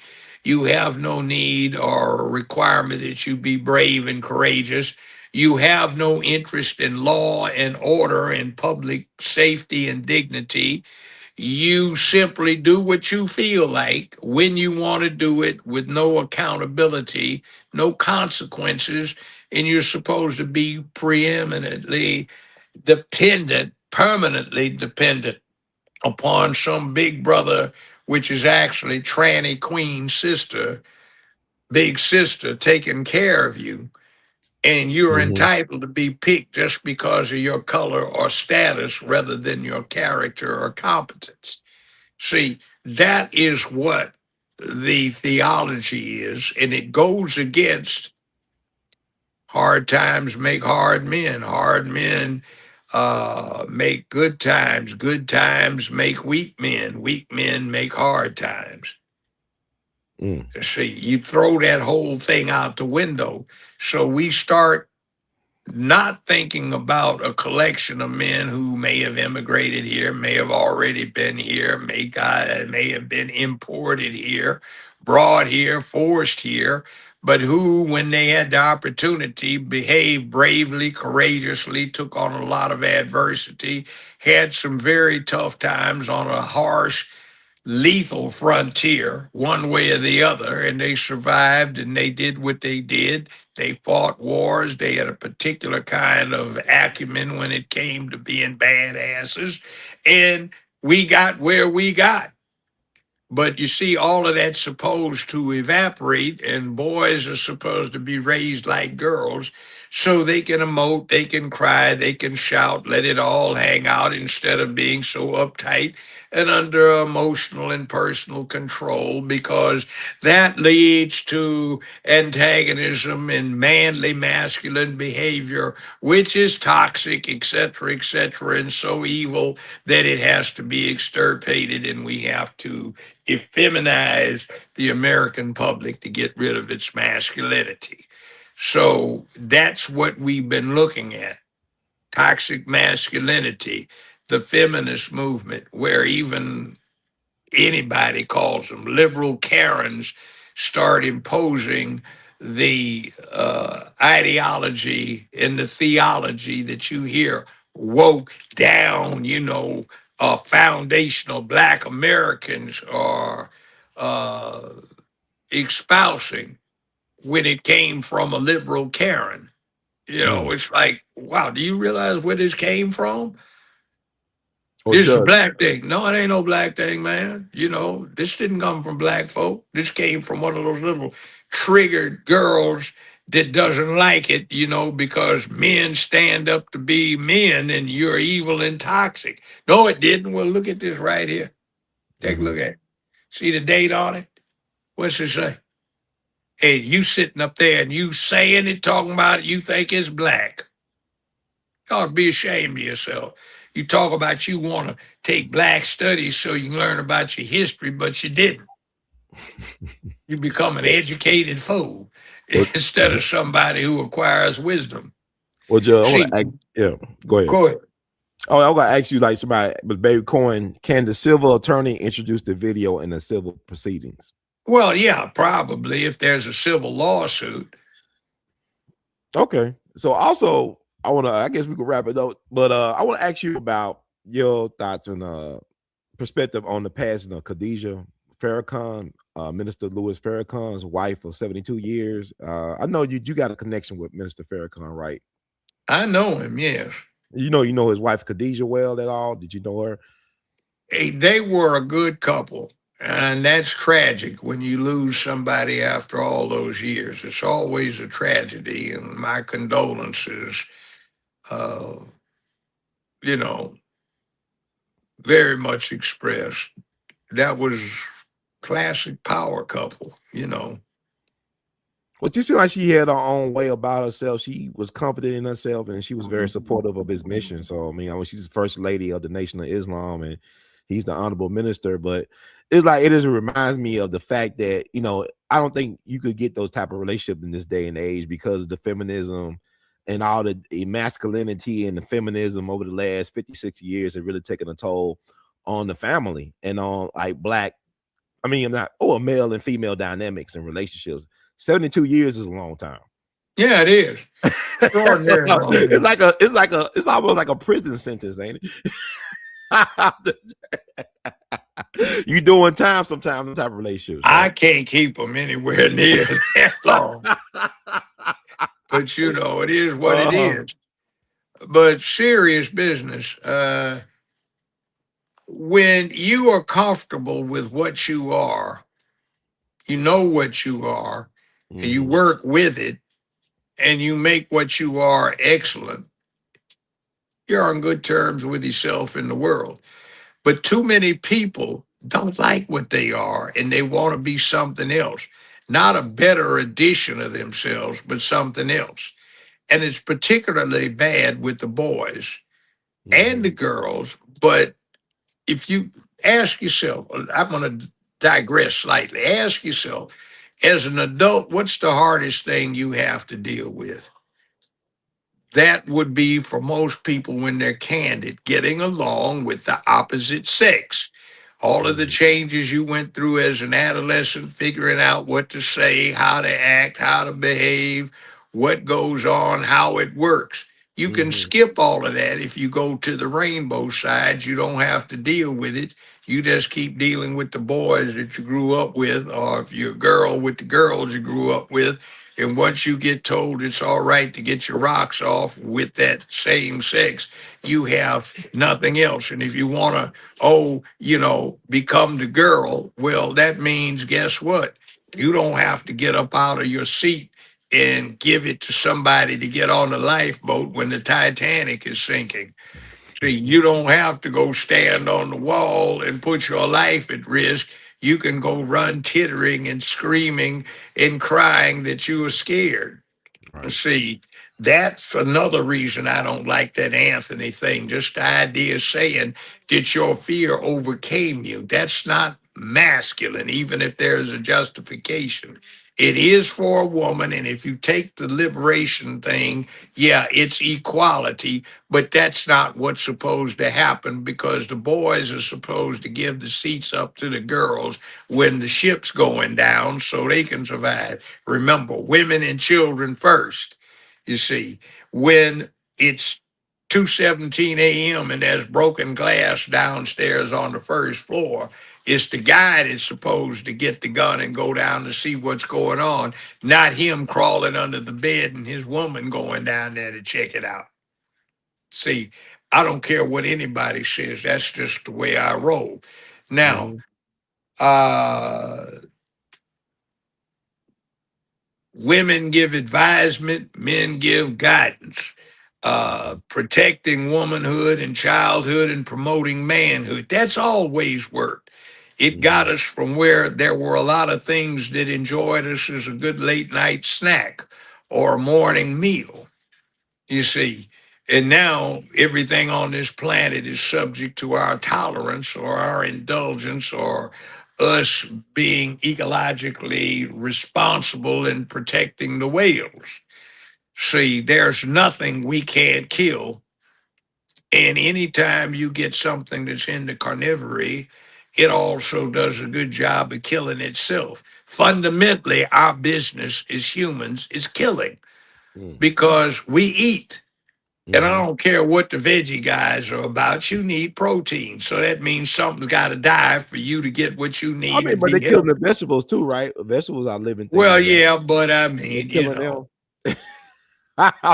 Just go ahead. something's got to be ambulatory. So you killed a thing that could move around and is not rooted to the ground. All right? You Yes, killed sir. it. I ate a good Bloody steak shit. yesterday, boy. I ate a good. I get good. I Yeah. didn't kill the ribeye, but I ate it. I sure did enjoy it. Yeah, but somebody killed it for Somebody you. killed the ribeye. And just think about it. How big was the animal from which the ribeye came? Half a ton, Mm-hmm. 3/4 of a ton, 2,000 pounds, a full ton. We don't eat small stuff. The Romans All used to right. freak out and have pie stuffed with sparrows. That ain't our thing. We like 1 ton beef animals Uh-huh. or lard hogs, even if some of them masquerade as sex objects half naked, like Lizzo the hippo. But which is kind of weird. I mean, everybody got their thing, but Judge, I No, don't but know. think about Yeah. it. Let's take Sports Illustrated swimsuit edition. When they Mm-hmm. first came out with it, I found it interesting because I was grown, Mm-hmm.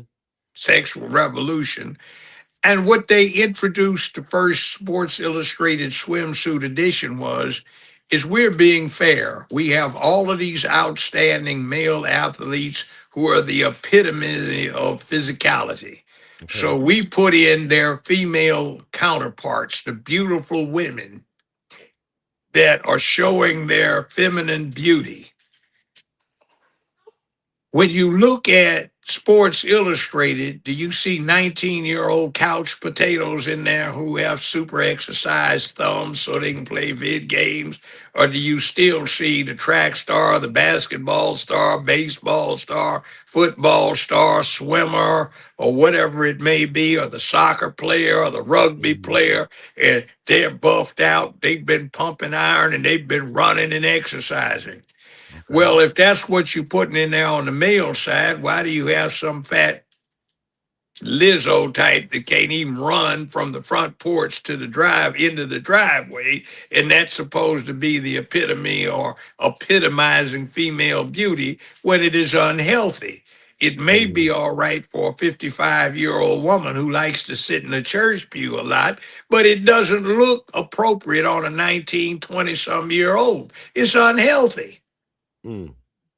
Granted, you can be Rubenesque or deal with some of the Dutch painters who were bragging about, see how fat my woman is, I can afford to feed her. So I take brownie points for her being ballooned up like this. No, I seen some women that athletic, they Rubenesque, but they in shape, they fit, they do, Yes, they're yeah, attracted to me. It's some women that yeah, they but carry not a themselves well. Lizzo, for God's I didn't sake. say Elizabeth. I see some women that were Rubenesque and athletic at the same Yeah, yeah. I mean, pleasingly plump was the word. But, think about it. They make all of this mess over the wardrobe malfunction when pretty Janet Jackson Oh yeah. flashes a little huge nipple piercing, for a fraction of a second. You got to I mean, slow I everything down, enjoyed that. That was go crazy. by frame to see it. And then at a Lakers playoff game, they got that hippo standing up in that black t-shirt down to her thighs with the butt out, with that flare bouncing around naked in front of all those children watching the playoff games, all those young boys, and she's flab flashing around for 3 or 4 minutes twerking, but that's okay. Oh my God, she's confident in her beauty. What the hell? Come on now. And then you're playing President Hamilton's glass flute in front of a philharmonic orchestra. The guys have on white tie and tails, and the girls, the ladies, have on ankle length evening gowns. And she's up there in a transparent see through 90, Mm-hmm. and you can't tell whether she's got on any drawers or not, or G-string, because she's so flabby, it flaps over it, and she looks naked. So she's up there playing a president's flute in front of a formal audience when everybody else is dressed formally, and she's running around looking like a third floor something on another in a whorehouse. Mm. It's ridiculous. That's unseemly. That's why I say And, it's hard. Yeah. and see, there are consequences. Somebody asked me to talk to their granddaughter. Said, Joe, can you do me a favor and please talk to my granddaughter? So what is it about? She said, ask her, I'm not going to tell you, Mm-hmm. but ask her why she's been trying to eat a half loaf of white bread at a time. What? I'm sorry. Go ahead. Sir. That was crazy. Now, 40 years ago, 35 years ago, grandmama was fine. Right, right. Oh, yes.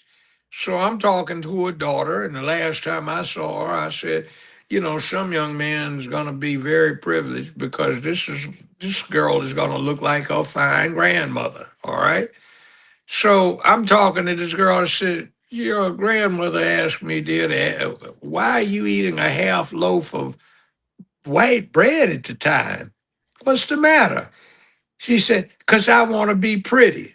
I said, what? Well, I need to put on some weight so I can start looking like Lizzo and look pretty. She ain't say that, Joe. You making this up. No, I promise you, I'm not making this up. All right. Go ahead. Okay. Okay, okay. Mm-hmm. So obviously, what I said was not complimentary.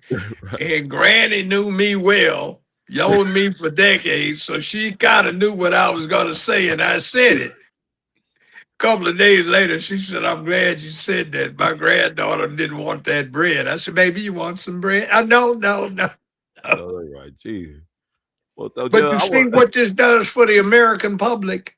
Oh, yeah, it's dangerous. I don't keep up with these celebrities like I used to, man. Yeah, but see, it's I don't get my people marshmallows. look up to them Yeah. and they set the roles. So why Mm-hmm. is it that y'all gotta look like they got a pimp somewhere? Mm-hmm. You know, what's the problem here? That's a good question. Somewhere when you were in front of the public eye, you have a responsibility to those children out there to be upstanding, to act manly or to act womanly. And even this thing with the tranny thing, you know, Dana and I do this thing, X Space. And you know, Mm-hmm. one of the biggest enemies of that tranny stuff is the Right. gay community. Hmm. At first, Dana didn't get it. Then somebody said, well, you know what? They admitted to being homosexual, Mm-hmm. but they say, you know, if they were after something, they wanted the real thing, not something that faked. And there is a very pretty flight attendant I've known for decades. Uh, she's not a senior citizen yet, but she's mature. She's in her 50s. Okay. Mm-hmm. She admits freely what she is. Every now and then she'll swing the other way, but she says she likes women. Okay. And what she can't stand is she's scoping on what she thinks is a pretty young thing in a tight dress with boobs and, you know, the do and the big hoop earrings, and then finding Mm-hmm. out it's got a dick. She said if she wants dick, she wants a real man dick, not this kind of something. And she certainly doesn't want this. She wants the real woman. So they don't Okay. like it. And then that LGBTQIA plus also embraces pedophilia. And a lot of them have some very bad recollections about getting turned out by some pedophile when they were a child. They don't like children being made into sex objects.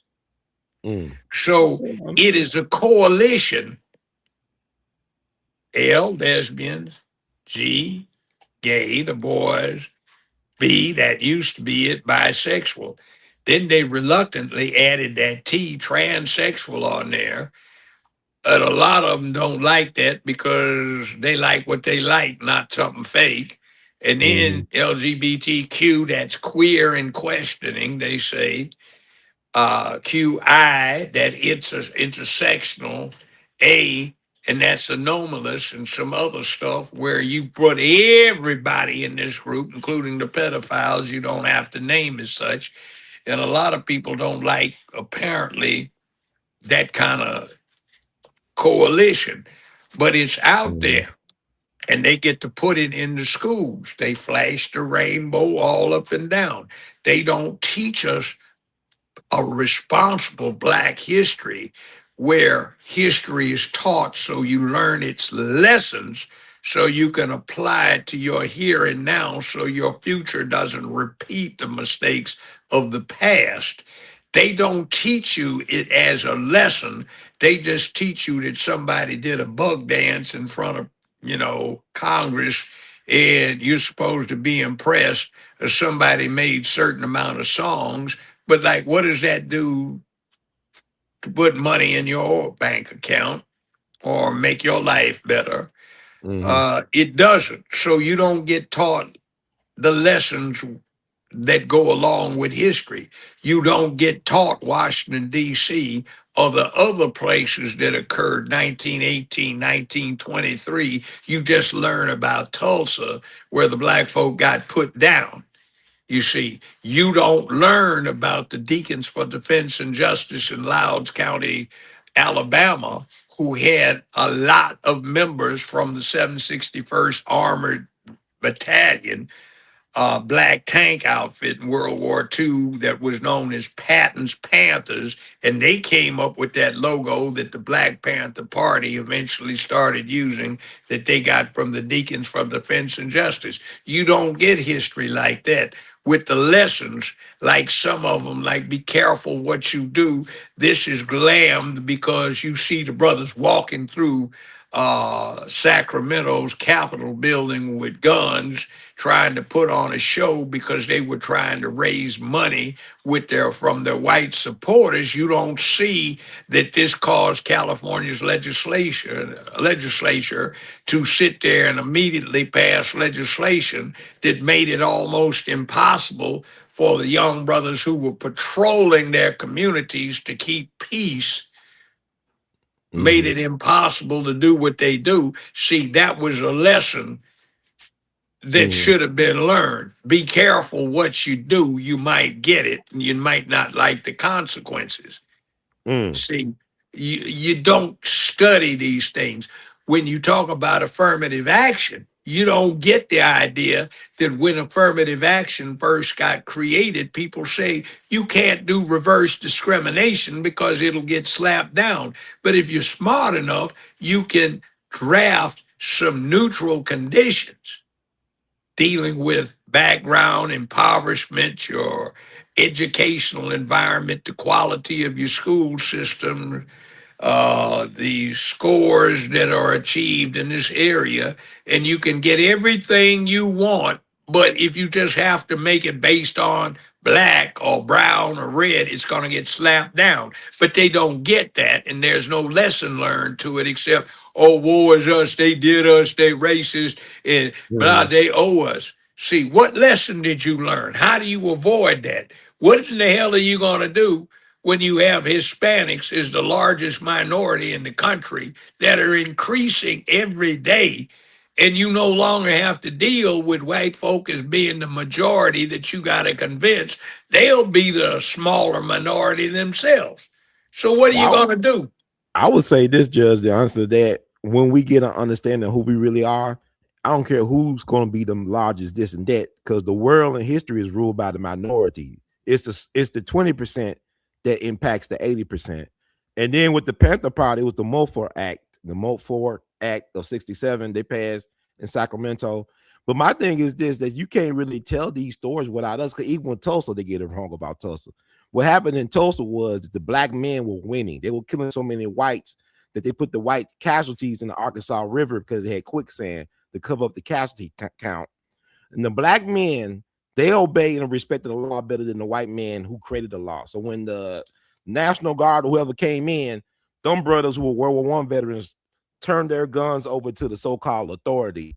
They put them in concentration camps, and then Tulsa burned down within 24 hours. And what they do not tell about Tulsa was that Black Wall Street came back bigger, blacker, and stronger without one red cent from insurance companies, because Dr. John Hope Franklin father was a lawyer in Tulsa. He represented the black folks in court. They was able to rebuild Tulsa, and they came back economically stronger. But what happened was Negro removal, aka urban renewal. But they built that highway or whatever through the black neighborhood and tore down everything. They did come back. See, they don't talk about that part where they came I back know, but you without see, they assistance keep. from insurance company. The same insurance companies paid the white men for their guns and bullets to destroy a black community. They Well, I dropped the get it. airplane I bombs agree and with you, everything. but they We don't gotta teach tell the that. whole story. We just can't tell like that part where we got Yeah, defeated. We came back. but We was they resilient. should. They should tell that, but they don't. What do they teach? They did us wrong. They owe us. No, that ain't the message. It's in spite of this adversity, some real men and women got out and did what they had to do to prevail over the adversity. They conquered it. They kept Yeah. getting slapped down, but they kept standing back up. That's the message. But the Mhm. message that's sent out there is one of, oh, woe is us, we get done wrong. What are they going to do to make it all right? That sounds like a punk getting shoved around and asking the bully, please don't kick my ass anymore. You done beat me up, kick the shit out of me every time why can't you at least let me have that candy over there that you got, that you done took from somebody else? See, that's how I we mean, you approach it. got women raising men. They ain't raising men. They're All right, I was raising saying, well, I boys. need to take it back. Right. Well, I'm saying this is what you get because you got these boys crashing out because they look at mama how she handled a situation where she talk loud and be disrespectful and raise her voice. But if you 6'5" and stuff and 300 pounds, you can't act like your little mama. How she get mad. You can't go off on people and not practice impulse control. A lot of these women are out of control. And that's the fact. Exactly. You go to restaurants, judge, you see how their kids be acting. That's how mama be acting. Yeah. So I mean, the women. I mean, come on now. I'm not gonna give up my seat on Titanic for a disrespectful woman. I'm sorry, she got to die. She got to go down with the ship, Judge. I'm not Well, giving up I'm not taking a bullet for a look, disrespectful woman. if I she had hands comes put on up, me by disrespectful women. They don't know. if They don't she practice impulse control, but I do because I didn't want to go to prison up in New England. if she has sense enough to be respectful about it, I'll get up Right. and give up my seat. You know, I give an example. Okay. Uh, it's been a long time ago, but some friends and my ex-wife, we went in New Orleans for the Mm-hmm. uh, jazz festival they have there, right? Mm-hmm. So we were going back to the hotel, and there was a bus, a shuttle. Okay. And what wound up happening was I let the women in the party get on and some other women. And when I got on, uh, all the seats were taken, except one woman got up and said, my leg is hurting. I'm going to stand up. So a couple of the guys got off so that some of the other women could get on the bus because women got on them high heel shoes and Right. their feet Right. hurt, right? Mm-hmm. So there were 3 4 gay guys out there, flamers. Mm-hmm.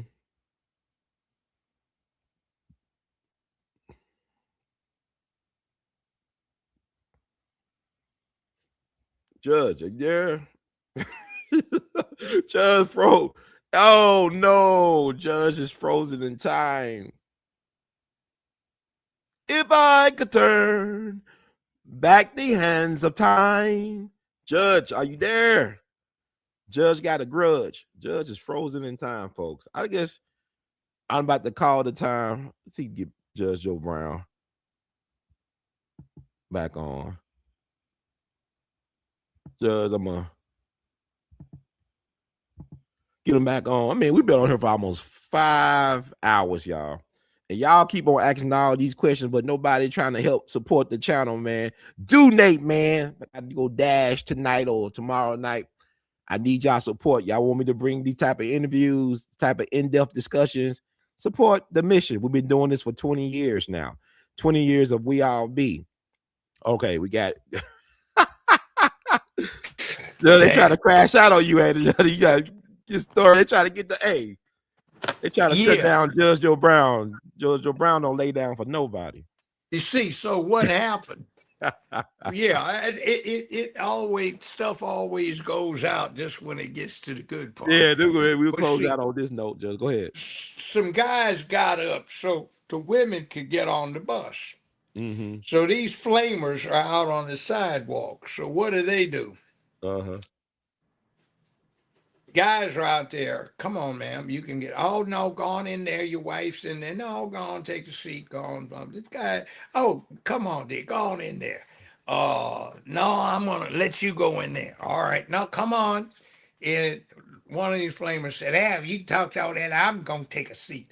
So he goes to get up, and me and this other guy just reached and grabbed him by the collar and yanked him off of the bus and said, "Your ass is gonna wait till these women get on the bus."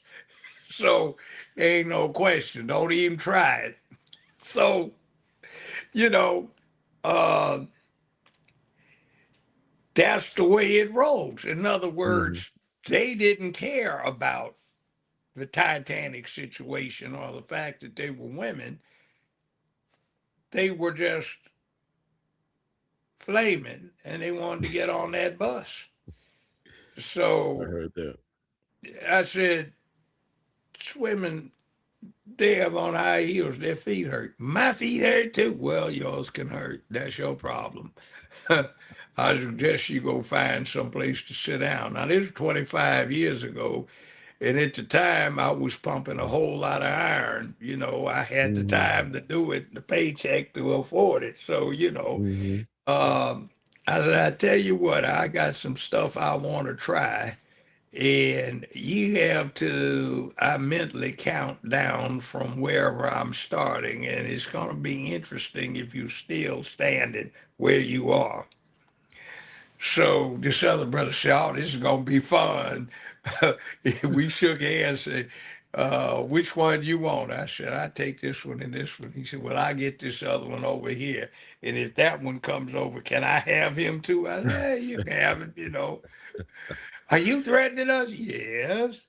So what wound up happening was two of the women decided to stand up, sit on each other's lap, and they said, "Why don't you come in, sit down, and your wife can sit on your lap?" And one of them said, "I'll sit on this other guy's lap. You a real man. I don't mind doing that. Might be fun." And here, I wrote my number down. Call me when you get to the hotel. So anyway, we all got on and left them standing on the curb. But see, that's how that group was rolling, which was not the way to roll. Well, thank well, It's, Judge. I will thank you for your service to humanity, Judge, and for being an example of a strong man standing down and standing up for what is right. Appreciate that. And I hope you enjoy your birthday, your her day, man, that you really enjoy yourself. At least get and a steak dinner, Judge. At least get you some steak or something. well, the problem is I've been going into some of the restaurants, unless it's at the very high end of the scale, it ain't been good, man. Like I went into one steakhouse, my date and I, we went in there, and it's like, "Huh, what you want?" Oh yeah, Hell, it's you mean, different. what do I want? Want a Well, steak? what you want? Mm-hmm. Is that the way you want to ask me how I order off the menu? Come on, dude, what's the matter with you? So anyway, we ordered it. I like my meat rare. I like bloody shit, I Mm-hmm. sink I could my tell. teeth. Yeah, you a Yeah, war and type of dude. he came back so well done. I could have taken it, cut it for, and resold my shoes with it. I hate when they do that. They overdo it, boy. Yeah, man, and like everything was stale. The beer was flat. I said, "What the devil is this? What's the problem?" Yeah, what is the problem? Mm-hmm. So I'm getting too many experiences like that. And then you get this situation where management, well, I just haven't had time. It's your responsibility to train the folk. Why don't you teach them how to do this? Since That's right. obviously they didn't get the home training to do this. Now, um, you been to the Happy Mexican? Yeah, it been a while ago. It was it wasn't that bad. You know, it was good for the I mean, money. I Yeah. mean, I'm going to give them a compliment. Okay. The waiters and waitresses hustle. They move fast, Mm-hmm. and they come up and they ask you what you want. The beer's cold, the drinks are strong, Mm-hmm. the food is good, they're polite, Yeah. they do what they do. Mm-hmm. Even the music is good, in the background. They got a good tape going and a good DJ Mm. brother who's doing it. Mm. But you go to some of the other places and it's like they're doing you a favor by opening the door so you can come in there. It's interesting. Yes, sir. I noticed it myself. It's like, what, excuse me, man. It's like, yeah, well, let me ask you a question. How much do you expect to get as a tip? $2, $3? I said, see, you're stupid. You mean I'm stupid? See, I don't walk in any place and eat there unless I think it's worth a minimum of a $20 tip. So Mm. usually I do better. So you walk up in here and start acting like you are, excuse me, a damn fool. Right. And, you know, you complain. I can hear you over there complaining about your broke ass over there can't pay your bills. I was going to help you pay something, but you act a fool. That's right. Uh, Speaking of which, they were talking about some stuff. I have to give it Shaq. They had a little thing on X about that. Uh, Shaq had a $28 tab. Mm-hmm. He left a $500 tip because he appreciated the service. Mm-hmm. And then there's somebody else who sits there and wanted to tip somebody $2.50 on a $100 tab, who's a Mm-hmm. celebrity. And you see, it works interesting. Money talks, bullshit walks. I Right. was at a place called the Caribou Club up in Aspen. Cost you $250,000 to join. All right, I'm a member. All right. So I hadn't been Mm-hmm. a member too long. It was New Year's Eve, and some waiter wanted to get this table badly, and he's trying to hustle it up. So bring me the tab. With the black card up. Tip. I Mm-hmm. said, here, go back in the back, take a look at the tip.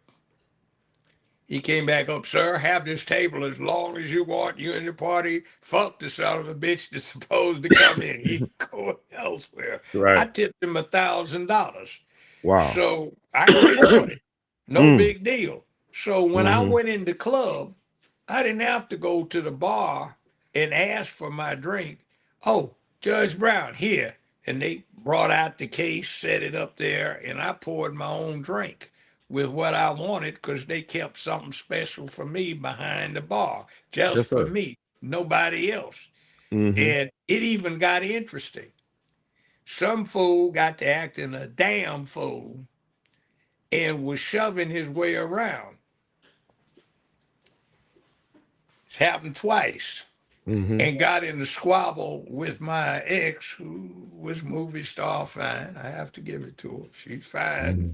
Mm-hmm. Mm-hmm. Cost a lot getting rid of it, but she was fine. And this guy got to acting ignorant. And I said, you're going to pay for this, don't you? What? I said, I don't like what you're doing. And the manager came over, Judge Brown. It's interesting, this conversation we're having on the third floor right now. I Mm-hmm. said, oh, yeah. He said, what you mean on the third floor? Whatever happens, he ain't here. And the management's going to say he was 2 floors up. Whatever is about to happen to you happens to you, Mm. Judge. I said, thank you. I said, how would you like this? What you talking about? I said, would you like me to choke you out? Would you like me to do something fancy? Or just old time knock your dumb ass out? And the judge said, He's been taking martial arts for 60 years. He's got some interesting moves. Well, 50 at the time. So I said, okay, Mm-hmm. come on. Uh, where you got a place where it won't hurt if he lands? He said, right over there. Can he clear it away? I Mm-hmm. said, prepare. And it's, no, man, no. All right. Now, I'm going to tell you another story. This Mm-hmm. one's kind of funny. My agent is in there with me, Mm-hmm. and we're sitting at a table. So he introduces me to the, let's shall we say, is the CEO for Carnival Steamship Lines. Mm-hmm. So I'm talking to this guy, right? Mm-hmm. And I'm telling him I've been on one of his cruises, and I said, let me ask you something. You had one of these desk books, and I looked through it, and every captain, first officer, and chief engineer that you have working for the company is either from southern Italy or Sicily. He said, yeah, Mm-hmm. we think here our own. I said, and there's a wild rumor that you got your first $35,000 35,000 ton ocean liner for just $1. Yeah, you know your information. I said, well, that in relationship to a debt? He said, may have been. He said, what you think about these horrible rumors they talking about my steamship line, about we let people fall off the boat? You know, somebody had fallen off and stayed out there for most of a day, but they found him alive. So anyway, Mm-hmm. all right. This is the kind of conversation we had a few times.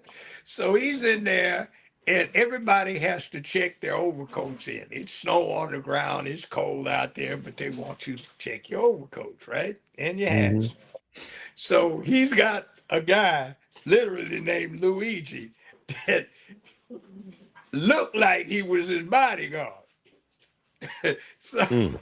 oh, this idiot was acting crazy and shoving folk around. And he tells Luigi to go bring this dude over to him. He said, Judge, you want to take care of this or should I? I said, you go right ahead. So he said, Luigi, the boys tell me you're good with youth.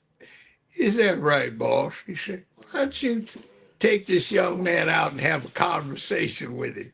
So Mm. the guy said, conversation, yeah, you gonna step out with Luigi outside and you're gonna have a conversation with you. Well, let me get my coat. No, no, you don't need to go. But it's cold out there. That's the idea. That cold temperature will sharpen your senses. So they go out there for about half hour. He comes back and his teeth are chattering. Mm-hmm. So the boss says, I'm gonna wait till your teeth stop chattering and then we're gonna have a conversation. He said, Luigi, I bet you taught him well, didn't you? He said, yeah, boss, I tried to. So when his teeth started chattering, he told the bartender, bring him a hot toddy on him, on his tab. He Mm. said, yeah. So he started drinking. He said, now what did you learn? He said, I'm an asshole. He said, Luigi, such a good teacher, such a good teacher. He said, kid, now I tell you what you're gonna do. All of these people you were rude to, you're gonna put a drink, whatever they want, on your tab. And by the way, I think I know your granddaddy. Fine young, well, gentleman. He made his way, but you are punked out. I don't know what the hell you are. What is it? Trust fund? MF? He said, you don't use some of that trust fund. He said, if I ever see you do what you were in here doing again, you're going to wish you were out there freezing. Mm. And this dude, he'd come in, granddad would be in town and he'd be much more polite. Instant cure of rudeness. I was most impressed. Wow. I said, Luigi, we need you to talk to folks, man. That was a remarkable transition. Whatever you did, you don't want to know. I said, yeah, I like that. But you see, some people in the world appreciate mannerability. And as it got told to me, I don't care where you are in life, act like you have some manners, act like you have some class.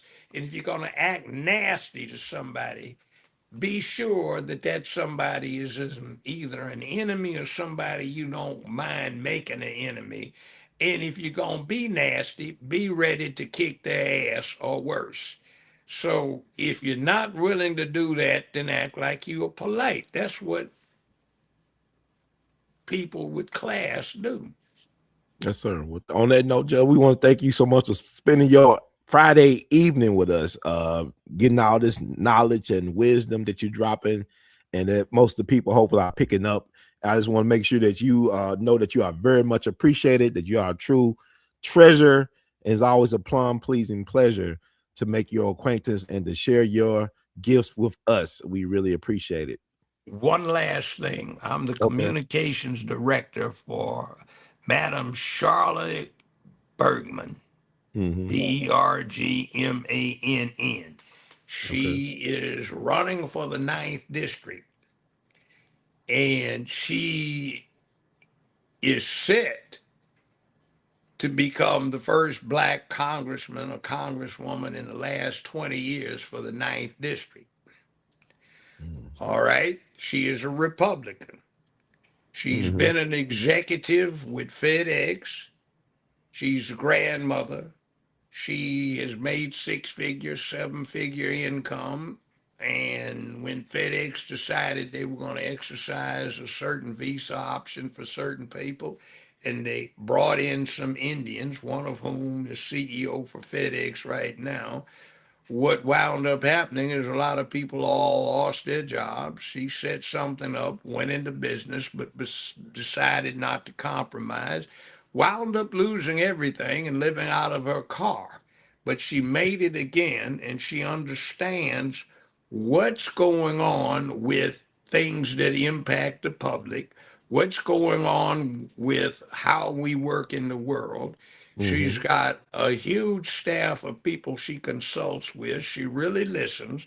And unlike some of our Memphis locals, she'll actually get out in an unpretentious fashion, talk with anybody. Now, the new ninth district stretches from Memphis all the way to Nashville.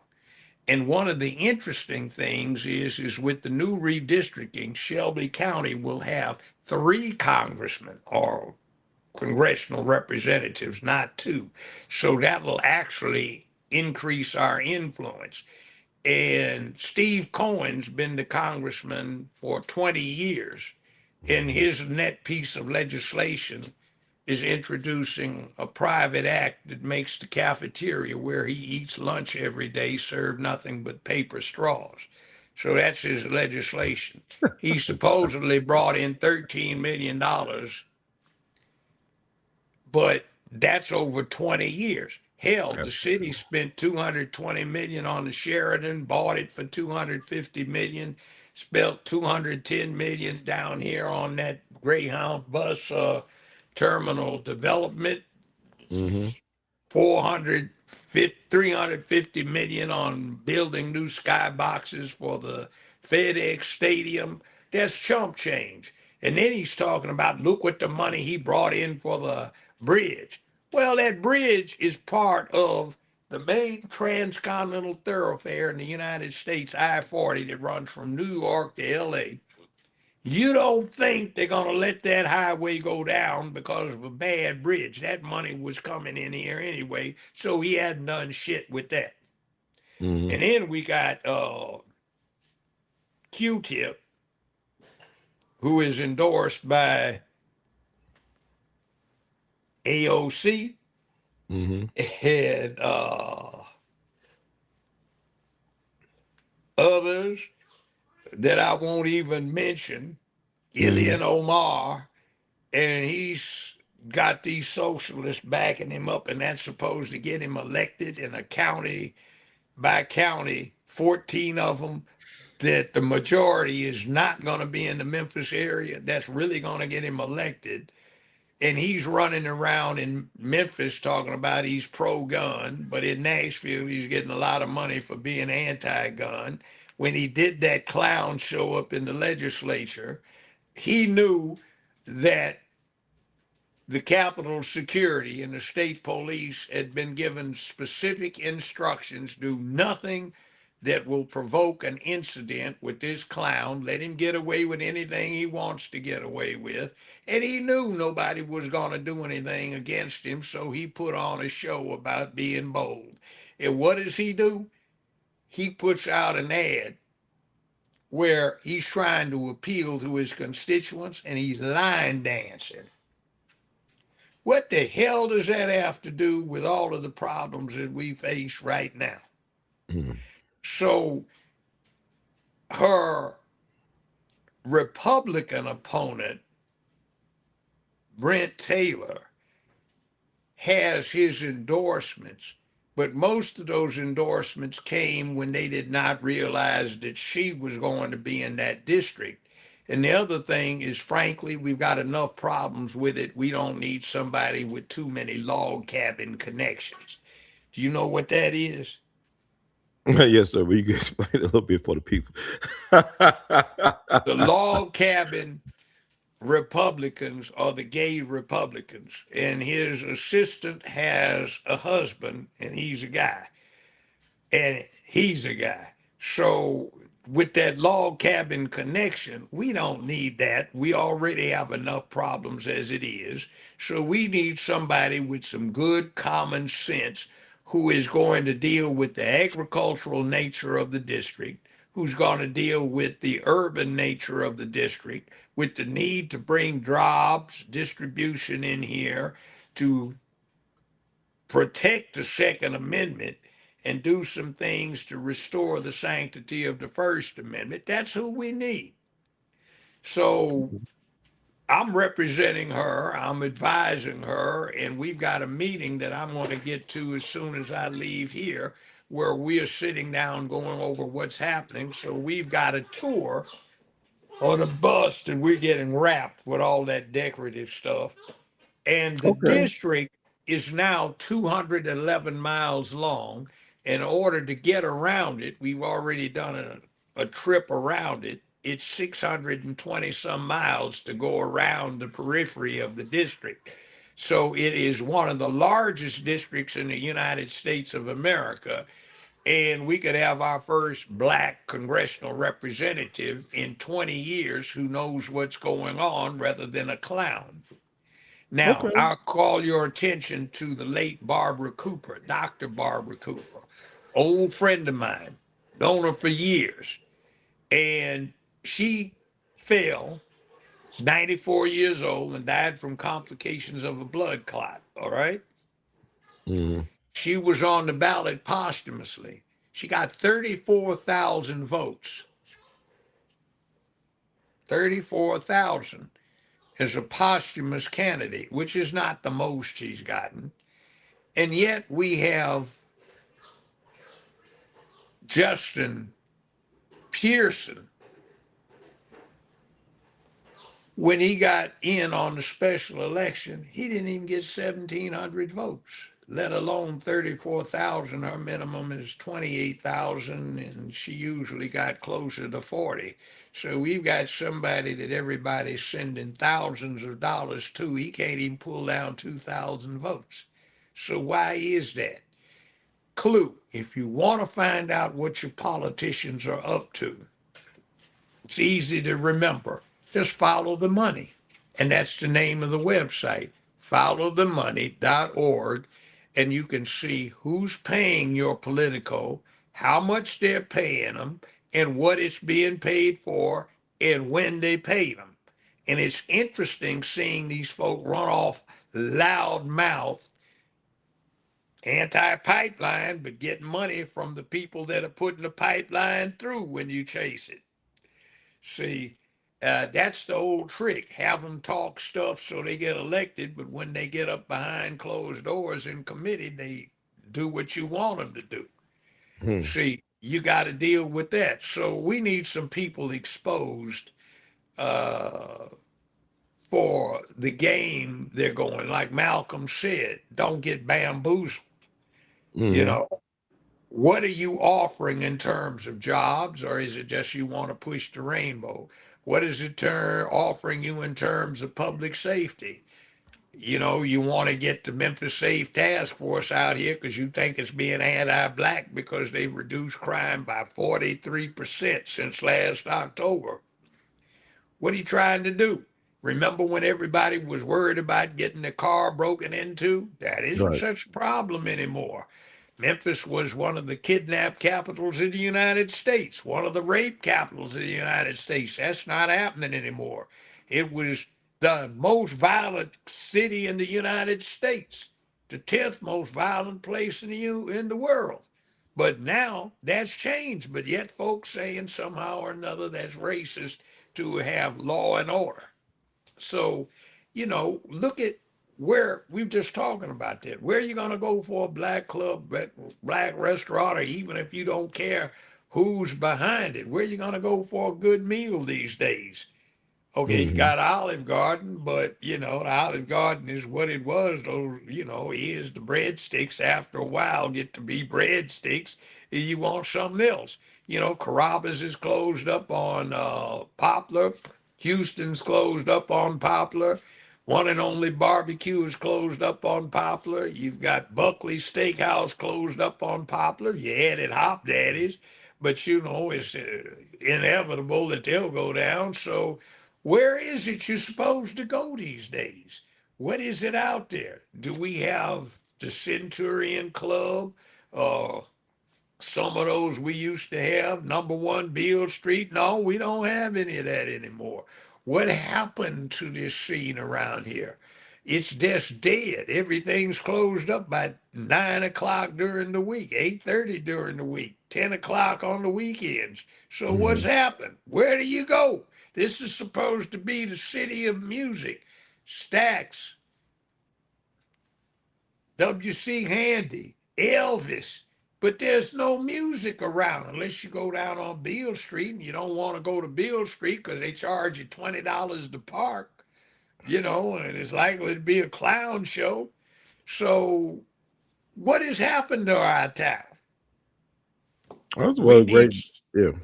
we need somebody that'll bring the money in, the industry in, the business in, restore educational priorities, deal with ensuring that the money comes in here, deal with the money that does come in here, doesn't go into the pockets of a few. We need Charlotte Bergman, and I urge her upon you. And I will be advising her. So, yeah, we need Well, this. well, thank you, Judge, so much for being an advocate for your candidate, and we'll see. We'll see real soon what happens with the situation as relates to District 9. So thank you so much for spending time with us as well on this. It's like you got a very productive we gain. I don't call it weekend. I call it we gain because we're gaining something by being proactive about what we believe in and investing time in it. So thank you so much, Judge, for coming on the show once again and spending time with us. We really appreciate it. Well, I gave you a few weeks worth of material. You can have Yeah, it I right was, now. Yeah. I always you do already that know. so Chop this you up. don't have to bring me back in a whole lot. I get to talking, these old folk stories that will be gone soon But enough. they're important stories, though. And also, we get people that never heard these stories before. I've been blessed to be able to hear these stories for over a decade and some change. I really appreciate the stories, and I always get something out of them. And the There people you always got to get something hear. out of them. There you got to hear Dick Gregory too. Oh yeah, y'all interested, boy. Y'all like marathon. I don't see how y'all have all the energy or stamina. I gotta get what y'all got. Well, you keep doing something that you think is relevant. It's surprising how much energy you have. I'm tired. I'll do what I'm gonna do. See, you ain't doing shit. I'm not going to be. Well, yeah, make them hurt. Goddamn it! So you say Oh, I ain't done shit all this long. I might as well do something before I get too goddamn old to do it. What the hell? Let's get it on. Time is short. yeah, like man. The Judge got some stamina. People agree. We thank you. We love you madly, Judge, and divinely. Take care of yourself, and we look forward to having you back on for an update as well. There you go. Have a good 4th of July holiday. Likewise, Judge. We appreciate you. Thank you so much. And that does it to another wonderful, entertaining, educated edition of The Artivist Presents We All Be News, Radio, and TV. That was the one and only Judge Joe Brown. God only made one. and he was made in his own special way. And like I said, I never know what to expect with the judge. I thought it was gonna be. I told him I just want 2 hours of your time. We going into 5 hours of this unadulterated, unapologetic Judge Joe Brown laying it down, laying out his perspective. My thing is, I'm not trying to get Judge to see it my way, but it's very important when we have dialogue that he received some pushback, not out of disrespect, but as love, because I got something to say too. I'm like Andre 3000 from like 30 plus years ago. The South got something to say, and Brother Ron got something to say in 2026. And I'm looking forward to how the creator has been using me, utilizing me for this time that we're living in. Everything's aligning. So thank y'all for joining us for this ride. And remember that the views, perspectives, and all this stuff is not the official views and perspective. That's guest and host. My views and Judge Joe Brown views is not the official views of the We All Be Group Incorporated, nor of We All Be News, Radio, and TV. We at this organization believe in providing a platform for people to express themselves. And it should not be seen as an endorsement at all. It's just a space where we could, present information and disseminate certain things that could offer a counter perspective to what is dominating the mainstream media. So also Judge Joe Brown's day is July the 5th. So in honor of that, thank y'all so much for tuning out to tune in to get in where you don't fit in. Because in the words of the late, great Dr. Michael King Jr., human salvation lies in the hands of the creatively maladjusted. And on that note, we're going to be celebrating Judge's birthday going out. Judge Joe, boy. Woo, that boy got some stamina. Like I said, he overcame the cancer thing, man. That's incredible. Because even when he was dealing with the cancer stuff, Judge kept on showing up and showing out and laying it down. That was like 3 years ago. Maybe think about 3 years ago. But thank y'all so much. We love y'all madly. Take care until next time. Day, aka Hunter Day. B, you two fools be. Oh, let me hold up. Let me remove that. Let me play something special for y'all. So we played that earlier, right? I know it's Mercury retrograde and all that, but I want to end it up on I got another song. These are actually my songs I made. Y'all asked about Phil. Somebody asked about Phil. I say Phil is on hiatus from live streams. Been putting me in a bind because he give me like misinfo. I don't think he's doing it on purpose, but because AI is almost like a human. I ain't gonna lie to you, because they be hallucinating. You know how some people be hallucinating, be on drugs and stuff like that. Sometimes Phil be on one. Like he be feel good, yeah. It feels good. Feels good. So I think this the one. I think this may be the one.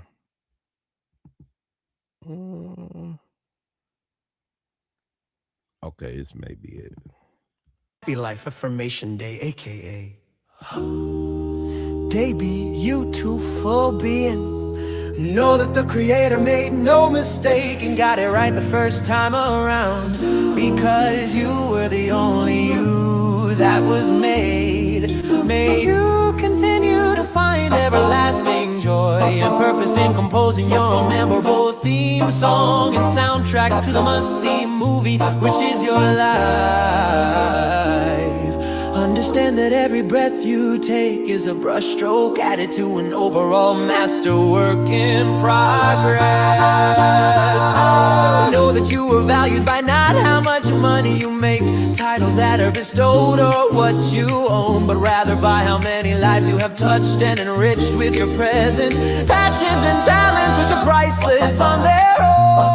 Thanks for allowing us the pleasure of receiving and utilizing the gift which is you.